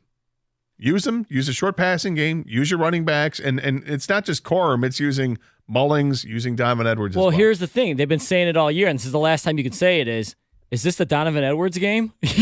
Right? Do they finally get him involved? Or not get him involved, but does he finally do something this year? Is this an Alex Orji game? Does he come in? He'll probably come in for a play or two. I could see that. Michigan versus Washington game plan. You're on target, but there's something else to discuss. To win the playoffs, you're going to have to play a game where you have to overcome issues. Michigan just did that against Alabama in spades. Washington should have won their game easily and just had to hang on through one insane injury timeout-enabled drive. This is going to be the game where Washington runs into their trouble via a defense like nothing they've ever seen this year. And I would agree that they have not seen a defense as good as what Michigan's going to throw at them on Monday night. And I don't think Michigan has seen an offense as good as what Washington's going to throw at them Monday night. That's why this matchup it's a classic. It's exactly what you want to see in a championship game. These are the top 2 teams in college football.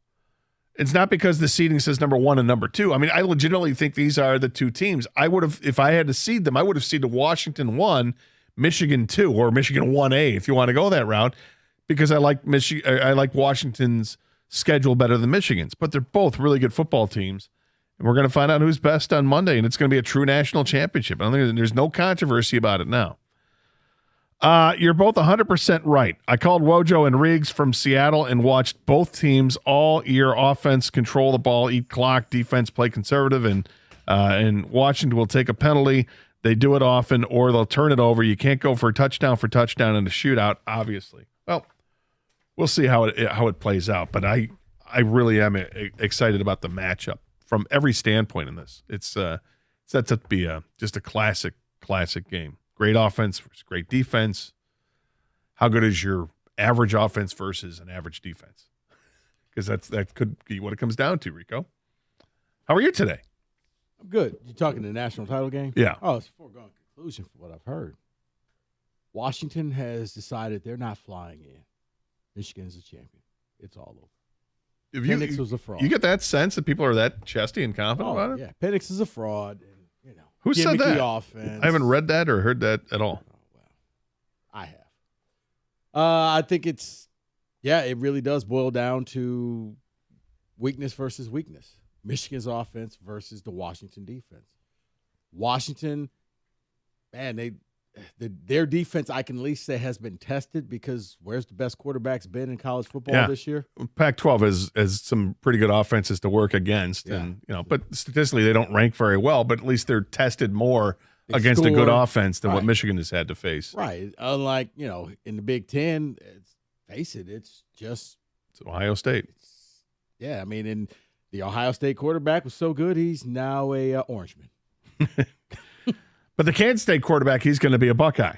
So they got that going for Right, I'm just saying, like, they're and the Terrapin quarterback, who knows where he's going? I can't believe he was going to the pros. But I thought he was. He was not pro material. Where's he going to go?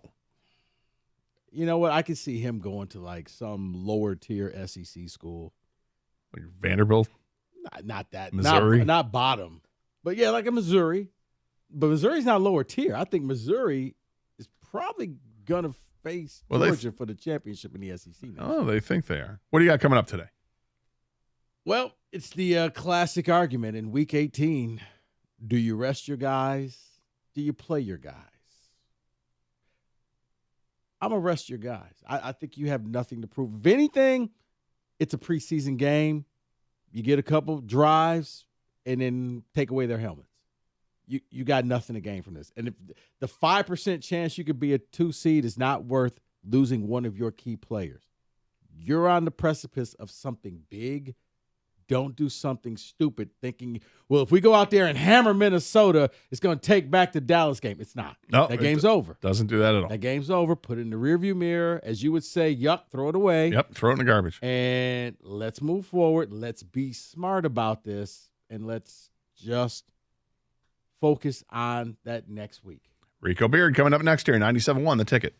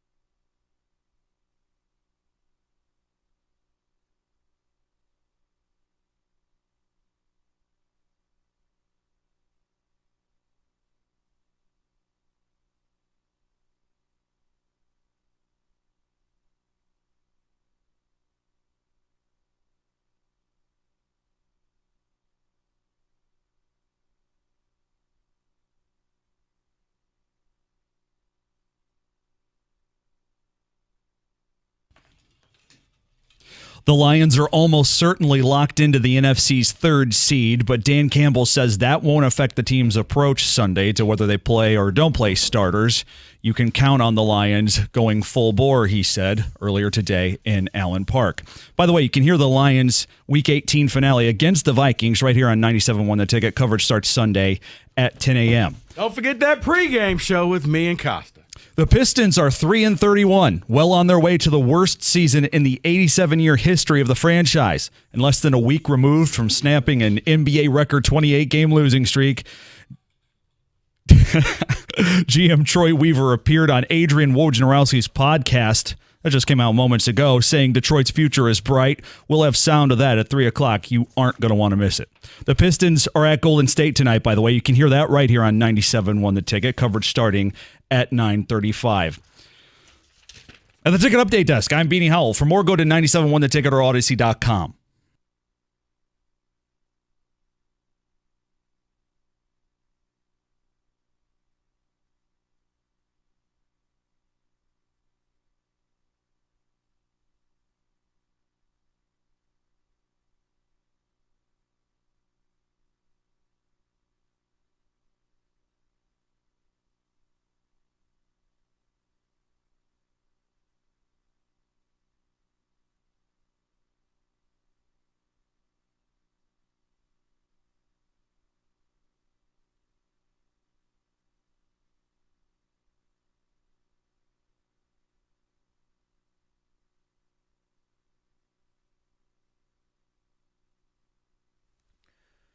Well, welcome in on this is a gala event on a Friday.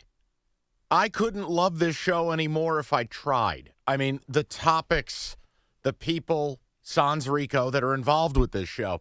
Rico decided to play, well, you played stupid games, you're going to win stupid prizes. You got a little cute with your BFF there in the crosstalk. I heard it down the line. It's okay. I never said UW was a fraud. And I never said Penix was a fraud. Do not put that evil on me, Ricky Bobby. Mike, I Don't wasn't do talking that to Mike, me. You do realize everything doesn't revolve around you. I wasn't talking about you. Wrong. It's like in the old days. It's like the old days when China used to put themselves at the center of the map. Right. You listen here. Now, in all seriousness, I do want to I thought you'd enjoy that. I do want to start with something. And Rico, for a moment, if you will allow me to say some nice things about you to David, it's how this show will begin in its best form. Are you comfortable with that? Sure. No slander. Okay. Okay. David, if we could, are you with me? Yes. Okay. Do you consider Rico a smart man? Yes, I do. Right? Yes. Okay. Do we consider Rico a tough man? This is a man from Southwest Detroit, a tough man. A man who at one point said, I will make a call and have very bad people buy your debt, Rieger, close quote. You know what that means. Oh, yes. Rico, tough man, right? Yes. Okay. Do you think Rico is a man of integrity? You think Rico is like a high-functioning human being here, and he's got a sense of what's right in the world, right? Of course. Of course, yeah. No, I didn't say a shill. I said a man of integrity. Now, if I may, this is important. Then, David, you have to answer a critical question. And it is one of the great mysteries, and I'm sure you've got something from the Bible that would be akin to this. So if all of the things I said to you are true, why is Rico acting like such a weenie when it comes to this Lions-Vikings game? Let's do this. Rico, I heard that in crosstalk, and I was in disbelief at what you were selling people. Because I couldn't be further. I swear to you. I know. And I don't want to have a nasty Friday, but you really don't want them to play anybody? Mike, I don't. Or if you do, you treat this like that preseason game and your guys are done. And anybody who's dinged up Ragnow and Decker, no, you're not playing because you can garnish and gain nothing from this game. You can only hurt yourself. You have a bigger goal in life. You are now in the playoffs. You are a big boy. Act like a big boy. Get your guys ready for that next game, because win or lose this Minnesota game means nothing. Win or lose the next week, it means a lot more. All right, people, I want you to hear me out on this. And if I have to be the lone wolf, I'll be the lone wolf.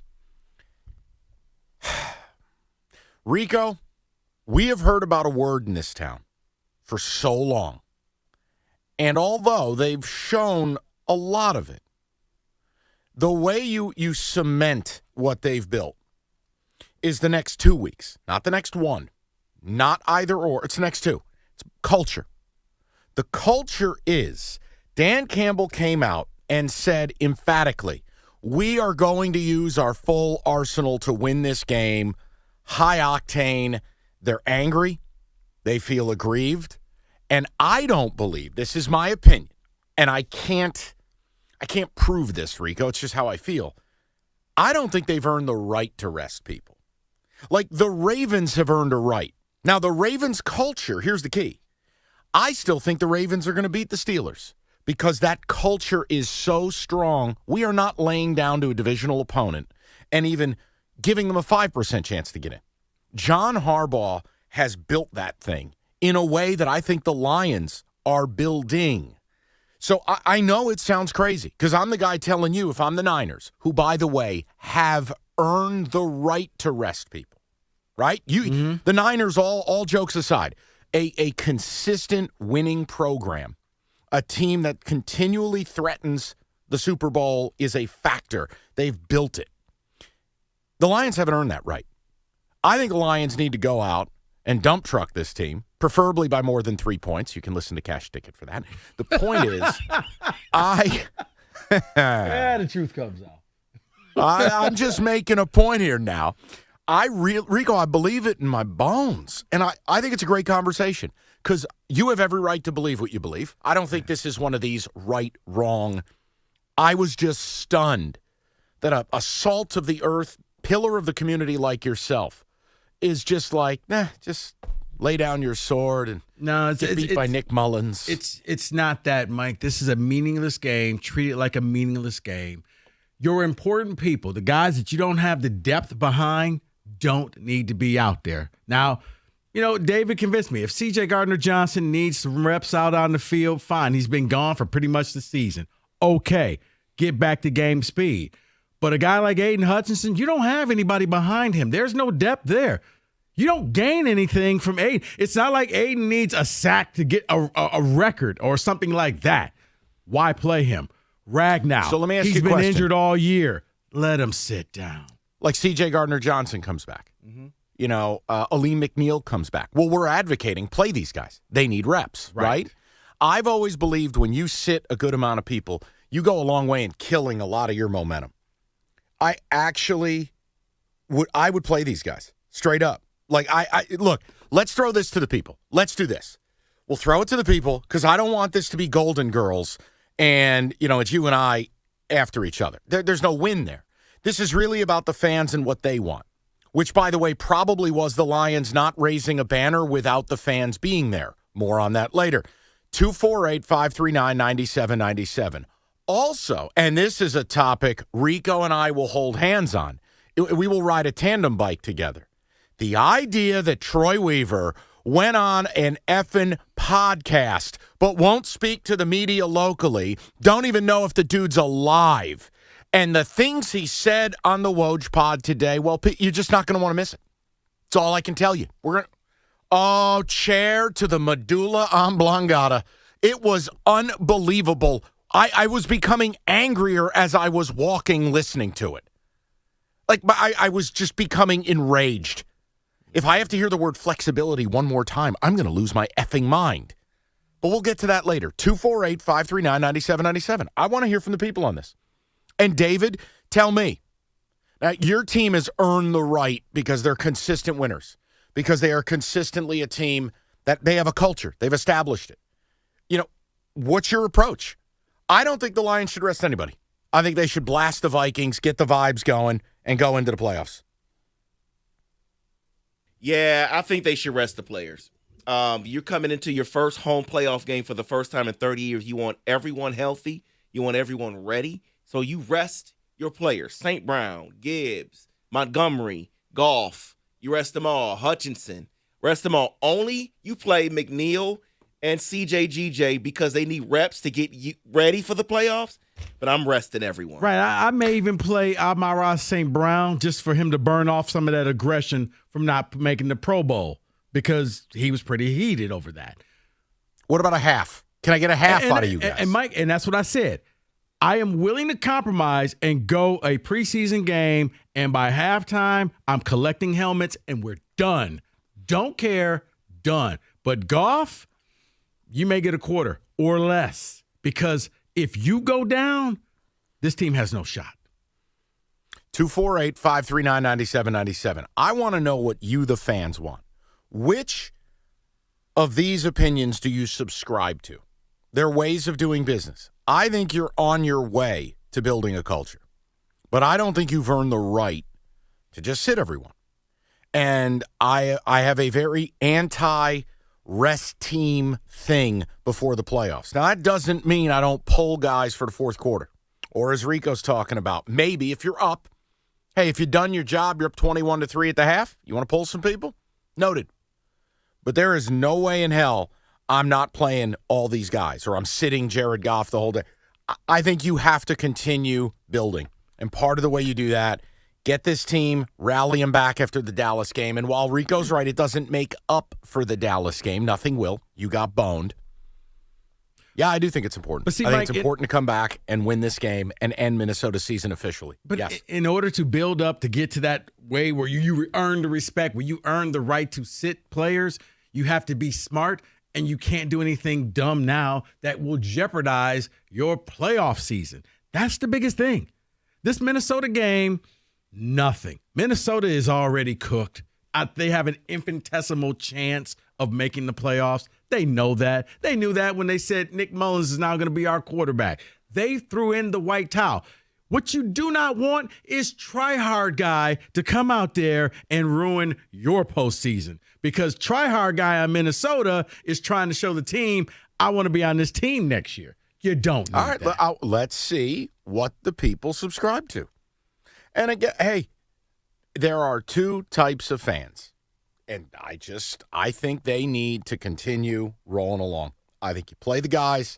There's inherent risk in everything you do. And you know what? Rico's right. If Jared Goff gets hurt, I'll have to wear it.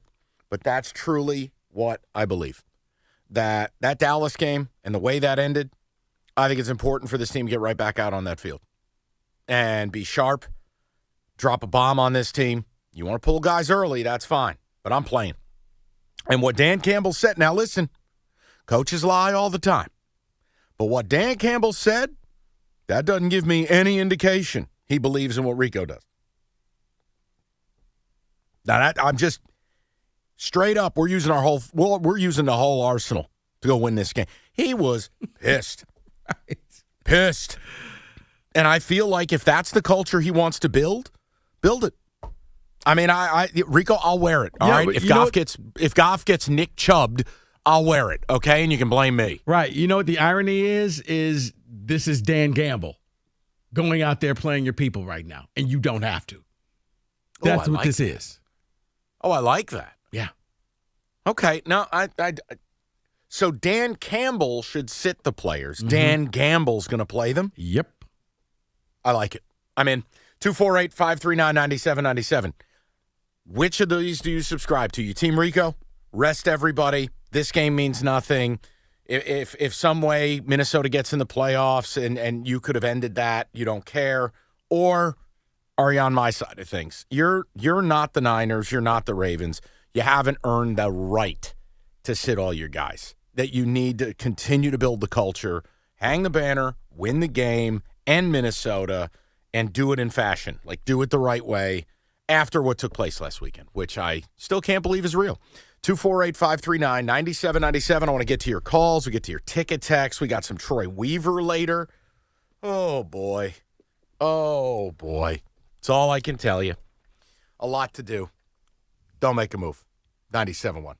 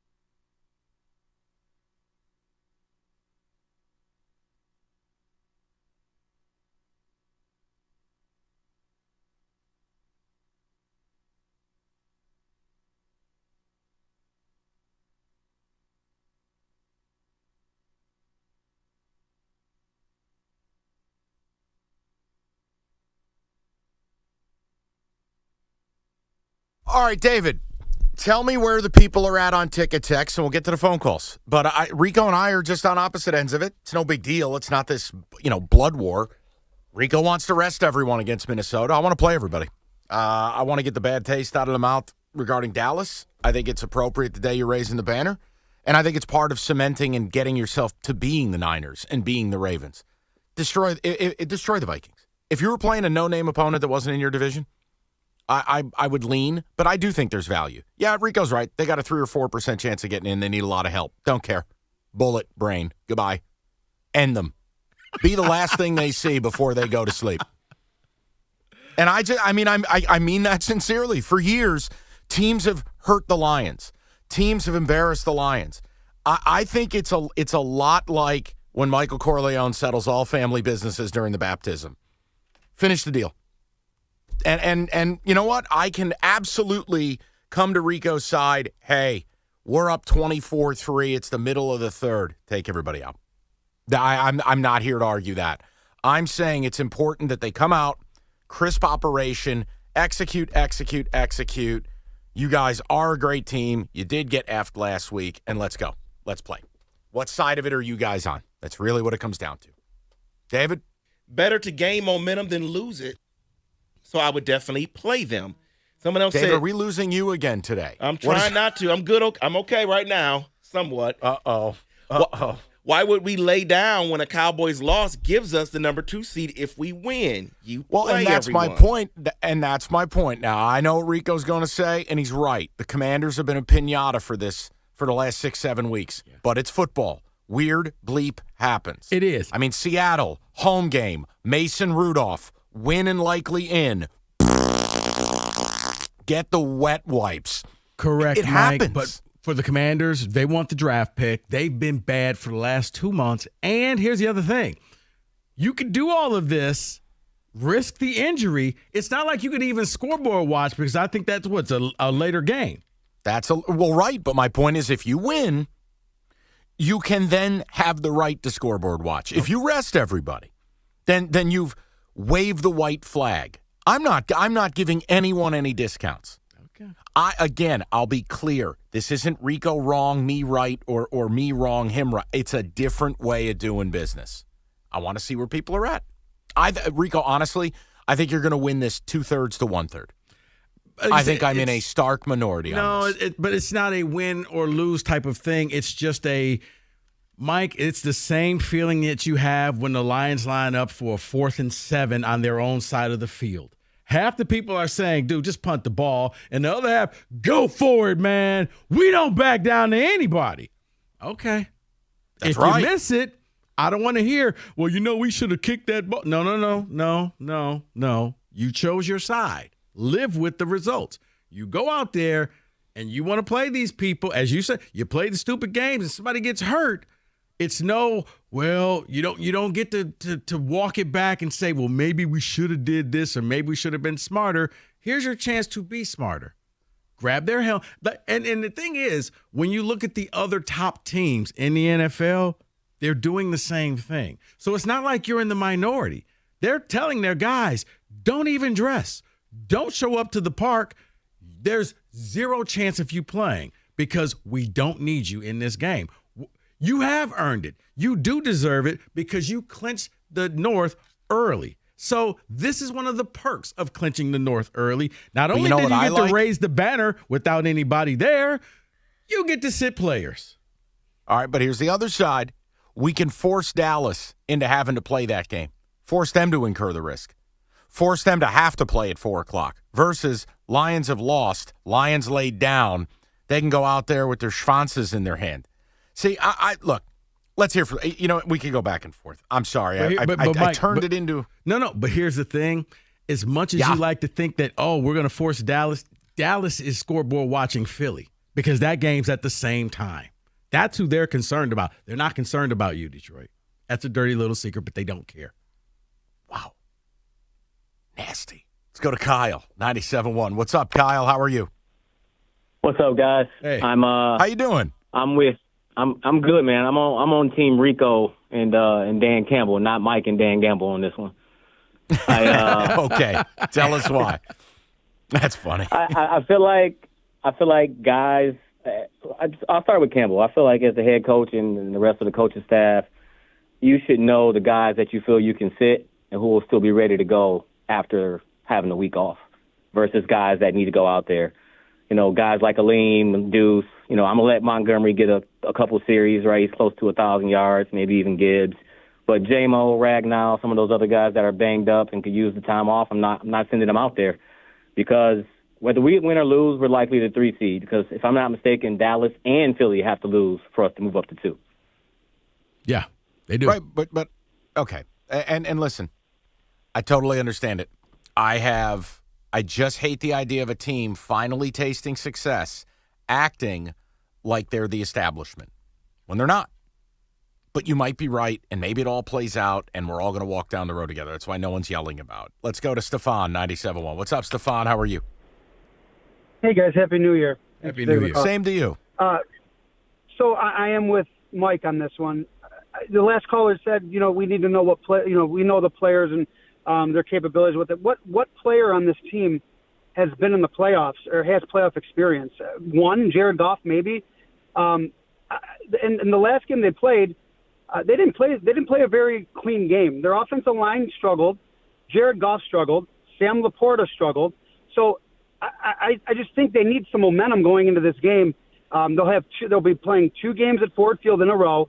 I agree with Mike. The idea of resting these players who have not been all these other top teams, Rico, that you say that are resting their players, they've been there before. The Trent Williams, the McCaffreys, the players with Baltimore, Lamar Jackson. Right. So they're battle tested. They've been there. But Stefan, I would simply say if that's the case and you've never been there before, it's like the first time you bet at a craps table. You just bet what the veterans are betting, and you'll probably win. Sure. You follow what these other teams are doing because they're doing it for a reason. Right. Well, what I think is going to happen, I do think they're going to play their play. I think they're going to pull players. Dan Campbell said we're going to go with our guys, but I do think they will pull players as the game progresses, especially on the offensive line. But how many games has the Lions had this year where they had a full complement of their offensive linemen? I think they need to play together. It's just one more opportunity to get some momentum. I agree with you guys where it goes both ways. But I've always been about having momentum and playing the guys. But I will listen, and I appreciate you guys. Happy New Year. Same here. Same to you. There is no right or wrong answer, but I will say beating the Vikings gets you nothing. Lies. It doesn't. Okay, yeah, you beat a bad Nick Mullen-led Minnesota Viking team. Okay. But I'd rather have, because as you said, other than last week, when that entire offensive line is healthy, you win. So if anything, Ragnow and Decker, you're not out there. I need you healthy for the week after. That game matters. This game means nothing. This game. So would it be? Go ahead. No, would it be similar to winning a natty that the NCAA is going to vacate? Oh, wait, is this on? I'm sorry. That's a flag. Just making sure you're there. Just making sure you're there. Everybody calm down. Hope you're enjoying Houston. Relax. Come on. Yeah, you're right. I know. Thank you, Donovan. Coffee strong today. This is exciting. We're going to get to more of the people. And 4 o'clock, we have heard from Troy Weaver, who's excited. I know. I can feel it. We'll get to that as well. 97.1.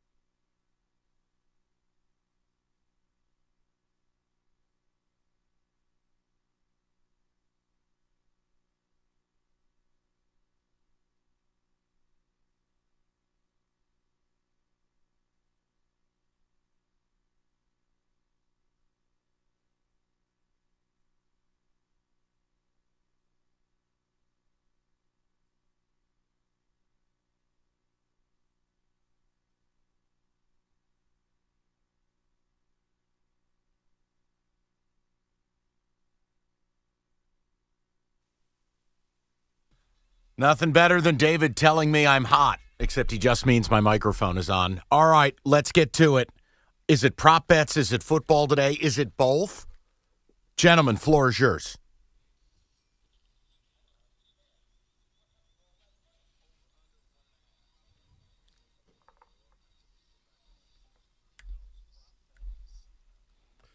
Michael, not only are you hot, but it is the Prop Bet Casino. All right. You guys ready? Yes. Okay, it's been a while since we've all been in the same room to do this. I'm ready. Like, we're back. All right. I'm actually ready to be terrible at this again. Let's go. Well, being that Dan Campbell is going to be Dan Gamble and he's going full bore with his starters, over under Jared Goff touchdowns, 1.5. Wow. I'll go under. More of a battering Ram game. I'll go under. Yeah, under for the sake of his health. I'm going to say under. I'm going to say over because he's going to be Dan Gamble and he's going to get a chance to do it. So over. David, I'm going to say under because I think it'll be more of a ball control. Your running backs will score a lot more. More receiving yards. The angry Amon-Ra St. Brown or Justin Jefferson?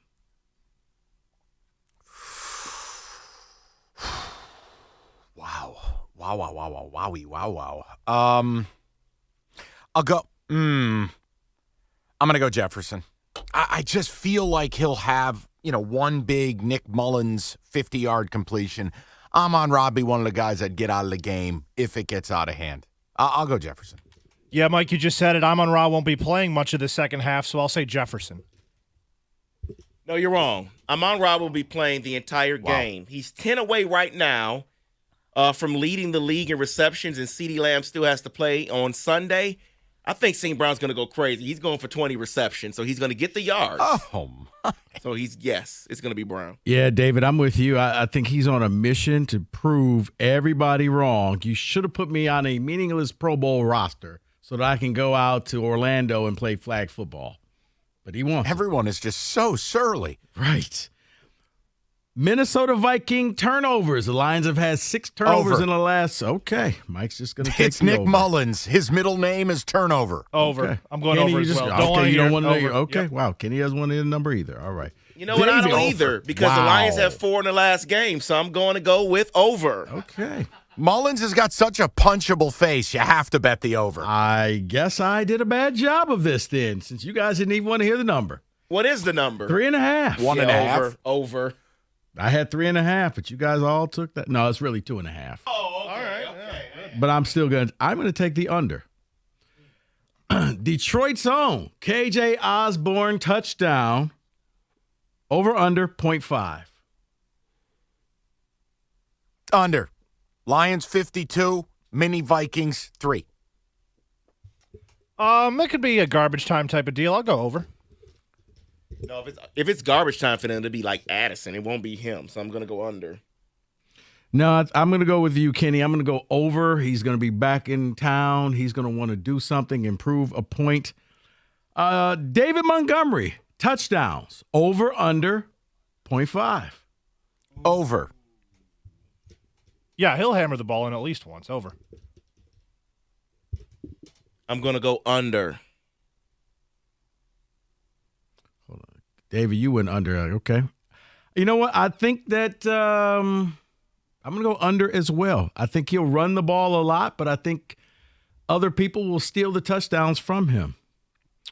Speaking of other people, Jahmyr Gibbs, all-purpose yards, rushing and receiving, over under 128.5. All right, hold on. Repeat the first part of this. I apologize. Jahmyr Gibbs, all-purpose yards, rushing and receiving, over under 128.5. Wow. I got to go under. That's a huge line of scrimmage game. I'll go under. Yeah, that's a huge number, and I feel like if they have a decent enough lead, you won't see much of them in the second half, so I'll say under. No, I'm going to go over because he's 85 yards away from rushing for 1,000. So then he'll get some receiving yards. So I'm going to go over. See, David, we're reading the same magazines here. Okay. Rico, do you get a sense David doesn't like us? I'll tell you very early to start this show. Well, he does come across a little James Costa-ish. Like, well, you people should really listen to me. I know, folks. That's right. I got a Chippewa degree. Over, under, Hendon Hooker snaps. Under. Okay. Yeah, I'll say under as well. Wow. I'll say over. I don't even know what the number is. I'll say over. Over, under, Hendon Hooker snaps, 1.5. Yep, over. Oh, no, I answered too fast. Over. Oh, no. Kenny, I want to talk to Kenny. I don't want to talk to you two. I feel like you're ganging up on us. Kenny. You didn't let me finish. I just, bad judgment. Kenny. I feel like we did a bad job on this one, Mike. Is there a scenario where the final series is Hendon Hooker? The last drive, the last offensive possession of the game for the Lions, probably. Come on. It's you and I talking. There's a non-zero chance. There is a non-zero chance. If I would have known, I've met with my wartime consigliere. We're going over. David, you and I, a little sidebar. Do we allow these two? Because they were so cocky and arrogant. Yeah. Wait a minute. Hey. It's just me and David. Mike, this is the Black Council. Yeah. They didn't need to know. Didn't need it. Yeah, their arrogance, I think, prevents them from changing their vote. So I think they're under. Oh, But you know what, David? I'm feeling benevolent. I'm not. I'll allow it. Okay. I'll allow it. They could both go over. I'm mean and surly, so no. Well, you sold your soul. We found that out at the beginning of the show. Ain't that the truth? All right, let's go to Monday's. Let's go to the Monday national title game. Yeah, let's do a little advanced scouting, if you will. Over, under, Michael Penix touchdowns, 2.5.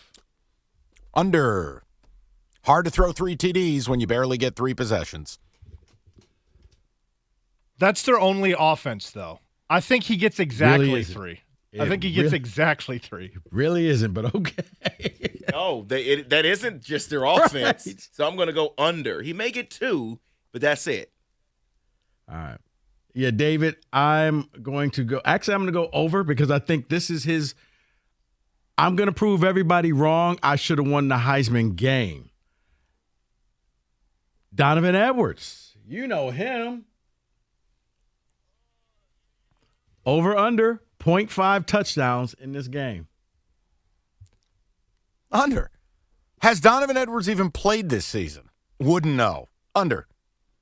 Don't I always go over with this one? Isn't this the prop that I always just lock in the over? Mm-hmm. It'll hit. Give me the over. Okay, you going over? Final try. I'm going to go over. Okay. I am with you, Mike. I am going under. Rome Odunze, touchdowns, over, under, 0.5.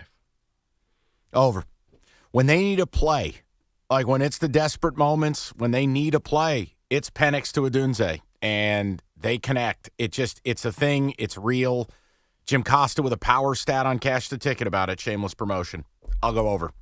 Plus, it's Rico's favorite player, and he deserves some joy on Monday night. Yeah, who am I to go against Jim Costa and his smarm? I'll take the over. I don't want to go. I'm going to go over. I just said over. By the way, Kenny, I got to play something for you when we're off the air. We got Jim on a hot mic during the pod. Oh, buddy, no. It's gonna make a good drop. I'll ask Evan for it for sure. Yeah, please do. Michigan halftime total points over under. Just Michigan, 16.5 at halftime. Over. I think they will score every time they touch the football. Yeah, but if they're draining clock and controlling TOP, they might not score that much. So I'll say under. Yeah, I think they get 14 by halftime. They don't get 17, so I'll go under. Oh, if it's 14 at half, it's game on. Wow. Yeah. I would love to see that. That'd be fun. I'm with you. For me, selfishly. I think that it is under as well. Blake, are you just going to buy UW season tickets at some point? Can we just get to that? Over, under games Rico attends at Husky Stadium next fall. Like, can we just set the over 2.5? This is the man that everything I do over under, he says under. Mike, over This under. one would be over. Under. There are two things I'll bet the over on with you: Husky games and prayer. Okay, here's the thing. Michigan, what was their halftime score last week? I don't want to talk about it. Okay. Mistakes were made. I know. Blake Corum rushing yards over under 86.5. Over. I could see him getting 30 carries. Over. Yeah, it's a bell cow kind of game. I'll say over as well. Yeah, they don't have a backup, so over. Wow, slanderous. You know what? I'm going to go under, but here's why. I really think they're going to try to focus and make JJ the star of this game. And you may get a lot of Blake Corum swing passes coming out the backfield. Oh, that would be such a mistake. If they do that, they're in trouble. No, I'm saying, but the short game hit like they did on that 4th and 2. So I'm going to go under. Finally, Dylan Johnson touchdowns over under 0.5. Under. Hard to score a TD when you don't play. He's all kinds of banged up. He'll give it a go and then sit. Under. Yep, same logic, under. No, I went under for Penix because Dylan Johnson will get one. David, at least you watched some games. Yeah. And finally, well, hold on just a damn minute now. Kenny, did you hear what this man just said? Slanderous as usual. Has he been hanging out with that Costa guy? Right, you don't get to put cyanide in the punch bowl. That was an unbelievable remark by you. All I said is the kid is really banged up, and Michigan doesn't let you run it. I don't think that was slanderous or, quote, didn't watch games. How dare you? You're very sensitive today. Not you know at what? all. Go get a slice of Sbarro's. You'll be okay. Wow. That's America's pizza. Finally, this weekend, under total wins for the season for the University of Detroit basketball team, 0.5. Are they 0-16? They're 0-16. Will they get a win this Saturday? Yes. Would you look at that? Over under is how much? 0.5. Will they win their game? Yes, they will win. Yes. No, this Saturday. Oh, no. Who are they playing? Wait a minute. I had it. I lost. You know what? The team is so bad, the music dropped out. Who cares? No, they won't win. Move it on. Yeah, it's losing streak season under. Under. Yep, I'm going under as well. And Rico killed the prop bet casino. That's your prop bet casino 97.1.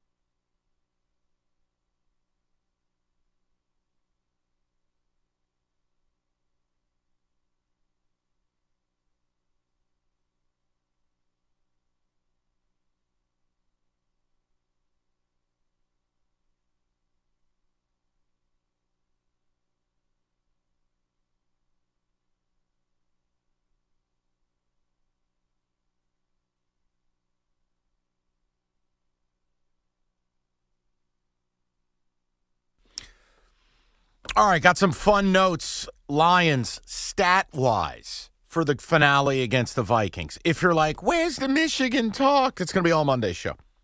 I just don't see a point in previewing a game that is not till Monday night. It doesn't make any sense. Could you say that one more time, please? What are you, Edith from All in the Family? Right. Where's the Michigan? Where's the Michigan talk, huh? It's just. Oh, Archie! Is it Roger's box? You know what, David? This must be a Troy, New York type of thing. Mike, I was talking to your buddy Max. I'm laughing because he did that same voice last night talking about the Yankees. Oh, it's Susan Waldman. It's just as absurd. But yeah, no, we'll get to it Monday. It's gonna be a Go Blue pep rally on Monday. It's gonna be exciting. I have a couple picks on the board. Before we do, we'll get more of the calls in the 3 o'clock. David, ticket text coming in. Talk to me. What do we got? I'm with Mike. They need to roll into the playoffs with a win and some momentum. Let's stomp Minnesota's brain in, then rest them in the fourth quarter. Wow. Go to sleep. Here's the thing. Momentum doesn't carry in the playoffs. If that's the case, the Super Bowl would be 1 seed versus 1 seed every year. Play them all. Slaughter Minnesota. Make Dallas have to win. Anything to mess with Dallas. Yet Dallas doesn't care about you. Dallas is looking at what's happening with Philly and the Giants. I agree with you both, though. Treat this game like a preseason. You play them a little bit, and then you rest the players. I can live with that. So, agree with Mike. Keep them on a winning beat. Might consider resting Ragnow, though, depending on where he is with his injury. That is Mark from Ann Arbor. Clearly, if I'm with Rico 100% on the following. If you have guys that are genuinely playing in pain, playing hurt, those guys you want to give a week to. I would never argue otherwise. If it's a playoff game, that's different. If you're able to walk, you're able to play. This is not that. Let's go on the board. I got a pair of plays. See if I can get you guys to agree to either one of them.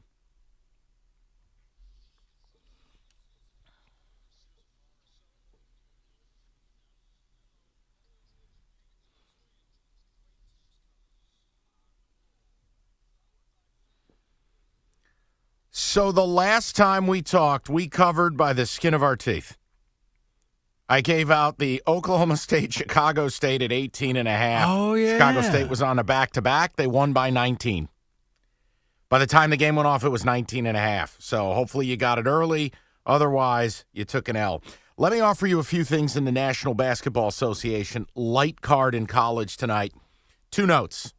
1, I think the Wizards are interesting, catching 10.5 tonight in Cleveland. Still no Darius Garland. Still no Mobley. Wizards have been frisky. 10.5 is just a massive line. And as bad as the Wiz are, they're healthy. I think the 10.5 there is interesting. And I want to give you the other, Rico. I just think the marketplace it's gone way too far. If you guys haven't paid attention, the Indiana Pacers are an offensive machine. And their totals are normally in the 240s, meaning it's a race to a 120. They play at an offensive pace that would make the 7 seconds or less Suns blush. Tonight's total against Atlanta is 263. 263. I have to take a stand somewhere. No more. I think there's going to be no more. Earth is betting the over. I think you want to go on the other side. Bet under 263. Rico, at a certain point, you can't be betting on teams to get to 130 points each. You know what I'm saying? I got to draw a line in the sand here on this one. No, Mike, that one I agree. All right, I got a couple of bets for you. Ooh, you want a prop? Let me throw you a prop since you're the best at these. Jalen Duren, I gave this out the other night on the pod. Duren points plus rebounds. The other night it was 23.5. He got, I think, 27 or 28. He's been a machine. They're playing the Warriors tonight. Mm-hmm. Duren points rebounds combo 25.5. Over? Yeah, I would take the over for that. Okay. Sorry. Carry on. No. I had if you want to go with tonight's game, I can give you a parlay. The Steph Curry parlay doesn't pay out that much. It's plus 104. 104. It's basically Curry to score 30 points and Curry to make 4 more three-pointers. Plus 104. Man, oh man. They have got his numbers priced. Yeah, they do. Not a lot of value there, but there is value in some Sunday games. Let's go to Chicago Bears at Green Bay. Jaden Reed, anytime touchdown. Justin Fields, anytime touchdown. Plus 477. Any thoughts on Illinois plus 10.5 at Mackey Arena tonight? That was going to be mine because Purdue has played close with every ranked opponent they've played. They haven't blown anyone out. So I'm going to definitely, Illinois. Yes. You You're want the scared rat of Mackey, line of the Rico. night? That's why. David, You want the everybody's rat afraid line of of the- Mackey. Go ahead, Mike. Here's your rat line. Stay away from this game. UConn, number 6. Freight train. Laying 4.5 at Butler? Is that the system? No, it ain't the system. It's called scary, and I'm staying away from it. So be careful tonight with that. This is Pierre Brooks going out there, getting it done. David, don't do Okay, it. then. Don't do it. I don't think anyone knows who Pierre Brooks is. Why not do it, Rico? Okay. Plus 10.5.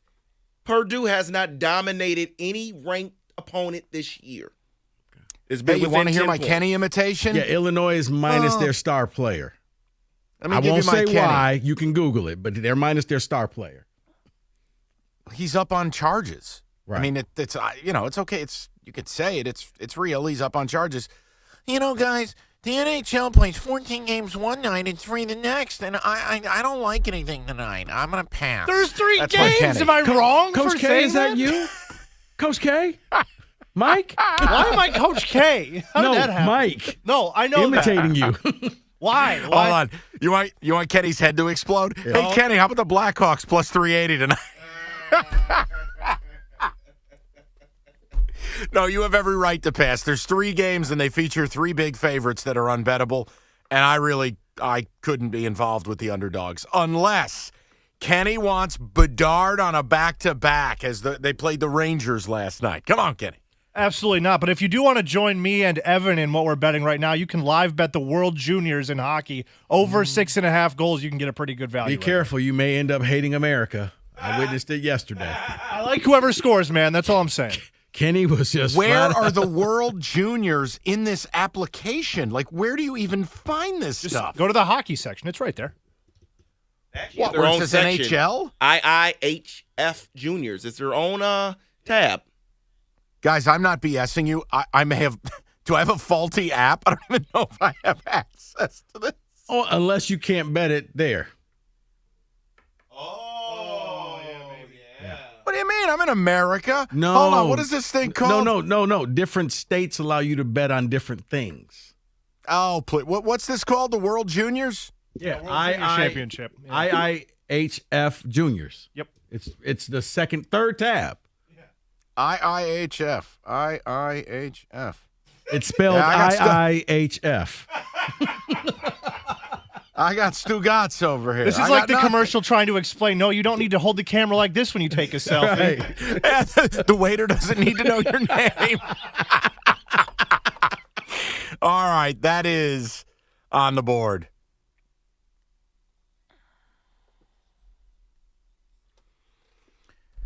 Well, listen, factually speaking, they've placed a bet on the World Juniors. Just because I can't find it doesn't mean it doesn't exist. It's FanDuel, America's #1 sportsbook right now. New customers, $150 in bonus bets guaranteed when you place a $5 wager. That's $150 in bonus bets, win or lose. App is easy to use. All the pre-built SGPs, all the action. It's FanDuel. FanDuel.com/ticket. It's FanDuel, the official betting partner of the NFL. 21 and up, present Michigan. First online real money wager only. $10 first deposit required. Bonus issue. Non-withdrawable bonus bets that expire 7 days after receipt. Restrictions apply. See terms. Sportsbook.fanduel.com. You got a gambling problem? 1-800-270-7117.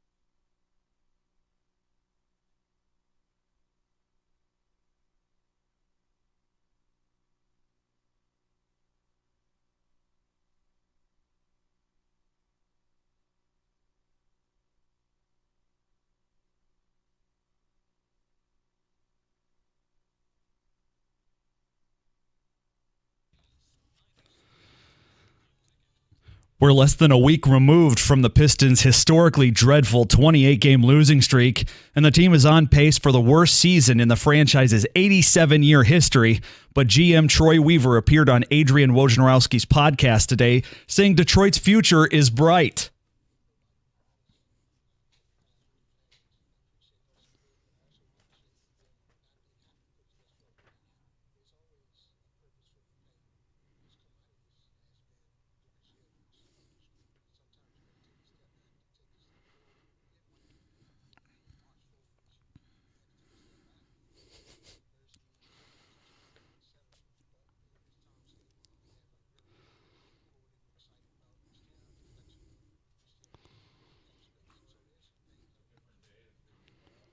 The Pistons are in San Francisco tonight to take on the Warriors. You can hear that right here on 97.1 coverage starting at 9:35.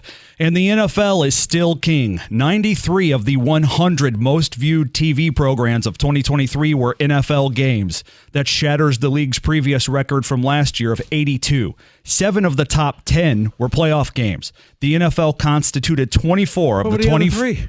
Good question. Lifetime? I don't know. The NFL constituted 24 of the 25 most watched TV programs last year, too. At the Ticket Update Desk, I'm Beanie Howell. For more, go to 97.1theticket or Odyssey.com.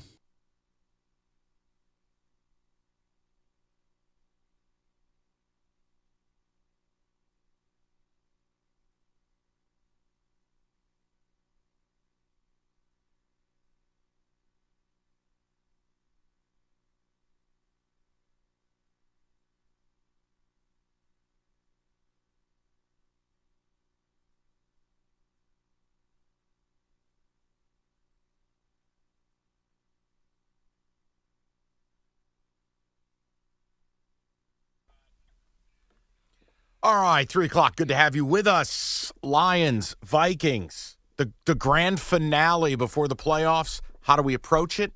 Also, some interesting numbers and just milestones that are on the line. So, look, from a how we play it standpoint, and I'll get to Troy Weaver at 4. I'm not going to upend my positive afternoon. I want to play everybody. I think Dan Campbell's got the right approach. Yeah. We'll get to that at 4. I want to play everyone. I think Dan Campbell's comments, I think the way this team got screwed, I think it's important to get it back on track. And look, it's a divisional opponent that I want you to be the last thing they see before they go to sleep. So I'm playing. And Rico, not that it's right or wrong, it is a different viewpoint. Rico says, sit everyone. You don't play anyone. You just rest, no risks, let's roll. Like, there's nothing to be earned here. Now, I will tell you, you sit everybody, you probably lose the game, and then you have a 0.0 shot of getting to the 2 seed. Okay. Now, remember, those games are at 4. So I would play, and I'm playing my people.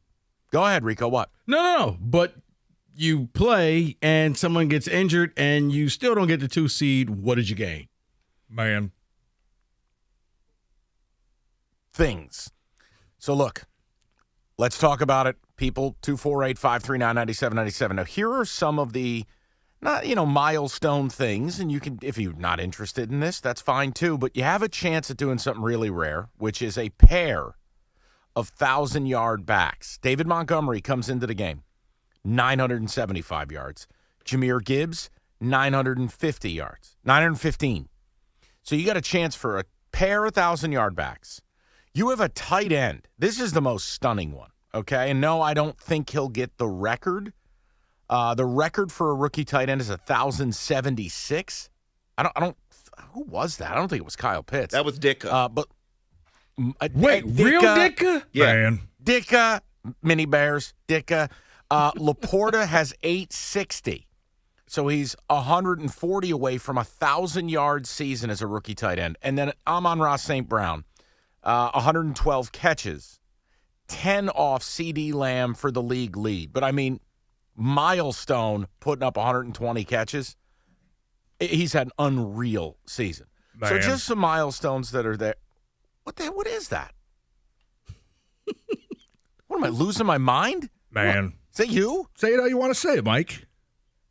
Hi, TJ. What's going on? We're trying to figure out if you knew I was here or not. That's all. No, we're listening. Well, no, I assumed you just vaped out and weren't going to show up. No, it's fine. I just thought, vaped out on us. You'd had enough, and then that was it. How are you, bud? I'm that's sorry, next pal. week. That's next week. No, we're good, Mike. We're good. I was enjoying I was enjoying the list you were giving out. Here for the front row seat, man, enjoying it. Some fun stuff. So tell me where you're at as a player with the rest thing. Are you Team Rico, Team Mike, or are we both crackheads? No, I think you're both correct. I don't think that you have to look. The biggest thing that you can do coming out of this game is stay healthy. The second biggest thing you can do is come out with a win. So if you have guys that are beat up, you sit them down. Frank Ragnow, we know, has been dealing with a toe injury for 2 years, right? Decker is an older guy, right? Jamison, we know, is beat up. Laporta's, you could tell, was banged up after the game, but on the injury report. If those guys are banged up, you're going to need those guys next week, right? Mm-hmm. So you don't take any chances with them. However, I think that this rest narrative has a different tone to it when you say, you know what, we're going to rest guys. Basically, a lot of people think, hey, we're just going to lay down. We're going to run out there, do some cute things. And you know what, other team, you guys go ahead and win the game. I think that's what a lot of people think when you hear coaches say we're going to rest players. I, however, think that with this team, and the youth that they have and the inexperience that they have when it comes to big-time games and playoff games, that you need to try to do everything possible to keep momentum going into the playoffs. I've been a part of both where, we've sat a bunch of starters. Mike, you'll remember this one, 2011, we were 15-1 up there in Green Bay. We sat a bunch of guys the last week. What happened the first playoff game? We got blew out by the Giants. I've been a part of other teams. To see it. Right. I've been part of other teams where we rested guys and we came out, man, and we're on fire, right? So what I'm trying to say, I don't think there's any magic recipe. I just think with this specific team. No, TJ. You have to try to keep the motivation, or at least the momentum rolling into the playoffs. Certain guys, you don't need to see them out there. Yeah, I don't need to see Frank Ragnow go prove himself and Ragnow win a bunch of one-on-ones. Decker, I know what he can do. I'd leave Decker.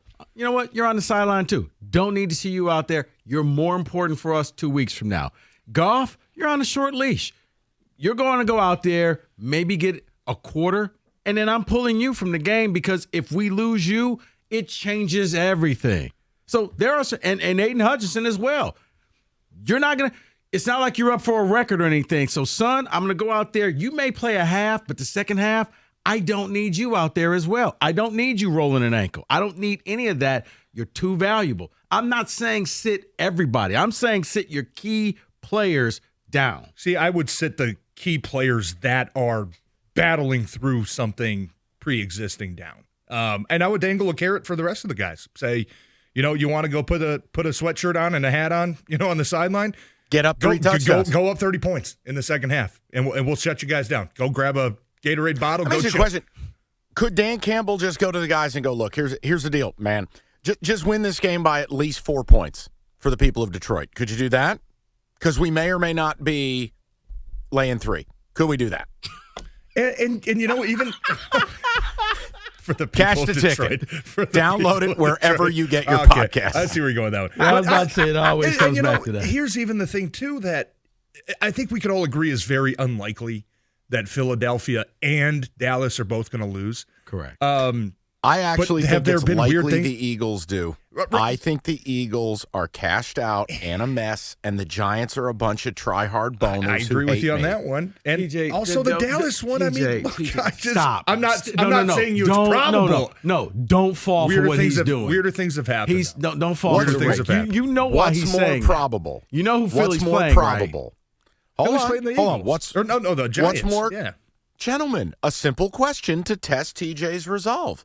What's more probable? The Commanders beat the Cowboys or the Huskies beat the Wolverines?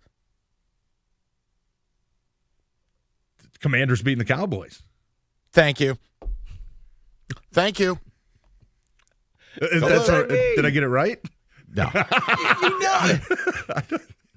Who knows? But you got it right. Like there's still a part of you that holds out hope. I don't think anybody down there is saying, "Oh man, we're going everything. We're going, everything to the wall for the 2 seed. The guys down there probably get it. We need a whole lot of help. We don't need one thing to go our way. We need 3 different things to go our way. TJ, I look at what other it's probably players. not going to happen, but we still got a shot. It's not an exact science, but I do like the Rams. The Rams have pretty much said, Detroit, Dallas, we don't care. We're not playing anybody. We're in the playoffs. I want everybody healthy. We'll see somebody in 2 weeks. They have an opportunity. San Francisco has said, we're not playing anybody. This game is yours if you want it. Nah, we good. We're going to sit our guys as well. Yeah, but I also think with that matchup, and I think it was Rieger talking about, McVay doesn't want to play in Detroit. He wants to get the 7s. Well, I don't know how he spun it. When you look at that individual matchup, though, that's obviously a division matchup. Both teams are in the playoffs. I think there's a lot that goes into that where neither of those 2 teams, you're talking about the Rams and Niners, want to show the other team anything when they could possibly have a rematch themselves. Okay, what are you going to show that they don't know already? Well, you haven't played each other in a while. I mean, San Fran and the Rams played early in the season, right? TJ, it's the NFL. Everybody knows everybody's plays. Well, okay, but there is something to be said. When you're telling me if the Lions go into Dallas next week, they're not feeling confident based off of how they just played them this previous week? Like there's something with there's a relevancy about the timing which you play teams. You know what I'm saying? We just played Dallas. We know exactly what they are. Your preparation completely changes going into that week. It's not a bunch of unknowns. Oh man, I haven't played Micah Parsons since week 2, or man, I haven't played these guys since last year. No, I just played them 2 weeks ago. I'm comfortable. I know what I'm going to get from these guys. It allows you to adjust your preparation a little bit. That's where I think when you talk about the Rams and Niners kind of both sitting guys, obviously the Niners have the 1 seed locked up. There's no motivation for them.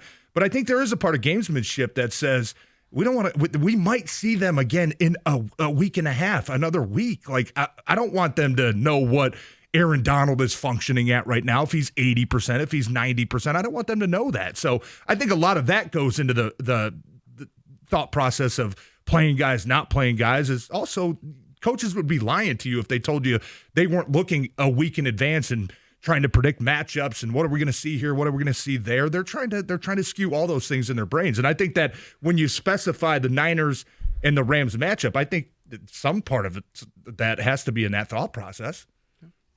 Here's the other thing, and like I said, this one is probably the dumbest take I have today, but I just feel like the culture you're trying to build here, like you're not the Niners, you're not the Ravens. You haven't earned the right to sit people. And Campbell, with this all-out approach, high-octane fuel, like it would go against everything this dude believes in to just sit everybody. And TJ, laugh or agree, I don't know. The fact that it's a divisional opponent, oh, no. I want to be the last thing they see before they go to sleep forever. Yeah. I want to put you down. Yeah. And it matters to me. I'm definitely with you. And winning 12 games matters. Asserting your dominance over the division matters. And I think that not only this season, but, I'm trying to look at the bigger picture, right? When the offseason comes and you're trying to attract free agents and you're trying to get guys in here, look what we did. This is a resume builder, right? If you go out there and say, hey, 12-win team, man, look what we got. There's a lot of little things that play into it as well. Yeah, so but a 12-win TJ, a 12-win team sounds great, but you know what else sounds better? Hey, we win in the playoffs. So, yeah, you won 12 games. I'd rather say, hey, you come to Detroit, look, we're building something. We're winning playoff games now. The playoff game means much more than this game against Minnesota. Yeah, I agree with you. I think we all agree, but I think in order to get to that point, you're there I think already. Resting guys is, for this particular team, I don't think is the right recipe. I still think you can go out and no matter who you play next week at Ford Field, you're going to beat. And if you go back to Dallas or, Dallas gets upset, whoever you play again, I think you're going to have a chance in every single game. I just don't think that heading into the playoffs, coming off of a week of rest with a lot of your most important players is a great recipe when you have this team full of inexperienced playoff games, when you have this team, a lot of young players that are playing meaningful snaps for them. I think they need to know what it feels like to keep stacking positive performances on top of each other. And Rico, I'm biased, and I admit it. Like, I'm admitting the bias. Like, when TJ told that story about 2011, or you go back to the Colts when they had Peyton Manning a couple of times, and, there is a thing that when teams rest players, something happens. And I don't know what it is, but it's like a rhythm gets broken. It's like I don't love it. No, Mike, I understand because people are pointing back to when the Titans beat the Ravens. But I think we only focus on the times where you rest people. You don't focus on the times where teams got rested and then they went out there and rolled the opponent because it doesn't fit the narrative. So you don't remember that. You remember the outlier stuff. Yeah, true. And I think veteran teams like San Francisco can afford to rest players because they they've already had a know lot what of guys they're doing. with a ton of experience that were just in the NFC Championship You game got a guy that ago, went to the right? Super Bowl right here One as your quarterback. Exactly, one guy. All How many guys? How many guys does San Fran have? You need 1 leader. 1 year ago. 1 leader. That's all you need. It's Jared Goff. Let's go. Well, William Wallace is our quarterback. Okay, then. There's no proven recipe. I think we're all kind of in the same spot. Look, come out of the game healthy, try to win the game. Those are the biggest 2 factors I think that I want to see this weekend. David, you in there singing Purple Rain? No, I'm saying business. 248-539-9797. We'll get to the calls, more TJ, the picks, who said it, and I'll probably hit Troy Weaver with a chair in the 4 o'clock. Moran Buick GMC, where they make car buying and certified car service a breeze. Celebrate the start of 24 with a new vehicle, 24 Terrain, all-wheel drive. They've also got the Acadias, seating up to 7, or a 24 GMC Sierra available with a V8. All the deals, Denali's in stock, MoranExpress.com for all your car buying needs. It is Moran Buick GMC, where you always get the best price, period. It is on Telegraph, just north of Eureka and Taylor, or at MoranExpress.com. Moran Buick GMC, we are professional grade.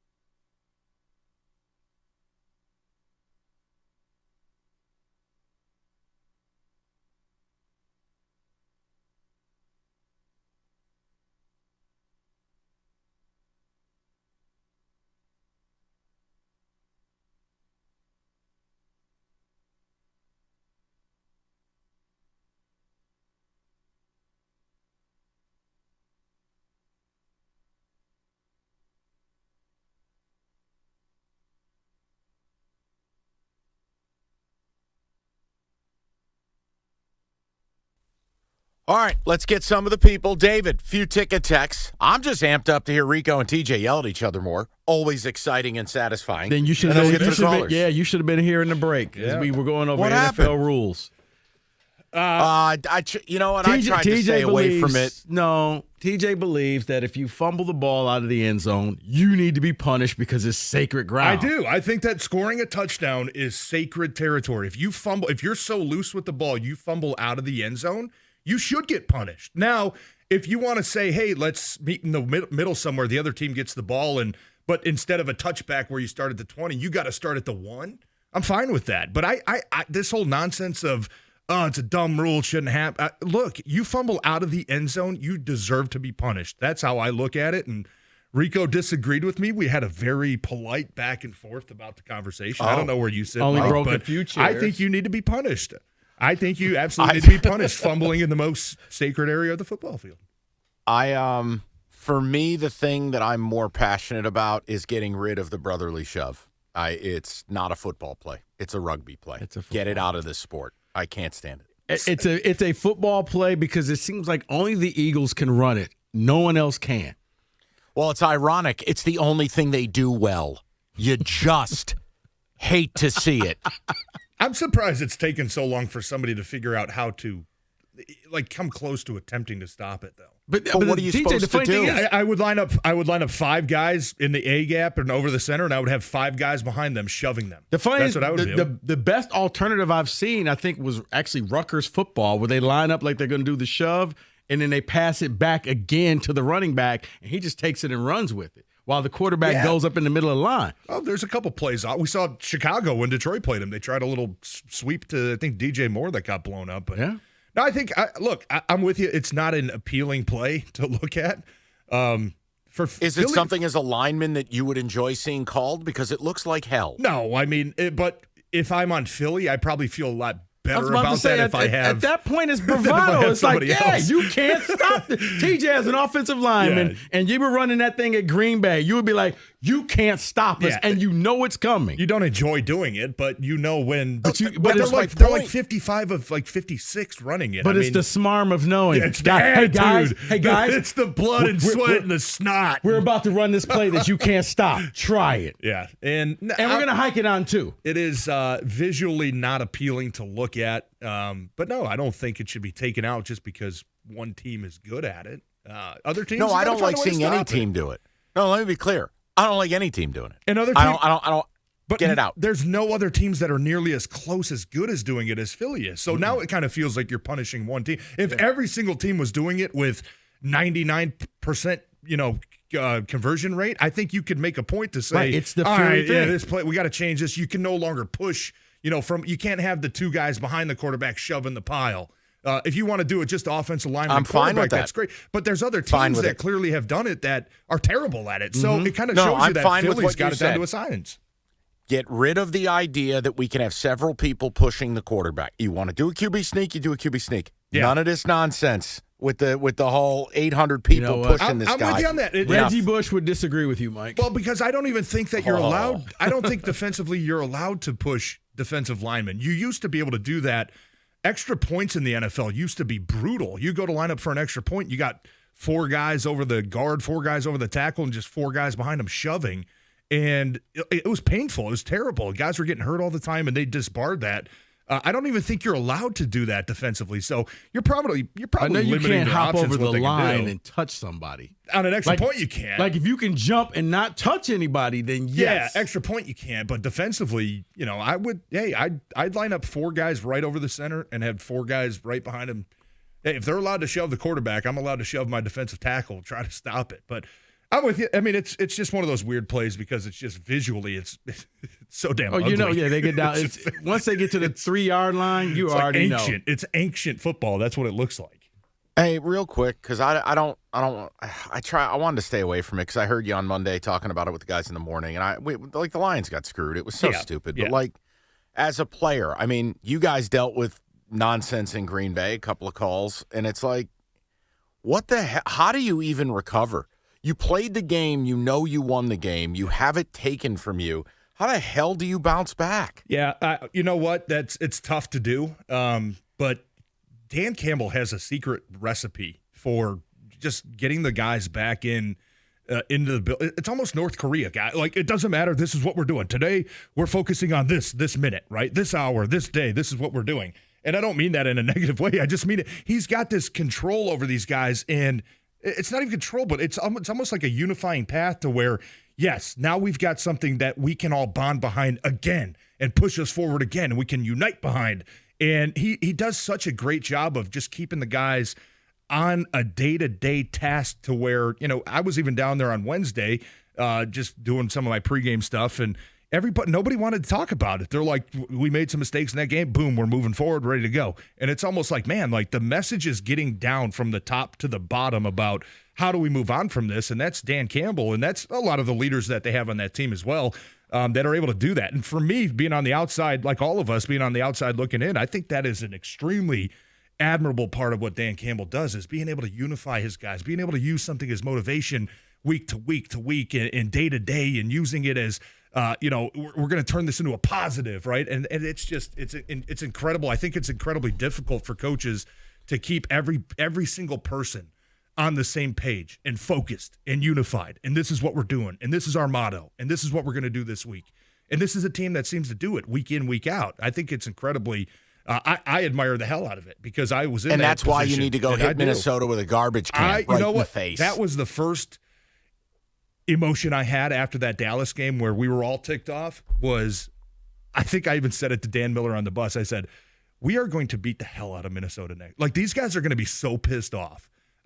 You almost feel like somebody have mercy on Minnesota, because this team, the way they're feeling right now, if they can bottle this emotion and this feeling that they're feeling in this moment right now and take this into next Sunday's game, it's going to be an absolute bloodbath. And I hope it is. I hope that is the attitude they play with. And I think the key is just you got to focus on, just at least win by 4. Yeah. Just throwing that out there. I just, and even I know we don't want to spend too much time. The longer this week has gone on, the more upset I've become about that blown call, just because of all the little intricacies and the genius and the brilliancy of why did they send Penei Sewell over there? Why did they send Skipper over there? Why did they do this? A lot of it, you're trying in that position, Mike. They rolled out their first 2-point play call, right? With the expectation that Dallas is going to take a timeout. Most teams in that situation want to see your alignment. They want to see the formation. Okay, timeout. Let's go talk about it.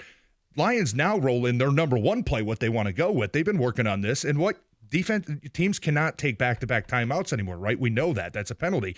So that play call was designed to put the maximum amount of stress and pressure on Dallas's defense to make sure that they heard the official who said it right. So when you ask about why did they send Decker and Sewell over there, well, what do those guys? What do those two guys have in common?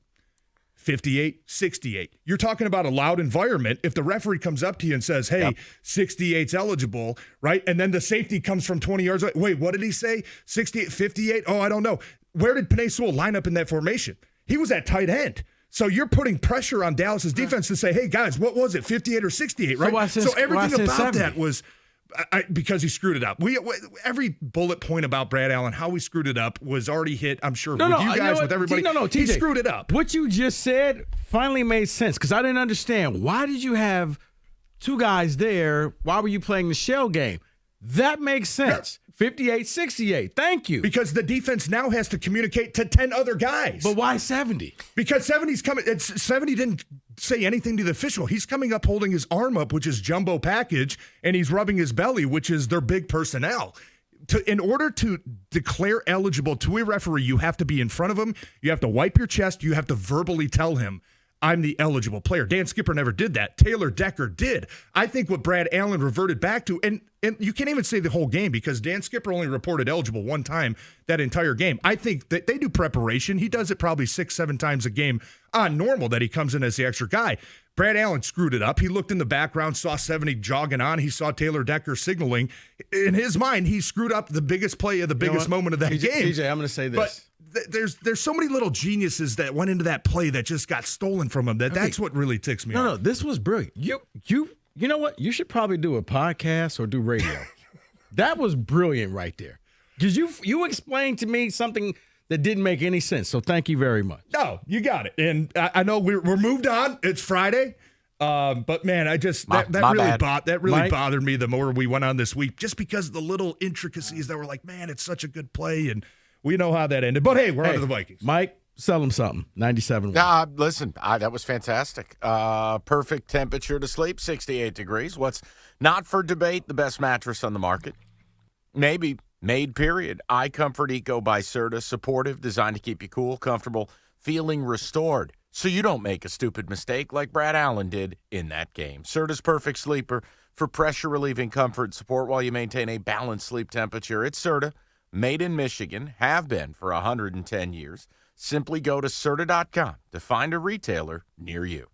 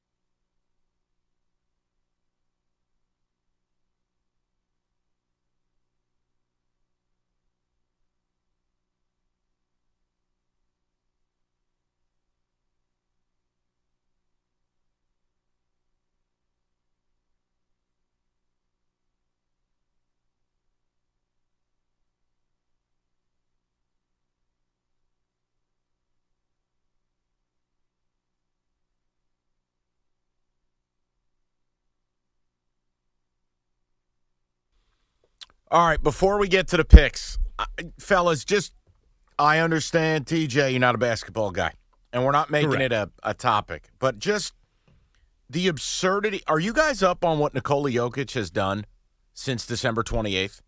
No. I just don't know if you saw all right, Nikola Jokic has only missed 5 shots total since December 28th. 5. He is 39 of his last 44, including burying a game winner to beat the Warriors last night. A half-court shot. Was it? That was one of his makes, a half-quarter? Yeah. And, I mean, it's not like some bum who just catches alley-oops or like a bench guy. Oh, I've hit 12 in a row. Right, but you're a scrub. Nikola Jokic is the MVP, double and triple teams. Everybody's on him all game. And mind you, these shots, fellas, he's going to the line 15 times a night. He has missed 5 total shots since December 28th. It basically ties Wilt Chamberlain, who played when there was no one else taller than 6 feet. I just was like, what is even comparable to that in any other sport? I love Nikola Jokic just for the big, sloppy kind of.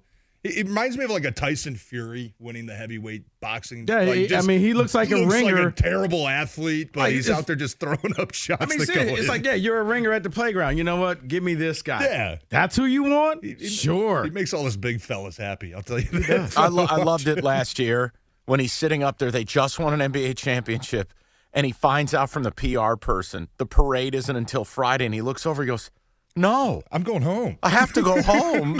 Right. No. All right. No. I got to tend to the sheep. Yeah. It's perfect. But, yeah, it's one of those, like what would the football equivalent of what Jokic has pulled off be? What is the best? Maybe Dallas's kicker, who's made 30 straight kicks? No, I was going to say probably, Mike, your boy Phil Simms in the Super Bowl. What was it, 26 of 29? I thought it was 26 of 27. Yeah, it was like he maybe, didn't. Pull it up. Every pass was caught. Yeah. But see, you know what TJ just said? And I'm telling you, I feel this in my bones. Oh, Aubrey hasn't missed a kick all year. Dead. Season's over. Like, I can just feel Aubrey going double doink to miss his first kick of the year the same way. What was it, Gary Anderson? Oh, you remember the year it was Randy Atlanta Moss, versus Minnesota. He hadn't missed a kick all year long. Yeah. Until it ended their season. Yeah. And I mean, hell, it was last year Dallas had all those issues in the playoffs, wasn't it? I mean, their kicker missed 5 kicks in the first game. Yes. Extra points and field goals. And weird stuff happens in the playoffs. Remember Minnesota-Seattle? This is probably going back maybe 6-7 years. Oh, my God. Was it Brent missing, Walsh? I think it was Blair Walsh missed a 22-yarder to advance them. Weird things happen in the playoffs. I'm with you.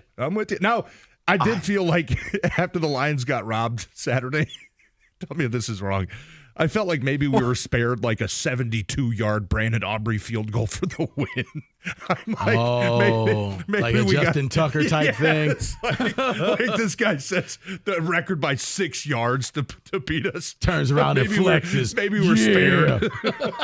It's what I couldn't believe, though, is we all sit here knowing Aubrey could hit something from 65. It's plausible. Oh, easy. And here's Mike McCarthy throwing on second down for no reason. I'm like, Mike, are you aware who your kicker is? Why are you such a big dummy? I don't understand Mike McCarthy.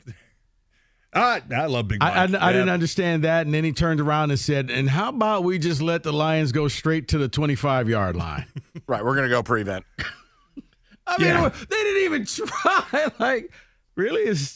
If I'm golf, I'm like, wait, is it just that? Okay, guys, you know what? Just go right there. They're not guarding us. Okay, sure. Yeah, go for it. Laporta? Yeah, go ahead, buddy. We're going to go cover you. Mike, you missed a dissertation. TJ broke down that final play, that 2-point conversion. He should write a class upon it. I know. I know. He gave me a private tutoring session in the break. So yeah, there was more in the break. Yes. How much more is there? Were you talking about feelings? No, just the whole design and the little details. And I know if we had 10 minutes, I would talk about it. Obviously, I know we're not going to sidetrack the show, but No, there were You're just fine. so many little details that went into that play that, we talked about a few of them, but That I understand why it was such a trick play now. Because that was a lot of people's Yes. question. Why are you sending these guys? Why are you doing this? They're all by design. You know what I mean? And Well, it's like here's the last thing I'll say, and I know Cookies, props to Cookies, props to Dan Campbell. I thought the interview Tuesday actually was good. It was healthy for both sides. Hey, you tell me how you're feeling. Come on, be a big boy. Jim put on his big boy pants, said, Coach, this is how I feel. I think that they probably gained a little respect from each other. But going for it from the 7 was, I think we can all agree, a little risky. But Dan Campbell, to me, is a smart guy. So part of me thinks, is that by design? Is that to get your guys a one-play, win-it-all type of situation before you have to do it in the playoffs, right? We might be in this situation where if we don't make it, our asses are going home. Maybe I'm going to stress these guys out, put them in a position to say, guys, this is what it's going to be like in a couple weeks from right now. I'm just saying maybe in that split second that he had, okay, I'm probably kicking the extra point, but you know what? My guys need to feel this stress. They need to feel what it's like to make. They need to know what it feels like to make one play to win a game, because that's where we're going to be in a couple weeks. So I'm not sold on the fact that it was just Dan Campbell being emotional and riled up after getting robbed, as it was, hey, maybe it was Dan Campbell saying, you know what, guys? Boom, we're going to the playoffs. Like, we're going to have to make a play to win a game if we wanted to achieve our ultimate goals. Maybe that whole situation, going for it in that situation, it was by design. If that's the case, then he's an evil genius, and I'll stand down. If he really thought that way, because see, how I saw it was he was just pot committed, and we're just going to keep going forward. If it went to 4th and goal from the 50, we're still going for it. Hey, I mean, hey, look, it could have been, and I'm not talking for Coach here. I have no idea. I think this is just kind of my theory on why he did it. But let's just say you were a coach, Rico, or you were a coach, Mike. If you get a situation, hey, one play from the 6-yard line, right, divisional round championship, we got to make this play. Oh, my players haven't been in this situation. Or would you rather have it a second time around? Hey, we've been in this situation before. We know what it takes. It's going to take maximum execution, maximum effort, because we just were in that situation against Dallas a couple weeks ago. We didn't come through, but we know what it's going to take now to make the play. I'd rather have a guy with a little bit of experience. Here's the thing. If it was a Minnesota game this week, I absolutely agree with you. Last week against Dallas, there was a lot on the line. Yeah. Kick the extra point. Yeah. We'll figure this out next week against Minnesota. Thank How you. about that? Yeah, no, I'm with you, and I'm not making excuses. I'm just trying to think, could that have been just Dan Campbell wanting to put a ton of pressure on his players to see how they shape out before it goes into the playoffs where, you know what, you missed that play, you're going home. God help us, he's going to do something crazy and it ends their season. You can fill in for me on that. Or you've got the experience now of, making or having mistakes in big moments, and maybe you come through next time. And maybe we get a kicker at some point. Please get a kicker you like. Can we do that? Or they cut Riley Patterson. He goes to another team and ends your season. No, stop right now. Football is here. Paulson's. You turn his microphone off now. How dare you? Paulson's. How about a 98-inch LED TV? A hell of a lot cheaper than buying tickets to go see the Lions. A Sonos soundbar at $279. It'll sound like you're there.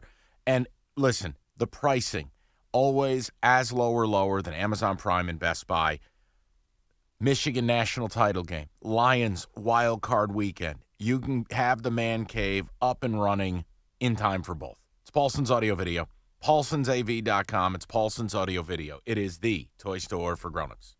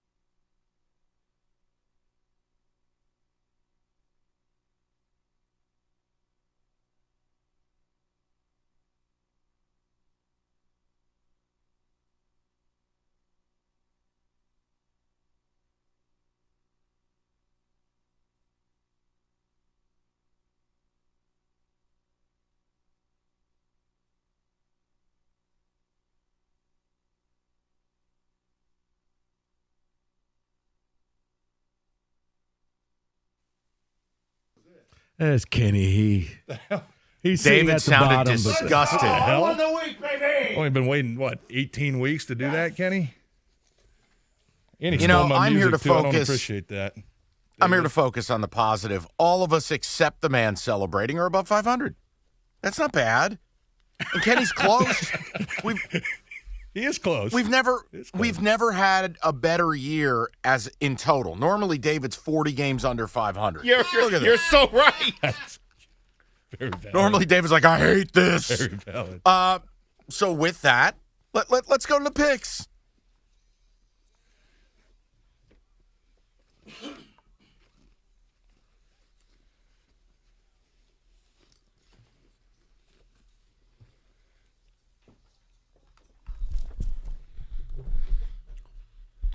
All right, here we go. We'll start out in Houston, Texas.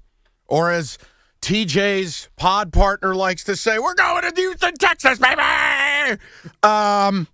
Washington, Michigan. Yeah! Michigan laying 4.5. We start out with Rico Beard. Well, Michael, I think this is easy. I'm going to stick with my godson, who I've been riding with all year. Give me UW. Give me Washington. Over to the man in the belt, Kenneth Thickcott. That's right. I think this will be death by 1,000 paper cuts. Michigan will wear them down and wear them down and wear them down. 4.5 is not that many points. I'll take Michigan. Mr. Hatchet Man. Yeah, I don't have to tell you. I'll let this tell you. Go Blue. Oh, love it, man. I'm taking Michigan, too. I am. I think they've got the gain on everybody. Okay. I think they've got the recipe to just kind of lean on Washington and wear them out. And, I think Michigan's defensive backs match up well with what Washington likes to do, which is live and die by the deep ball. And, Will Johnson, I like his chances on Rome Odunze not shut him down, but I limit hope a little that bit. they just rely on the deep ball. I hope they do, too, because I like Michigan's matchup there in the secondary. Give me Michigan. Bring it back. Yay, scumbags. I'll take Michigan. All right, let's go to the NFL. Texans laying 1.5. Traveling to Indy. Winner take all. Rico Beard. I think that Ryan and C.J. Stroud are about to, and Will Anderson are going to all experience what it's like to be in the playoffs in your first year as a Houston Texan. Give me Houston. Kenneth. Yeah, Stroud is making me a big fan. I'm going to say the Texans as well. Wow. Rookie quarterback on the road. Winner take all. Okay. David. Doesn't matter. The Texans are different. They're not the same Texans. Let's go, Houston. TJ, why are they slandering the Colts? Well, I know you said rookie quarterback, but Gardner Minshew's on the other side. It's not like he's a veteran. He's crafty. With 80-year-old women. He's also a third stringer. I mean, this comes down to which quarterback do I trust more, and I think right now it's C.J. Stroud. I just think it is.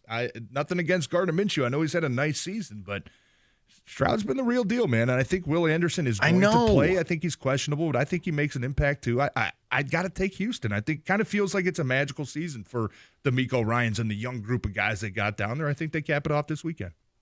Fine, and I counter with it's a magical year for the Colts. I don't know. It's a rookie on the road in a winner take all. I got a problem with it. Give me the Colts. This game, forget it. Good luck. Atlanta at New Orleans, Saints laying 3. Godspeed if you bet this one. Go ahead, Rico. I flipped a coin and then I realized I trust the New Orleans Saints coach better than the Atlanta coach, who still has taken all year and hasn't figured out that, Bijan is on my team. I'm allowed to run him. Yeah, give me the Saints. Yeah, I think Rico copied off of my notes here. I'm going with the Saints as well. Over to David. Y'all funny. The Saints need this game, and the Falcons don't, which means the Falcons will win this game. Go Falcons. Wow. A double reverse with their offensive lineman. That's what the Falcons will do. Yeah. Man, I just have a feeling this is going to be ugly, 13-14 type of game. Screw it. Give me the Falcons. I just can't trust Derek Carr. Derek Carr is a favorite. Awful. Dennis Allen is a favorite. Awful. Then you look at Atlanta, and what Arthur Smith has done this entire year has been awful.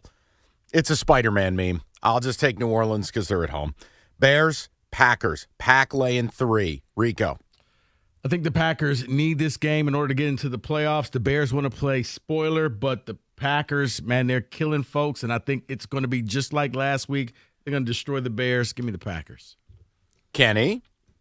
If the Packers need this so badly, why is it only 3? I'm going to take the Bears. Well, I think it's because it's a divisional opponent. Rhetorical question. Oh, I'm sorry, Kenny. It's not Oklahoma versus TCU. It's not a 17-point line. I think it's like that, Kenny, because the Bears, I think, are going to treat this game like the Lions did last year at the end of the year with the Packers. The Bears all day. TJ? I'm with you, David. I think the Bears have been playing good football. 4 out of the last 5? And, man, they're putting up some points. I got to tell you, I think I'm going to take Justin Fields. Might be the first time in 3 years I've ever done this, but give me the Chicago Bears on the road. All right. Give it to me. Thank you, Wojo. I just, is it really going to be back-to-back years in Lambeau Field with a chance to go to the playoffs that they allow an upstart team to end their year? There's enough guys who were on the Packers last year, they should have a real bad taste in their mouth. Give me the Pack. Rams, Niners in the laydown bowl. Whispers, Rams are playing no one. Niners playing no one. It is Carson Wentz versus Sam Darnold. Ugh. Niners laying 4. Rico. Woof. Yeah, I have no idea this game. So coin. I'm just going to go with the Niners and hope that they cover. Kenny. I think the Niners no ones are better than the Rams no ones, so I'll take the Niners laying the 4. That's analysis. David. I'm with Kenny. The Rams nobodies are better, so I'm going with the Rams. My bums are better than your bums. TJ. I'm taking San Fran. I think their depth is better. Look, when you look at the Rams, they've got really good pieces. I think the Niners overall are a better team. So I think whoever ends up playing this game for them are just going to be more talented than what the Rams throw out. So give me the Niners. Same. And again, the Rams are designed like a fantasy football team, studs and duds. It's just if you take away their couple best players, it is truly reprehensible. Give me the Niners. Eagles laying 5.5, traveling to the Giants. We start with Rico Beard. It's 5.5. It's the devil's number, Mike. But you know what? You know what? For you, stop. For Big G, this is what you guys will be sounding like after the Eagles not only win but cover. Oh, Shandala! Give me the Eagles. Woo! Feel that Holy Ghost spirit. Kenny. Eagles haven't looked right, plus it's the devil's number. Give me the man. I hope your roof collapses on you while you sleep. David. Yeah, I treat this game like I did the Falcons and the Saints. The Eagles need this game. The Giants don't. Giants all day. This is what you'll sound like after the game. Oh, God. Oh, please take me now. TJ. I got no analysis. Just give me Jalen Hurts and the Eagles. You overgrown cockroach. Listen, the Giants have one job. Die! Just lay down and die! No Why can't you just die? Don't ruin the draft pick. Lose. Too late. Eagles. Bills lay the 2.5 at Miami. Rico, go. You know what? Miami's going to be playing at home. The Bills are playing for their playoff success, and I think it ends this year. Give me the Dolphins. Incredible. Kenny. I have to believe in the Bills here playing for their success. Give me Buffalo. David? Yeah, this pains me to say this. I know my son is listening. He's a huge Dolphins fan. What a loser. The Buffalo Bills. Yeah. Not nice when people say mean things, is it, David? What a terrible father. Allowing your kid to root for the Dolphins. Yeah, what a degenerate father you are. What an idiot. Man, Bills, what a weird situation. Could be the 2 seed with the win, could be out of the playoffs with the loss. Look, I'm going to go back to what I thought at the beginning of the season, which the Bills might be the most dangerous team in the AFC heading into the playoffs. I think they get it done this week. And I might ruin my pick, but I wouldn't be surprised they're representing the AFC come Super Bowl time either. Give me the Bills. Look, Dolphins have lost Jalen Phillips, lost Bradley Chubb. O-line's all banged up. They've collapsed. Even when they beat the Cowboys, it was Dallas losing more than Miami winning. I got to go with the Bills. All right, Vikes, Lions. Lions are laying 3.5. Mr. Rico Beard. Mike, I think this is sit everybody. I would sit everybody, but Minnesota just not that good with Nick Mullen. I think the Lions will raise a banner again since it's already up. And Mike, give me. I love you in the TV commercials. Thank you. You like the hard hat? Hey, people, here's a hint. They're not the same person. True Just story. something we've discussed before. All right, let's go to true Kenny. Story. I'd sit everybody. Dan Campbell is not going to sit everybody because he's Dan Campbell, which means it'll be a big win for the Lions. Give me Detroit. David. It doesn't matter what happens, who plays, who doesn't play. Vikings suck. Lions all day. Almost as bad as you as a father. All right, let's go to TJ. Hey, Mike, have you ever seen Rico and the hard hat guy in the same place at the same time? I'm just saying, be careful. Don't make assumptions now, all right? You ever seen them in the same place? Come on now. Stop. Be careful. Don't make assumptions. They're not the same person. Oh, man. It's gonna be a bloodbath. Like, they might rest a couple veteran guys here or there. I think this is going to be a pissed-off team. I think Lions probably going to win by 30 points. Give me the Lions. Lions for me. Sure, that's the Lions. We're in. Lions. No one took the Vikings. Those are the picks. Tremendous job, gentlemen. 97-1.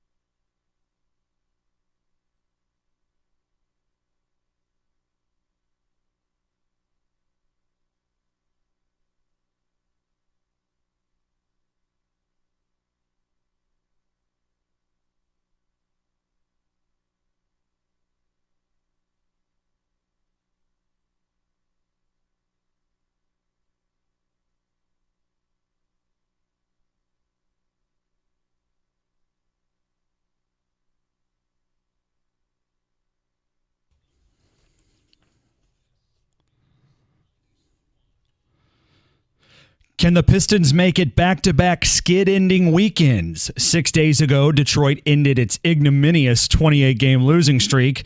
Now the Pistons have a chance to break their 16-game winless drought on the road at Golden State tonight. You can hear it right here on 97.1. Coverage starts at 9:35. By the way, are you sick of all the losing the Pistons have been doing? Troy Weaver says he's right there with you. Appearing today on Adrian Wojnarowski's podcast, Detroit's GM said he's working tirelessly to make the franchise a winning one again, and that the Pistons will be aggressive at next month's deadline and in the offseason.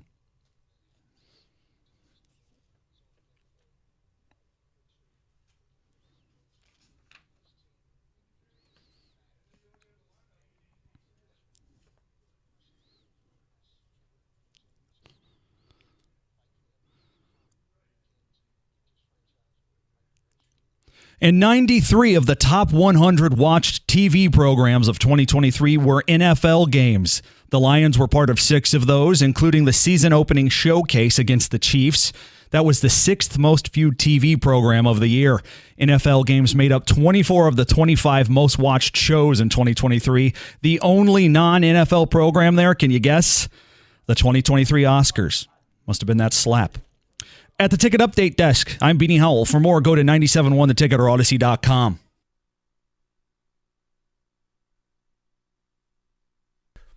So, Rico, I got something for you. Just a little bit, because Monday is going to be a big national title day. Talk a lot of Michigan. No one likes Michael Penix more than you. So just something fun, and I'm not ambushing you. I just want to have some fun here. Can you name the timeline of Michael Penix's career that started all the way back in 2017? Which, by the way, another reason college football is a complete joke of a sport. It's 2024, and we got a guy still in the sport. So, April 2017, who did Michael Penix commit to play football?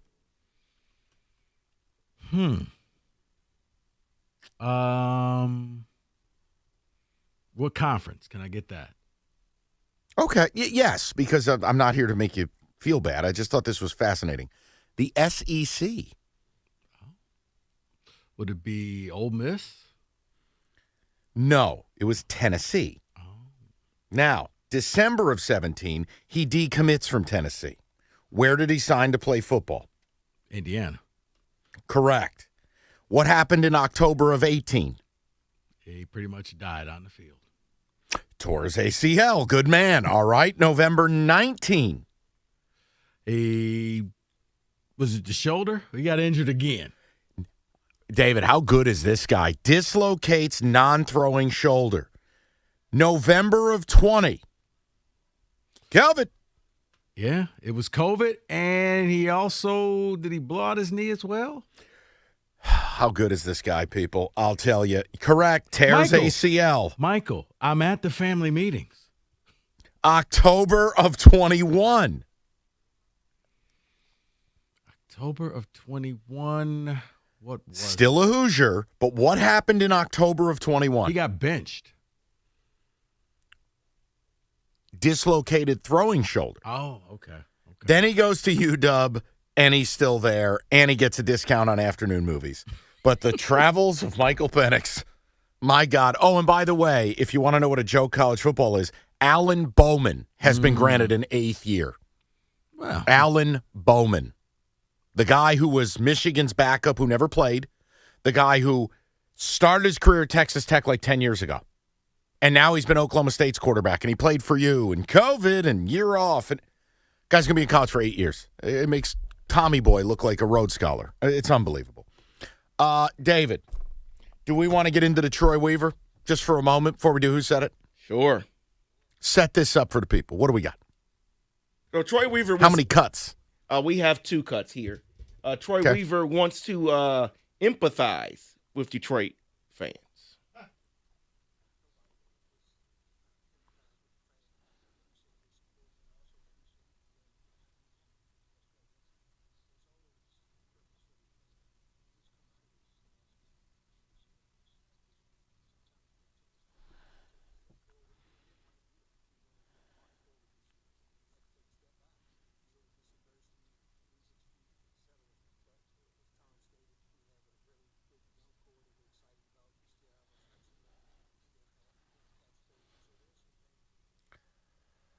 Then he wants to continue to tell you how. If I have to hear about cap space that no player will ever want or take and flexibility that you have no effing idea how to use, my head is going to explode. I mean, that is nothing more than corporate buzzwords. Oh, we think we're positioned to keep the company nimble. Shut up. No NBA free agent is taking the Pistons' money. And any player you take who comes here is going to be miserable and look to get out. Why? Because you built this crap. What an insult. It is. Yeah, nice core. You have Cade and you have Duren. There's nothing else here. Don't you dare suggest that Asur is some sure thing. Killian Hayes, hell, Rico's wanted him launched out of a cannon since he was a rookie. And then what? Jaden Ivey, who can't play with Cade. It doesn't work. Hell, the second best player on your team right now is a 35-year-old wing on an expiring contract. Well, do.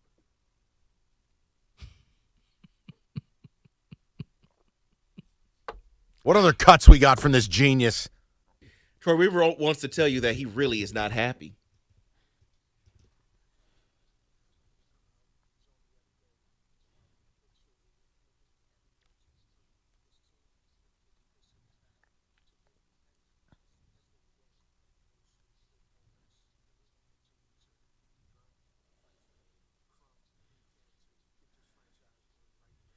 Cool. What moves have you made besides hiring some nobody assistant that no one cares about?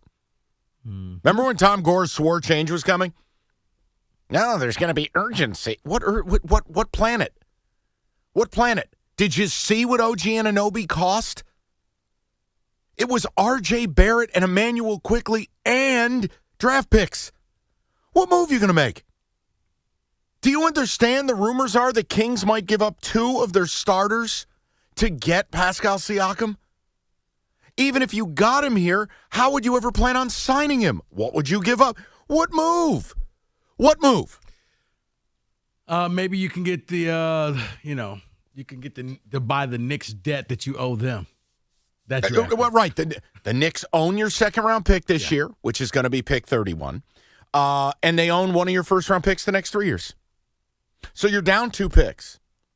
And here's the other thing that kills me, Rico, and I'm being serious when it's a basketball point. Every night I watch the NBA, you will see guys, and you go, where the F this guy come from?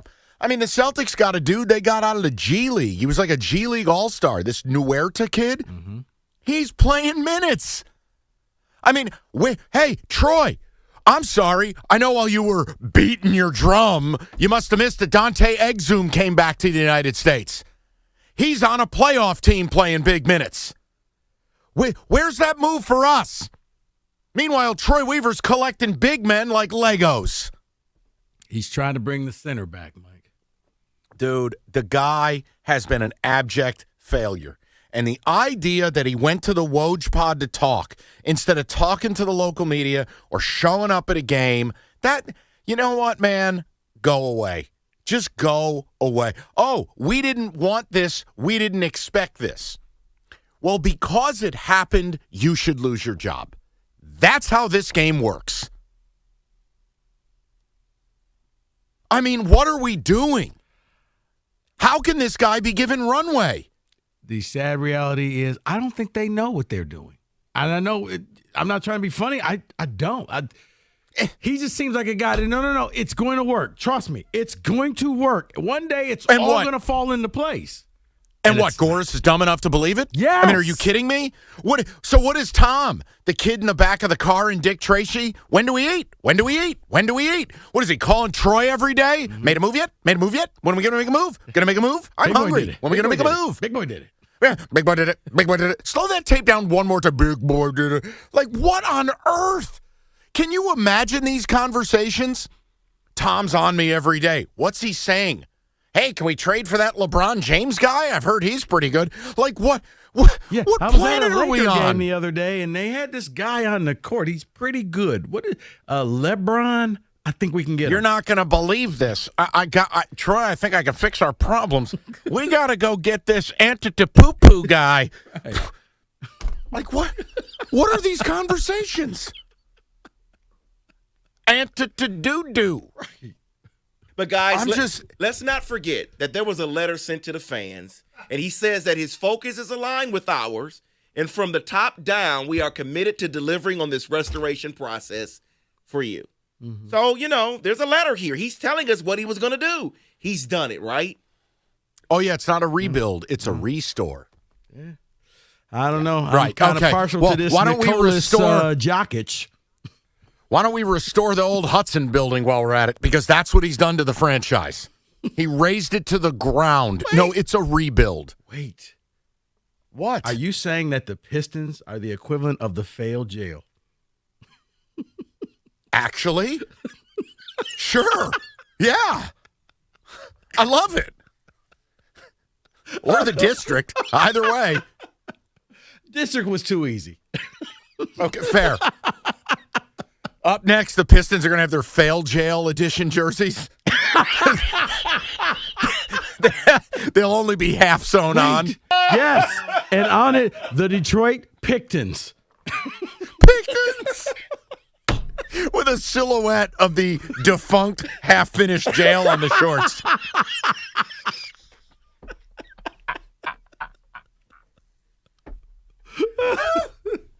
Oh, my. All right, well, that'll do it for today's Pistons coverage. Good luck in Golden State tonight. We're rooting for you. No, we're not. Unbelievable. Hey, Rico, we've got cap space and flexibility. What? Jordan in his prime couldn't save this team. Oh, my. Okay, then. Sorry, I almost dropped my laptop. That was, whew, what a moment. All right. Let me focus here. We'll get to who said it next. Hungry Howie's. Right. You know what's better than the Pistons pizza? How about a pepperoni duo? That's the new pizza of the month, and definitely more in our wheelhouse. As traditionalists, the double pep, you get the spicy, you get the classic, $9.99. Any night of the week, you're getting the mix and match, $6.99. Pick the menu items, mix and match them, get dinner on the table in just 30 minutes. So if more pepperoni sounds good, like when you're watching the Lions game or the Michigan national title game, order it up, man. Hungry Howie's, $9.99 on that pepperoni duo. Limited time only. It's Hungry Howie's.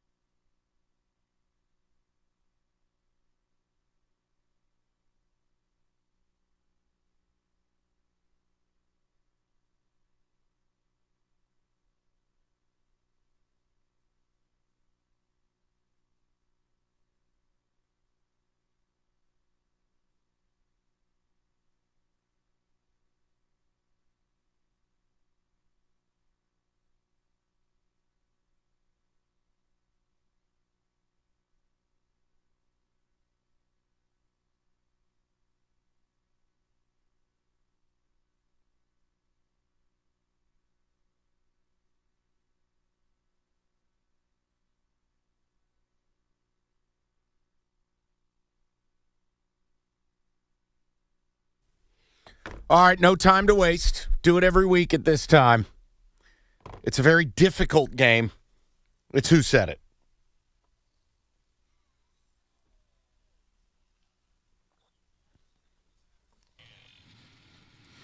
All right, you know the drill. This is where we curate the audio and see what the hell our coworkers had to say, and it's generally answered with sarcasm, smarm, or in David's case, outright mean commentary. Let's roll. All right. Okay, hold on. Somebody popped a Cialis over there. Okay, let's get into it. All right, here we go, guys. You ready to play the game? Yes. Here we go. Number 1. Did the NFL not realize the Lions don't suck anymore? They don't deserve this. Oh, dear. All right, so controversial game. All shows talked about it all week. Rico, initial lean here. I'm going to say Texas? cookies. No, I'm going to say cookies.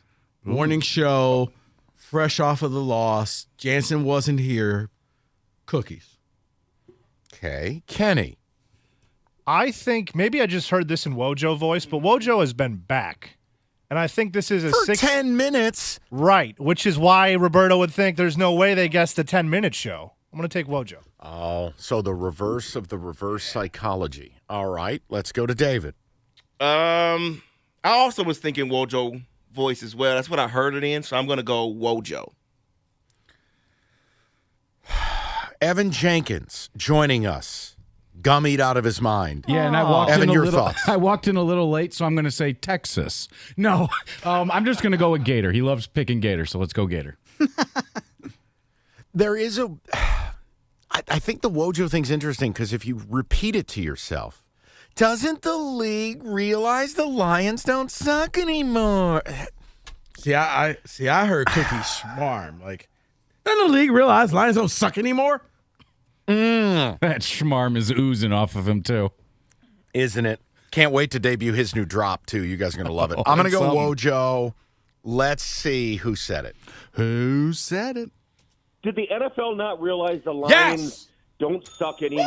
They don't deserve this. Let's go. We are off and running. I'm so fired up. Yeah, then the league realized. Shut up, you. You've been back at work for 7 minutes. 7 minutes. Christ. All right, here we go. Here's the next one. Here's the next one. What did Skipper do to make it clear that he was eligible? Nothing. So why are you saying that he is the example? Rico Beard, your initial thoughts. This is after they came out with the whole video. So was Doug back that day? Well, no. I mean, Doug and John were drunk for 4 days in L.A. No, you know what? I'm going to go Gator on this. Okay, Kenny Cott. This sounds like player perspective because TJ knows exactly how one would have to identify themselves to a referee. So I'm going to say, because he was on Tuesday, correct? I think he might have been. Was. Yes. He was. He went crazy on the morning show. And Very podcast verbose. too might be eligible. I'm not sure, but I'll go TJ. David, you've gotten to hear both Kenny and Rico's take on this. Yeah. Any lean? I was leaning already with Rico when it came to Gator because of the video portion. I think when that video gets released, I think Gator kind of explained and went through it over and over again. So I'm going to go Gator. See, originally, and I'm glad I went last on this, I was thinking John. But then if you're right, if it's a player perspective and we're getting into the gestures a player made, I'll go TJ in his appearance, but I don't feel nearly as confident about this. Roberto, who said it? Who said it? What did Skipper do to make it clear that he was eligible? Nothing. Again. So If you would have called on me, I would have said That's Kang. the example. Oh, my God, Evan, I'm so sorry. Oh, my Lord. I forgot. He was in my back pocket. Oh, my God, I feel like the mom in Home Alone. Kevin! I'm so sorry. Evan! Evan! Pass this bag to Evan. Pass this bag to Evan's not here. Evan's not here. I'm sorry, Ev. Oh, God. I'm as bad here as David is at home. Let this kid be a Dolphin fan. I like this as a new All bit. right. Slander David's being a father. Well, he needs to stop saying the Giants are going to win Sunday. All right. Kenny likes anything that diverts attention away from him. Let's go to the next one. Evan, I'm sorry. Evan, you can go first. Oh, I'll go first on this one. Yeah. Okay, here we go. Dallas's defense looked like, yeah, we just got beat. It wasn't like pointing fingers. Hey, this guy's ineligible. God, the only reason I want to say TJ is because what he said to us out there. And so I want to say TJ Lang. So it might be insider trading, but I'm not hear privy this. to what took place. I'm gonna pull a jank. Oh, you know it? I don't, but I feel like I would pollute the waters. So Okay. I'm gonna go last. I'm stuck between two ideas that I have. I heard this, and I don't often hear things in this voice. I heard this in Rico voice, and I'm not sure why. It's not a bad take. I wasn't here. But I also heard what TJ had to say about this. Yeah, out in the hallway. I'm going to lean TJ. I don't know if it's cheating or not, but I'd like to lean What took TJ. place in this hallway? He can't get over this play, man. Oh, and no, then no. Mike, TJ was giving a dissertation today. And then I Like, challenged him, and I said, well, if 68 was eligible over the PA, wouldn't they have defended 68? And it was like I was talking bad about his mom. He was mad. How to open a tin of skull. Yeah. I know how to do that, though.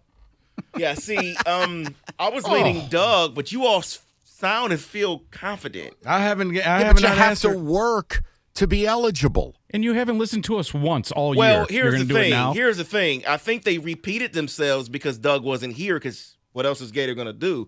So I'm gonna go Doug. Oh no! Jeez. Golly, New Year's, same you. All right. Rico was going to go last, right? Yeah. Did Mike go?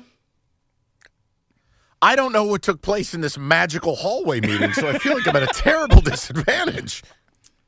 Yeah, you see, TJ in the hallway. I'm going to say TJ because he just said that verbatim. What? All right. Yeah.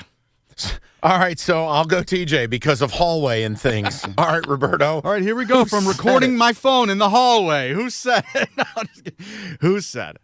Dallas's defense just looked like, yep, we just got beat. It wasn't like, hey, son pointing of fingers, this guy's ineligible.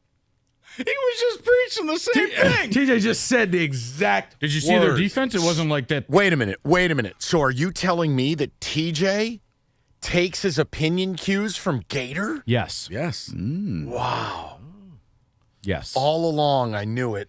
Yeah, it's like the Harvard president. Oh, I'm going to tell you, you got to have a set of stones. You plagiarize on the way in, and you plagiarize on the way out. You have to plagiarize on the way out.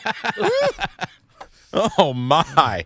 Talk about a YOLO move. My goodness. All right, next. It was better than having Cat Williams commentate. Okay. That's an interview. Yeah, we're going to just steer away from that entire situation. All right, here we go.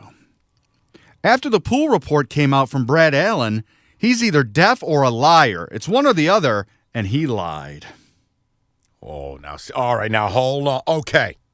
Can I go first? Yeah. No knowledge, but this is just, it feels like that is the typical little dog syndrome that Costa walks around with, where he just, I'm going to ruff. That was like, I'm authoritative about it. Brad Allen's a liar. I just feel the Smarmajan cheese.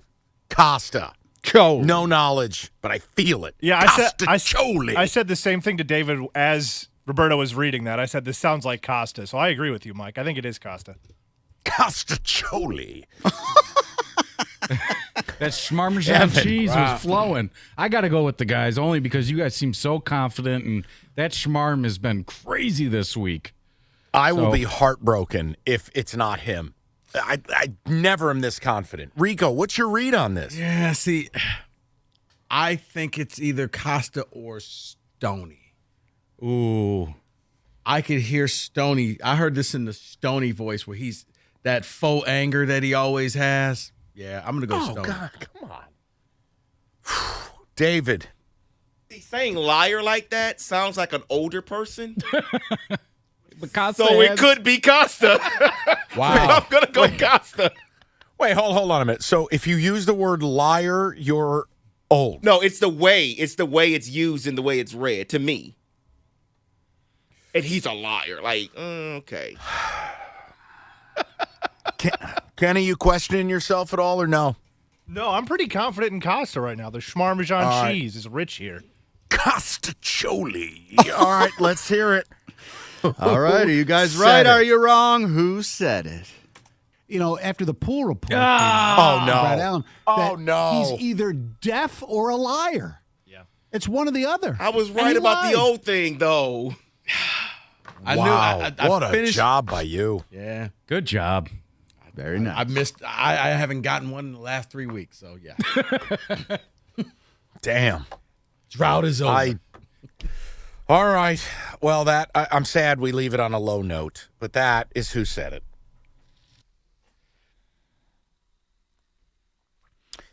Slippery winter season is here, so whether you're injured in a result of an auto accident or slip and fall during the winter months, there is only one attorney you need to call. Full stop. It's David Femininio. We've told you before, if you're injured in Michigan, you need to call David Femininio. Go to getdavidgetpaid.com. That's getdavidgetpaid.com or simply 855-65-CRASH. Get the result. Get David. 855-65-CRASH.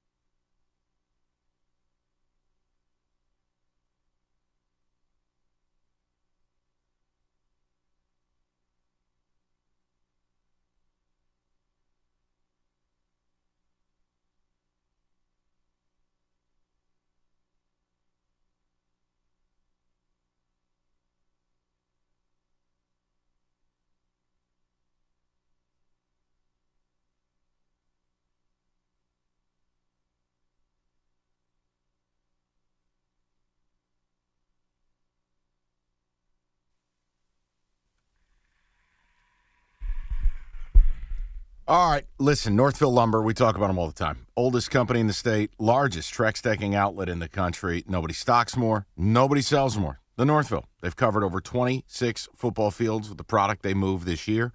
You do it because you have it in stock. You do it because it's in your warehouse. It's Northville Lumber, best in the game. Some as low as $1.59 a foot on that Trex decking and lumber. What do you need to do? It's simple. They'll introduce you to a Trex Certified Pro. They'll get your project done. So all you got to do is call Northville Lumber today or go to northvillelumber.com. That's northvillelumber.com.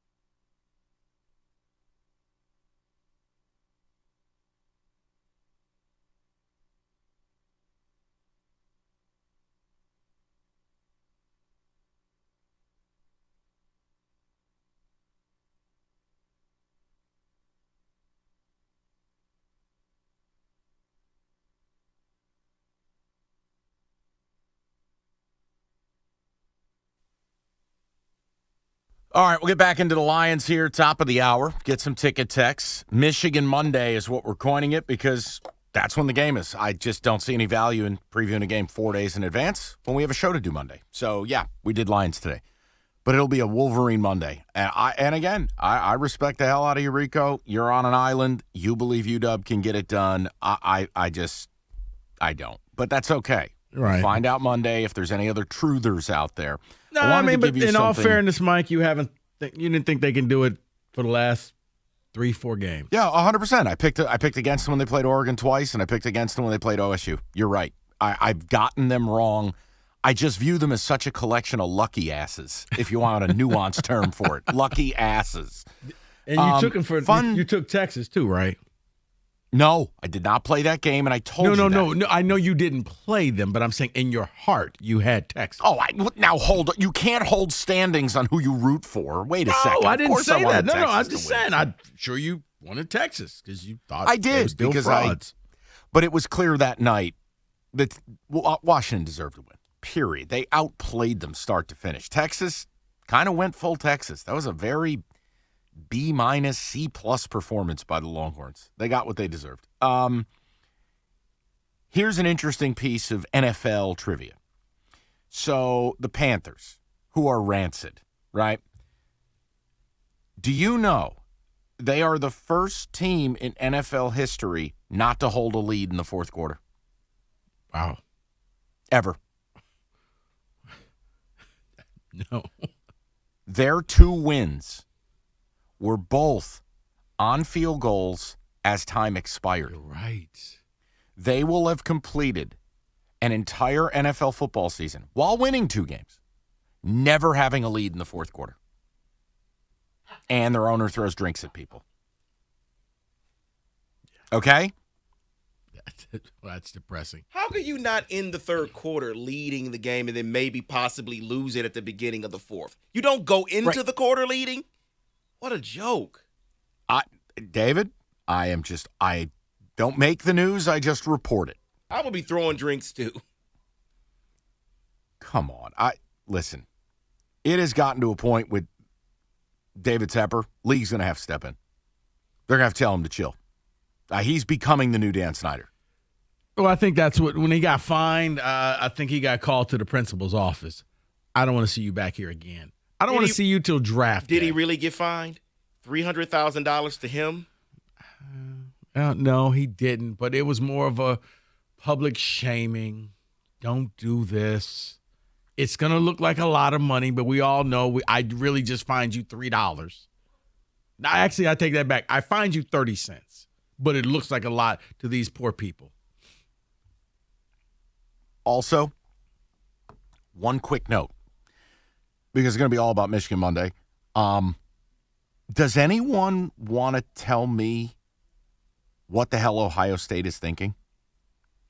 Your plan in the portal is Will Howard, who didn't go back to Kansas State because Avery Johnson was taking his job. What is Ryan Day feeling okay? Yeah, but I think that at least Will Johnson's an upgrade from what they had.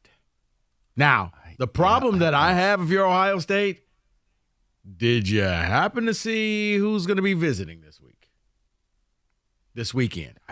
No. What? The center from Alabama. No.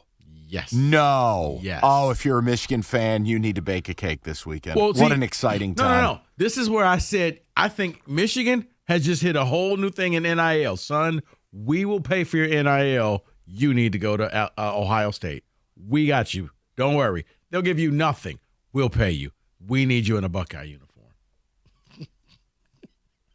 Jesus. A center who can't snap it and a quarterback who can't throw it. What could go wrong? You know what, Mike? Let me give you a little bit more news. Please. Yesterday, a former Michigan State coach got a job. Oh, I was told about this. Yeah. And it proves my point. None of those bums were ever getting a Power 5 job again. Jay Johnson. You talking about JJ? Yeah. That's your guy. Yeah. He went to a perfect place because they don't care about scoring in Wyoming. I was about to say, he's in Wyoming. He's basically out there playing for Rip and Kevin Costner and the rest of the families. He's playing for the cows out in Wyoming. There's nothing. Jay Johnson, now a ranch hand. Right. Also, just saw a stat in an article. It is projected that this weekend's game at Hard Rock Stadium, Miami and the Bills, biggest game of the week, winner take all. It is expected the majority of that sellout at least 55% is going to be Bills fans. They are invading Miami en masse to where this will not be a Dolphin home game. So they're basically doing what the Lions do and taking over Correct, the stadium. but yeah, on steroids. Wow. So they jump throwing off it out tables. There. Yeah. They throw babies through tables. Well, you got to toughen them up. Fair. That's how they don't become Dolphins fans. All right, listen. We'll get to business. I wanted to do a little house cleaning. David, ticket text, and then we'll get back to the Lions. What do you got for me, buddy? Donovan Edwards touchdown. Shouldn't that be Mullins? I saw that the Don was on the carton of milk. That's from BC. He's going to change the game. Just ask him. Regarding Troy Weaver, we played that earlier. Someone says listening to Troy is like being punched in the face. Wow. And the Lions, about sitting the players. Someone says those teams that stumbled after resting their players have also had a bye week, which means they didn't play and sat for 2 weeks instead of 1. I'm okay if the Lions sit them for 1 week. All right. Well, let's get back into it. We'll have a conversation about it. I don't know if it's right or wrong, but Rico and I feel differently. Let's see where you guys are at. And also want to talk about the banner. Just a quick moment of what the hell were they thinking? We'll do it next. 97.1.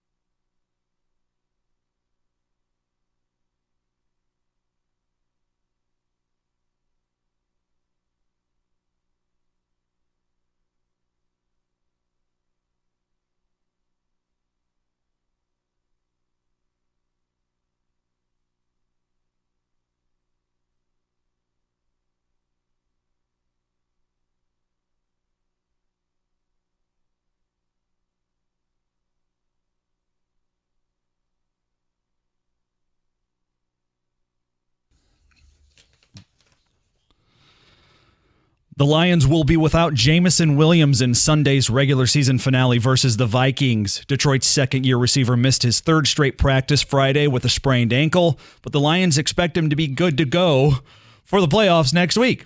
Dan Campbell said Friday C.J. Gardner-Johnson and Aleem McNeil are on schedule to return Sunday, but pass rusher James Houston still isn't ready, probably needs another week. Backup tight end Brock Wright has been ruled out with a hip injury.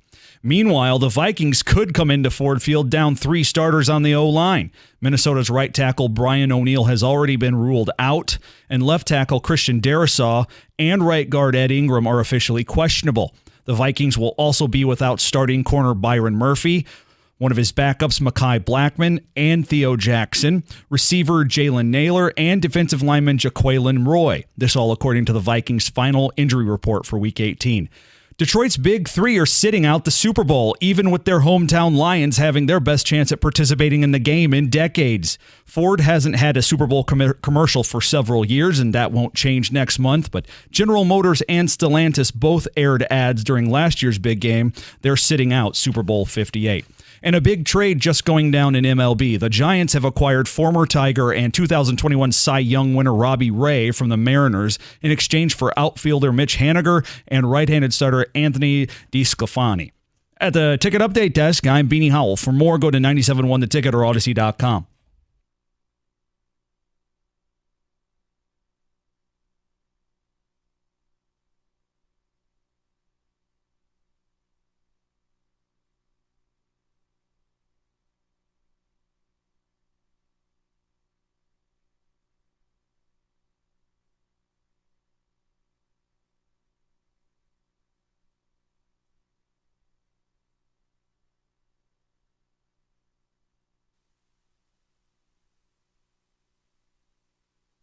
Never gets old. Not to me, at least. Let's get into the Lions a little bit. It's simple. I think there's value in this weekend's game. Rico doesn't. I don't know that there's a right or wrong. It's just difference of opinion. But I'll give you my side briefly. Rico will give you his. I want to know what you guys care about. Because for me, after the way that Dallas game played out and the way Dan Campbell reacted, and the fact you do not have an experienced team, you don't have a veteran team, I don't think you've earned the right to just sit everybody. I don't think you've earned the right to just do what San Francisco's doing. No jokes. Do what the Ravens are doing. Your culture is still in its formative stages. The fact that you're playing a divisional opponent, and TJ Lang, who joined us earlier, agreed with this aspect of what I'm saying. Look, I know the Vikings have a small chance to make the playoffs. I want to make it 0. I want to be the last thing that they see when they take their last breath. I want to put them out. I also believe it's imperative, win your game and force the Eagles at 4 and the Cowboys at 4 to have to do their jobs, to have to earn the seeding. That, hey, the 2 is still out there, albeit minute, very small chance. I just would like the Lions to bounce back from what took place, play really well. Obviously, Rico, you and I are in agreement. A guy like Ragnow who's banged up, or maybe a Laporta. No, I'm not pushing the limits here. But if you're healthy, you're playing. And if you do your job, I'll put a carrot out there. You could be seated at halftime. You could be seated whenever you want. But you guys got to go out and play, and you got to play well. So I want to know if anyone vibes with that, or am I just on crack? Because Rico's going to present you with the far more probably sensible opinion. And that opinion is simply this. You have nothing to play for. This week means nothing. You beat the Vikings, big deal. So what? Chances are you're not going to get the 2 seed. It's the week after. That's the more important game. And for that game, that's where you want all your players healthy. You don't want to risk losing somebody that you can't afford to lose, all because you want to beat the Vikings, all because you want to get the taste out of losing to the Cowboys out of your mouth. It doesn't matter. You lost the game. Move forward. I need Dan Campbell, and not Dan Gamble. I need Dan Campbell to say, I'm going to be smart about this. I don't need my starters out there. I'm going to play my backups. I'm going to get them some in-game experience, and we'll see what happens. And I'll get this team prepared for whoever we play, whether it's Green Bay, whether it's the Rams. That's the one I want everybody ready to play. Because Lord knows if it's the Rams, maybe the biggest game in Ford Field history with Matthew Stafford coming back. You don't want an injury report that you're sitting there scratching your head saying, gosh, why did we play this guy when we didn't have to? So, no, This game, you treat it like an exhibition game. Mike, I'll even go so far to say if you're by the second quarter, you're pulling your starters if you do play your starters. They should never see the second half. Win or lose, just deal with it. 248-539-9797. I want to know what side of it you're on. Because to me, it's big. And hey, in the end, we all want the same thing. We know the playoff game's the end goal. We know that's the game they got to win, etc. There's something about this team responding, burying the Vikings, and kind of earning their way into that next class of teams. Dan Campbell, to me, would be violating who he is by sitting everyone, even if it's the right move. So, hey, look, ultimately, you, the people, are going to decide. I mean, realistically, Dan Campbell will decide. We don't get to make that move. But I'd love to know where you're at with it. 248-539-9797. David, ticket text. I know Kenny's screening some calls. We'll kind of get it all in order here for the 5 o'clock. Benjamin from Shelby says, definitely play the starters. We need the momentum going into the playoffs. Plus, it makes Dallas and Philadelphia have to play their starters and must win games for them. Okay, let me just stop that right there. Dallas and Philadelphia do not care about you, Detroit. They're looking at each other. They both play the 4:30 games. They're scoreboard watching to see who's winning that game, not what you're doing. Okay? If you win your game, they don't care. They're trying to see who's going to win their division. So, and the momentum thing, I don't think momentum really carries into the playoffs. You start all over. It's a second season. Congratulations. You beat the Vikings, but at what cost? Someone says, Mike, didn't you harpoon Brandon Staley for playing his starters last year and getting Mike Williams hurt? That was what was that? Yeah, he played Mike Williams. He got hurt. Week 18. There was nothing for them, and they were going to play the same team the next week. Listen, I totally understand it, but this isn't Chargers radio. Brandon Staley's not Dan Campbell. Dan Campbell threw the gauntlet down early this week and said, we are playing our full arsenal. And there was nothing for the Chargers to be gained. I know what Rico's saying. He's going to be right. But the 2 seed is still possible.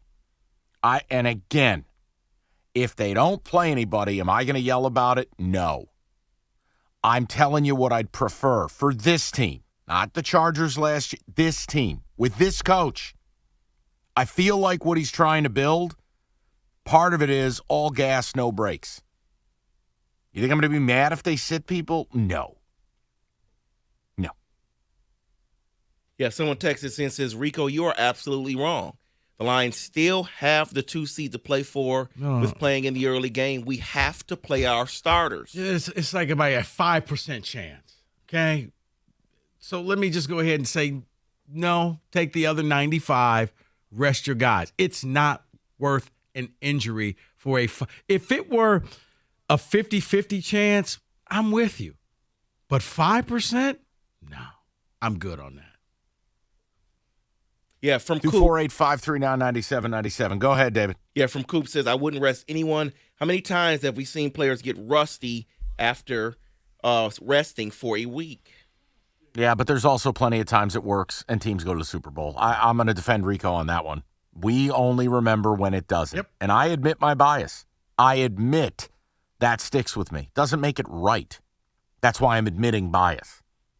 Good for you, Mike. That's personal growth right there. Well, I mean, it's just being an adult. You went out and had your slice, didn't you? See, David, I knew that's what all it took. There it is. Sbarro's for all. 248-539-9797. Let's go to Mike, 97.1. Mikey, what's going on, buddy? Hey, guys.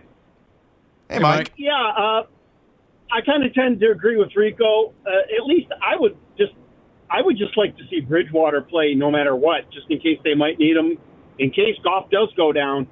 And I definitely thought it was fascinating. Also, I just want to say what the lineman was saying, Lang was saying about that play, and it was unbelievable when that play happened. I just wanted to say this real quick.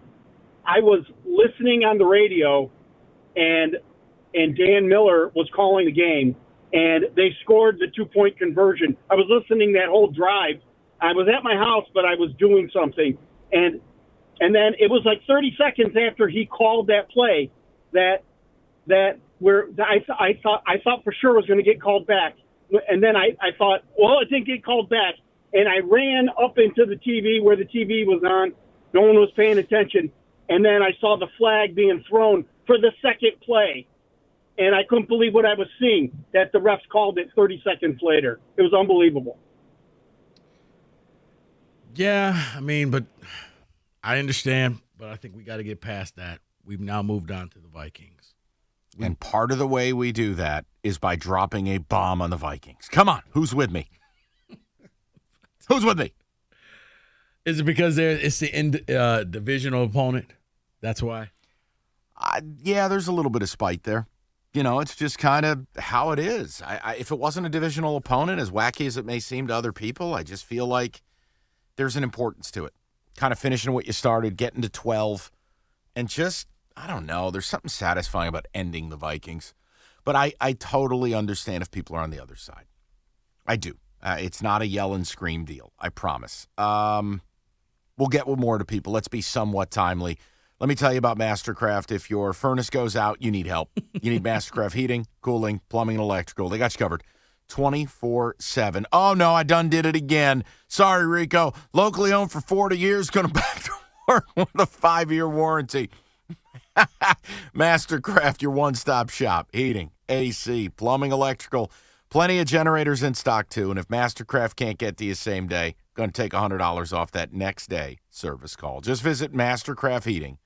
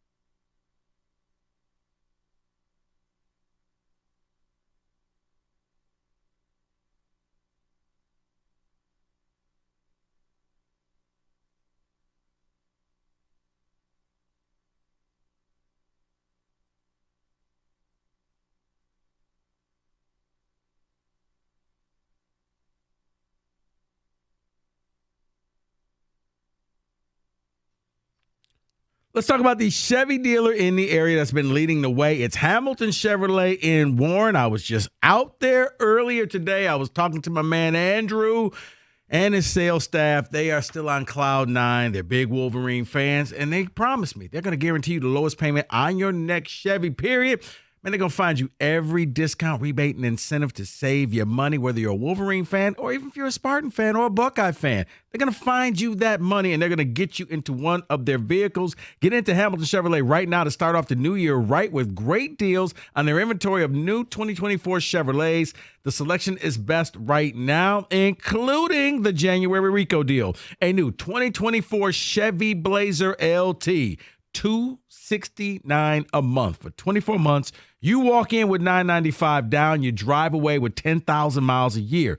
You know what I say. The best deals are found at 14 Mile and Mound. Stop in to see my guys at Hamilton Chevrolet. You tell them Rico sent you. Make Hamilton Chevrolet your Chevy dealer. Visit HamiltonChevy.com. That's HamiltonChevy.com. Chevrolet, find new roads.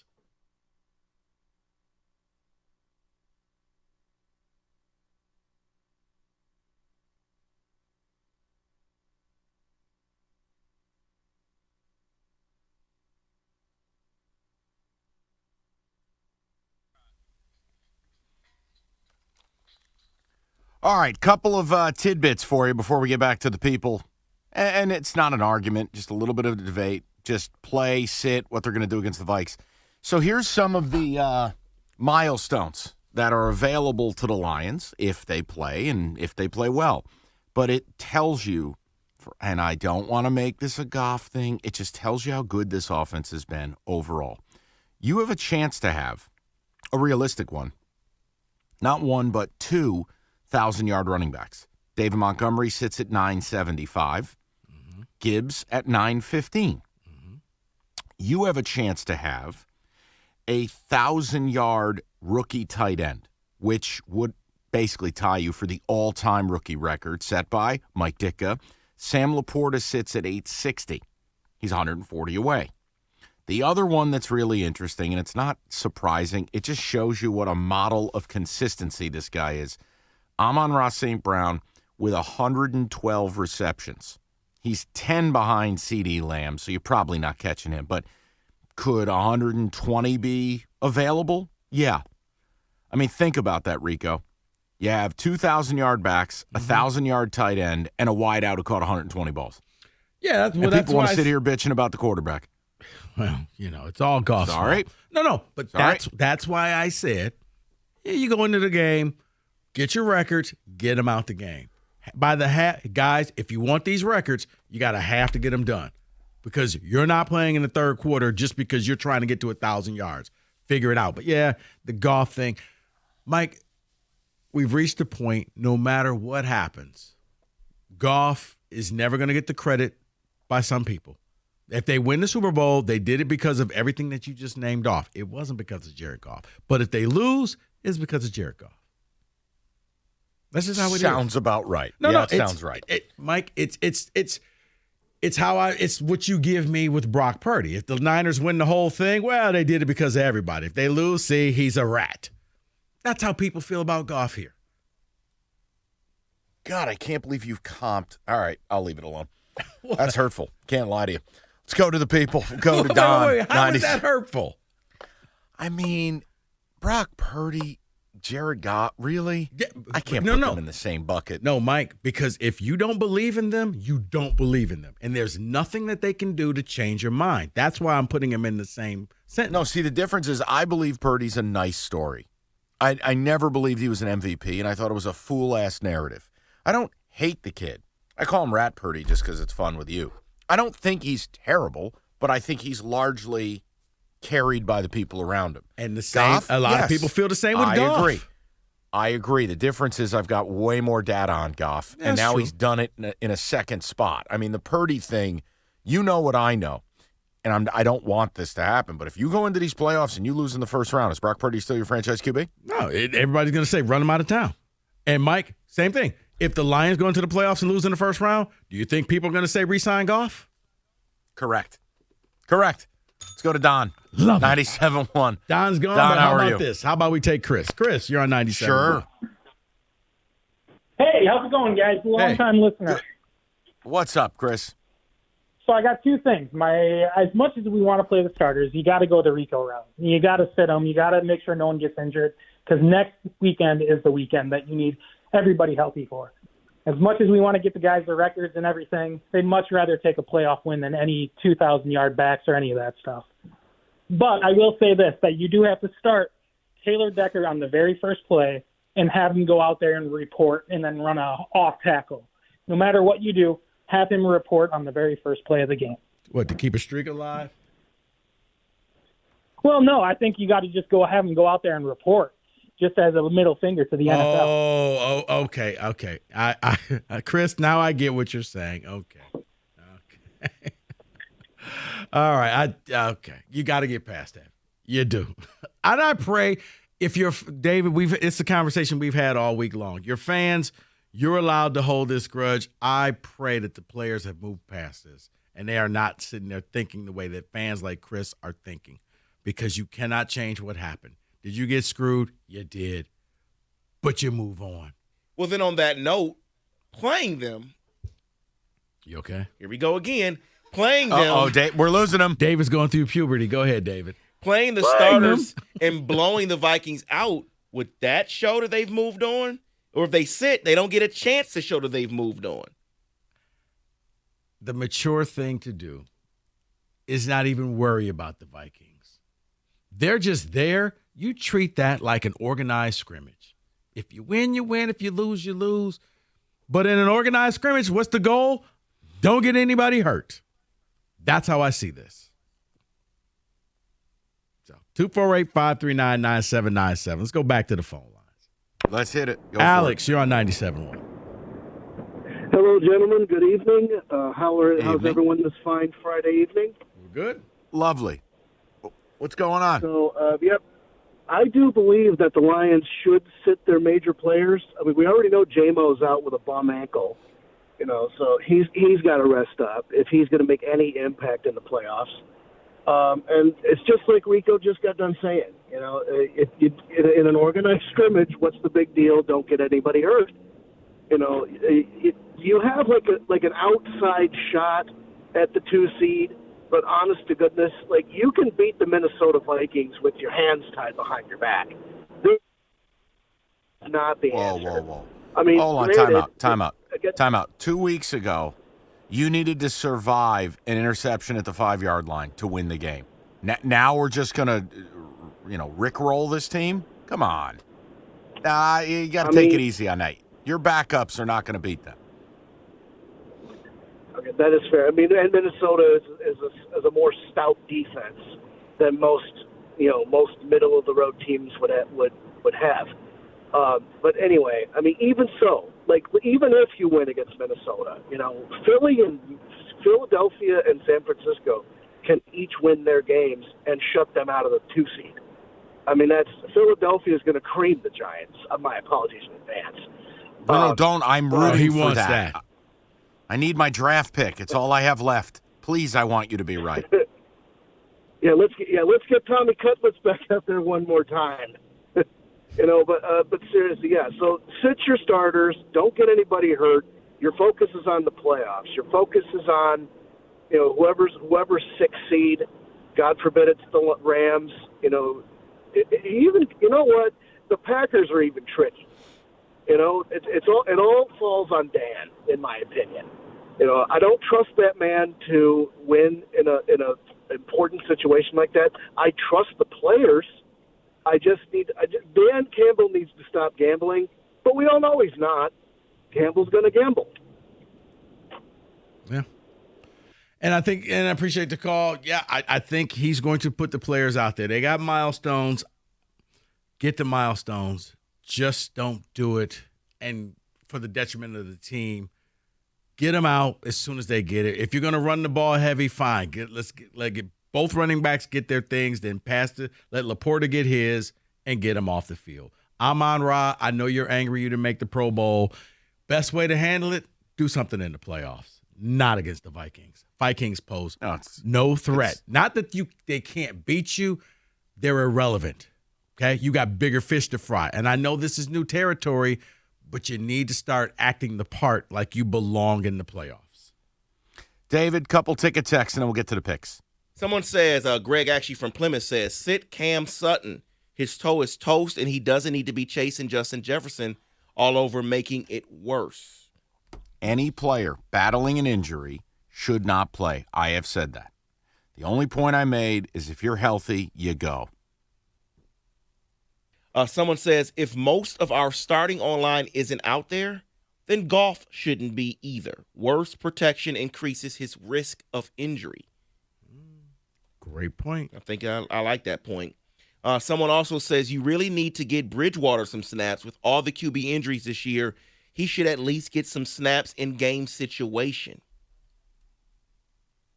But if he's playing in the playoffs because of an injury, you already lost the game anyway. David, if you go this route, you know what people want to see. They don't want to see Teddy Bridgewater. They want to see Hendon Hooker. They want to see Hendon Hooker. That's what they want to see. Oh, boy. That's why I put him in the prop bet. He is going to get the biggest standing ovation when he walks out on the field, Mike. People going to look. And don't let him throw and complete a pass, whether it's a screen or not. Oh, my goodness. The breakdown on Monday will be, see, I knew it. He should have been playing all this time. Imagine like a big shot downfield. Everybody's like, sit to J-Mo. J-Mo's not playing, but he hits, Amon-Ra. Yeah. Oh, yeah, he hits, DPJ, and it's like, see? He hit him in stride, all the way down the field. He threw it 65 yards from his knees. Jesus. What was that? That story was that was Jamarcus Russell. Yeah. No, I thought wasn't it Jamarcus Russell? It was also Joe Milton. Joe Milton, yeah. It was both. Who, by the way, these are the times we're living in. He opted out of the bowl game, facing a high caliber Iowa defense. Right? Put some good tape down, being able to carve up Phil Parker. Nah, I'm getting ready for the league. What league? Who's drafting Joe Milton? Who? Well, The Rock does have that new league coming out, so we can buy him. Perfect. Awful tape Number from the 1 overall season. pick. Let that be your tape, not a bowl game. Right. Coming to the Rough Riders. Rico wins again. Let me tell you about Paulson's audio video. Football, listen, you're a Michigan fan. You want to upgrade the man cave for the game Monday. You're a Lions fan. Playoffs in a week. Paulson's got you covered. They take care of it the right way. 98-inch LED TV. They got them. You feel like you're at the game, and you'll save money by buying that versus tickets. Sonos soundbars starting at $279. I mean, they got it all. You can check their complete stock list, paulsonsav.com. And if you don't remember anything, just remember their prices are always less than Amazon Prime or Best Buy. They'll show you right there in the store. It's paulsonsav.com. Paulson's Audio Video. It is the toy store for grown-ups.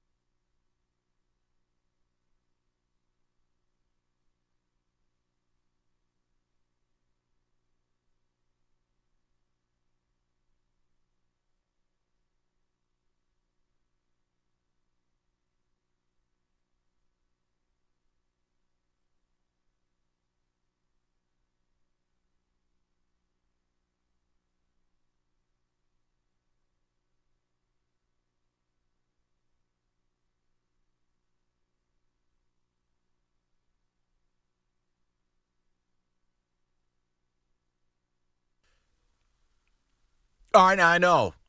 The regular season's ending, which means playoffs are upon us. It's the best time. If you haven't joined FanDuel, NFL playoffs, can't even keep the whole Stanley Cup nonsense. The NFL playoffs are the best postseason going, and FanDuel's got you covered. 150 in bonus bets. Win or lose with your first $5 wager. Same game parlays, sides, totals, crazy props. No one has more betting markets than FanDuel. It's FanDuel.com/ticket. That's FanDuel.com/ticket. FanDuel, official partner of the NFL, 21 and up, present Michigan. First online real money wager only, $10 first deposit required. Bonus issued. Non-withdrawable bonus bets that expire 7 days after receipt. Restrictions apply. See terms. Sportsbook.FanDuel.com. You got a gambling problem? 1-800-270-7117.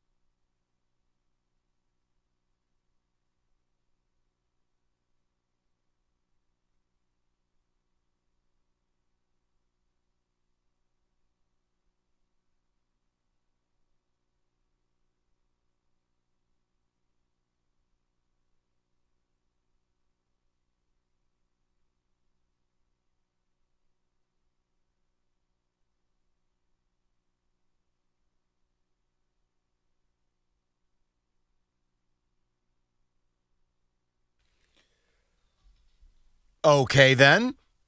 Programming note, Monday. Unless something intergalactic takes place in the Lions game, it's going to be Michigan Monday. And Rico is the last man standing. He believes when no one else believes. I know I think Michigan's going to roll. I know David feels that way.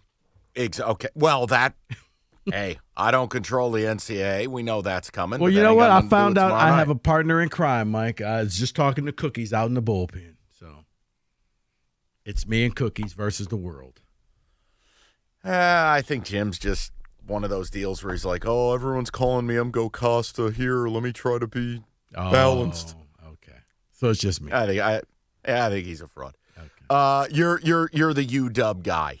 You believe when no one else believes. So you know what? Hey, stick to your guns. America's rooting for Washington. No one's rooting for Michigan unless you're a Michigan fan, and that's the way it should be. It's Michigan versus everybody. That's what you coined and wanted. They will get punished. It just won't matter. Harbaugh leave to the NFL like Pete Carroll did. They'll vacate all this crap. Won't matter. People are still going to have their pictures from Houston. You know, they'll enjoy it. Okay. Yeah, right. Sure thing, boss. All right, so that'll be Monday. Lots of national title stuff, and I don't know. David, maybe we have Rico build a case for UW. I would need to hear it. I would need to hear it as well, and that would be fun to hear. Build your case. I need to build a case now. Yeah, I'm sure those phone lines will be lit. Yeah, I just can't root for a team that I picked all season long. I got to build a case for it. Please. I mean, you can. You can. I just expected better. All right. Well, ouch. Yeah, I guess. Rico, you did fine. Don't let him bully you. You know what? I guess you've been working with Costa too long, Mike. Well, the smarm rubs off. It does. It's infectious. Yeah. It's like an odious perfume. I actually think I was in a pretty good mood today on the podcast. I don't appreciate You know that. what? You were. I want to give you some credit. You were, and God, I want to play that drop so bad. We haven't edited it yet. The whole drop is a word that's not FCC friendly. That's the whole drop. It's one word, and it's one word you very much can't say on the radio. What's it rhyme? But if we duck. But if we elongate the portion of it, are you accusing me of over enunciating my words? No, it was so bluntly because Rico, I told him, I go, look, you, what are you gonna do? You're gonna tell me next everyone's betting on this team? And I'm like, well, actually, and he's like, he was like Ralphie in A Christmas Story. Fudge. It was awesome, and we do have the audio. And I can't lie to you, Evan has played it for me like 30 times. We can't stop laughing. Is the episode out yet? Good. Or is this just for you guys, like, inside jokes? Oh, it's just for us. It's just for us. Oh, okay. It's awesome. And it really does match up, too, because it sounds like an old guy saying it. Yes. Yes. Like Jim just blew his diaper, and he's like, oh, my God, I got to call the orderly. Amazing. So what's coming up next besides profanity? No profanity. We want to keep the license and keep everybody employed. How about Troy Weaver? Well, I'm staying up tonight all the way through Pistons tonight, and we will set aside time to go through the Troy Weaver audio. He was on with the Woj podcast, and he spoke for like 25 minutes, and we edited out some of the uhs and ums for clarity and time, but we will play what he had to say at 8:35 for Pistons tonight. Before that, it's going to be... Michigan national title, little Lions. I know issue of the day. You guys butt heads on whether or not you should play guys and how much you should play guys against the Vikings. I want to weigh in and talk a little Dan Gamble in the 6 o'clock hour. Oh, that Costa, negative guy. Mike, you'll be happy to hear that Weaver says they still have their cap space. They are flexible. Yeah. Hey, Rico. Yeah. Rico, what's my view on cap space in a town like Detroit in the NBA? What's my viewpoint on that? Atta, baby, right to the back of Jim's vertebra. You'll be happy to know that now that Bogdanovich is back, they're 1-14 with him. Things are going to look up. Right, 35 years old on an expiring. Hot. And not to send anybody into a panic, he wants to be aggressive. Okay. Oh, I don't even know how that applies. You know what? Great place to stop. It's going to be a Wolverine Monday. It'll be very exciting. Rico will build the case for America. Can the Huskies stop the national nightmare? The answer is no. Michigan by 50. All right, we'll talk to everybody Monday. Cookies coming up next. He's taking you into the deep hours. Get him, Jimmy.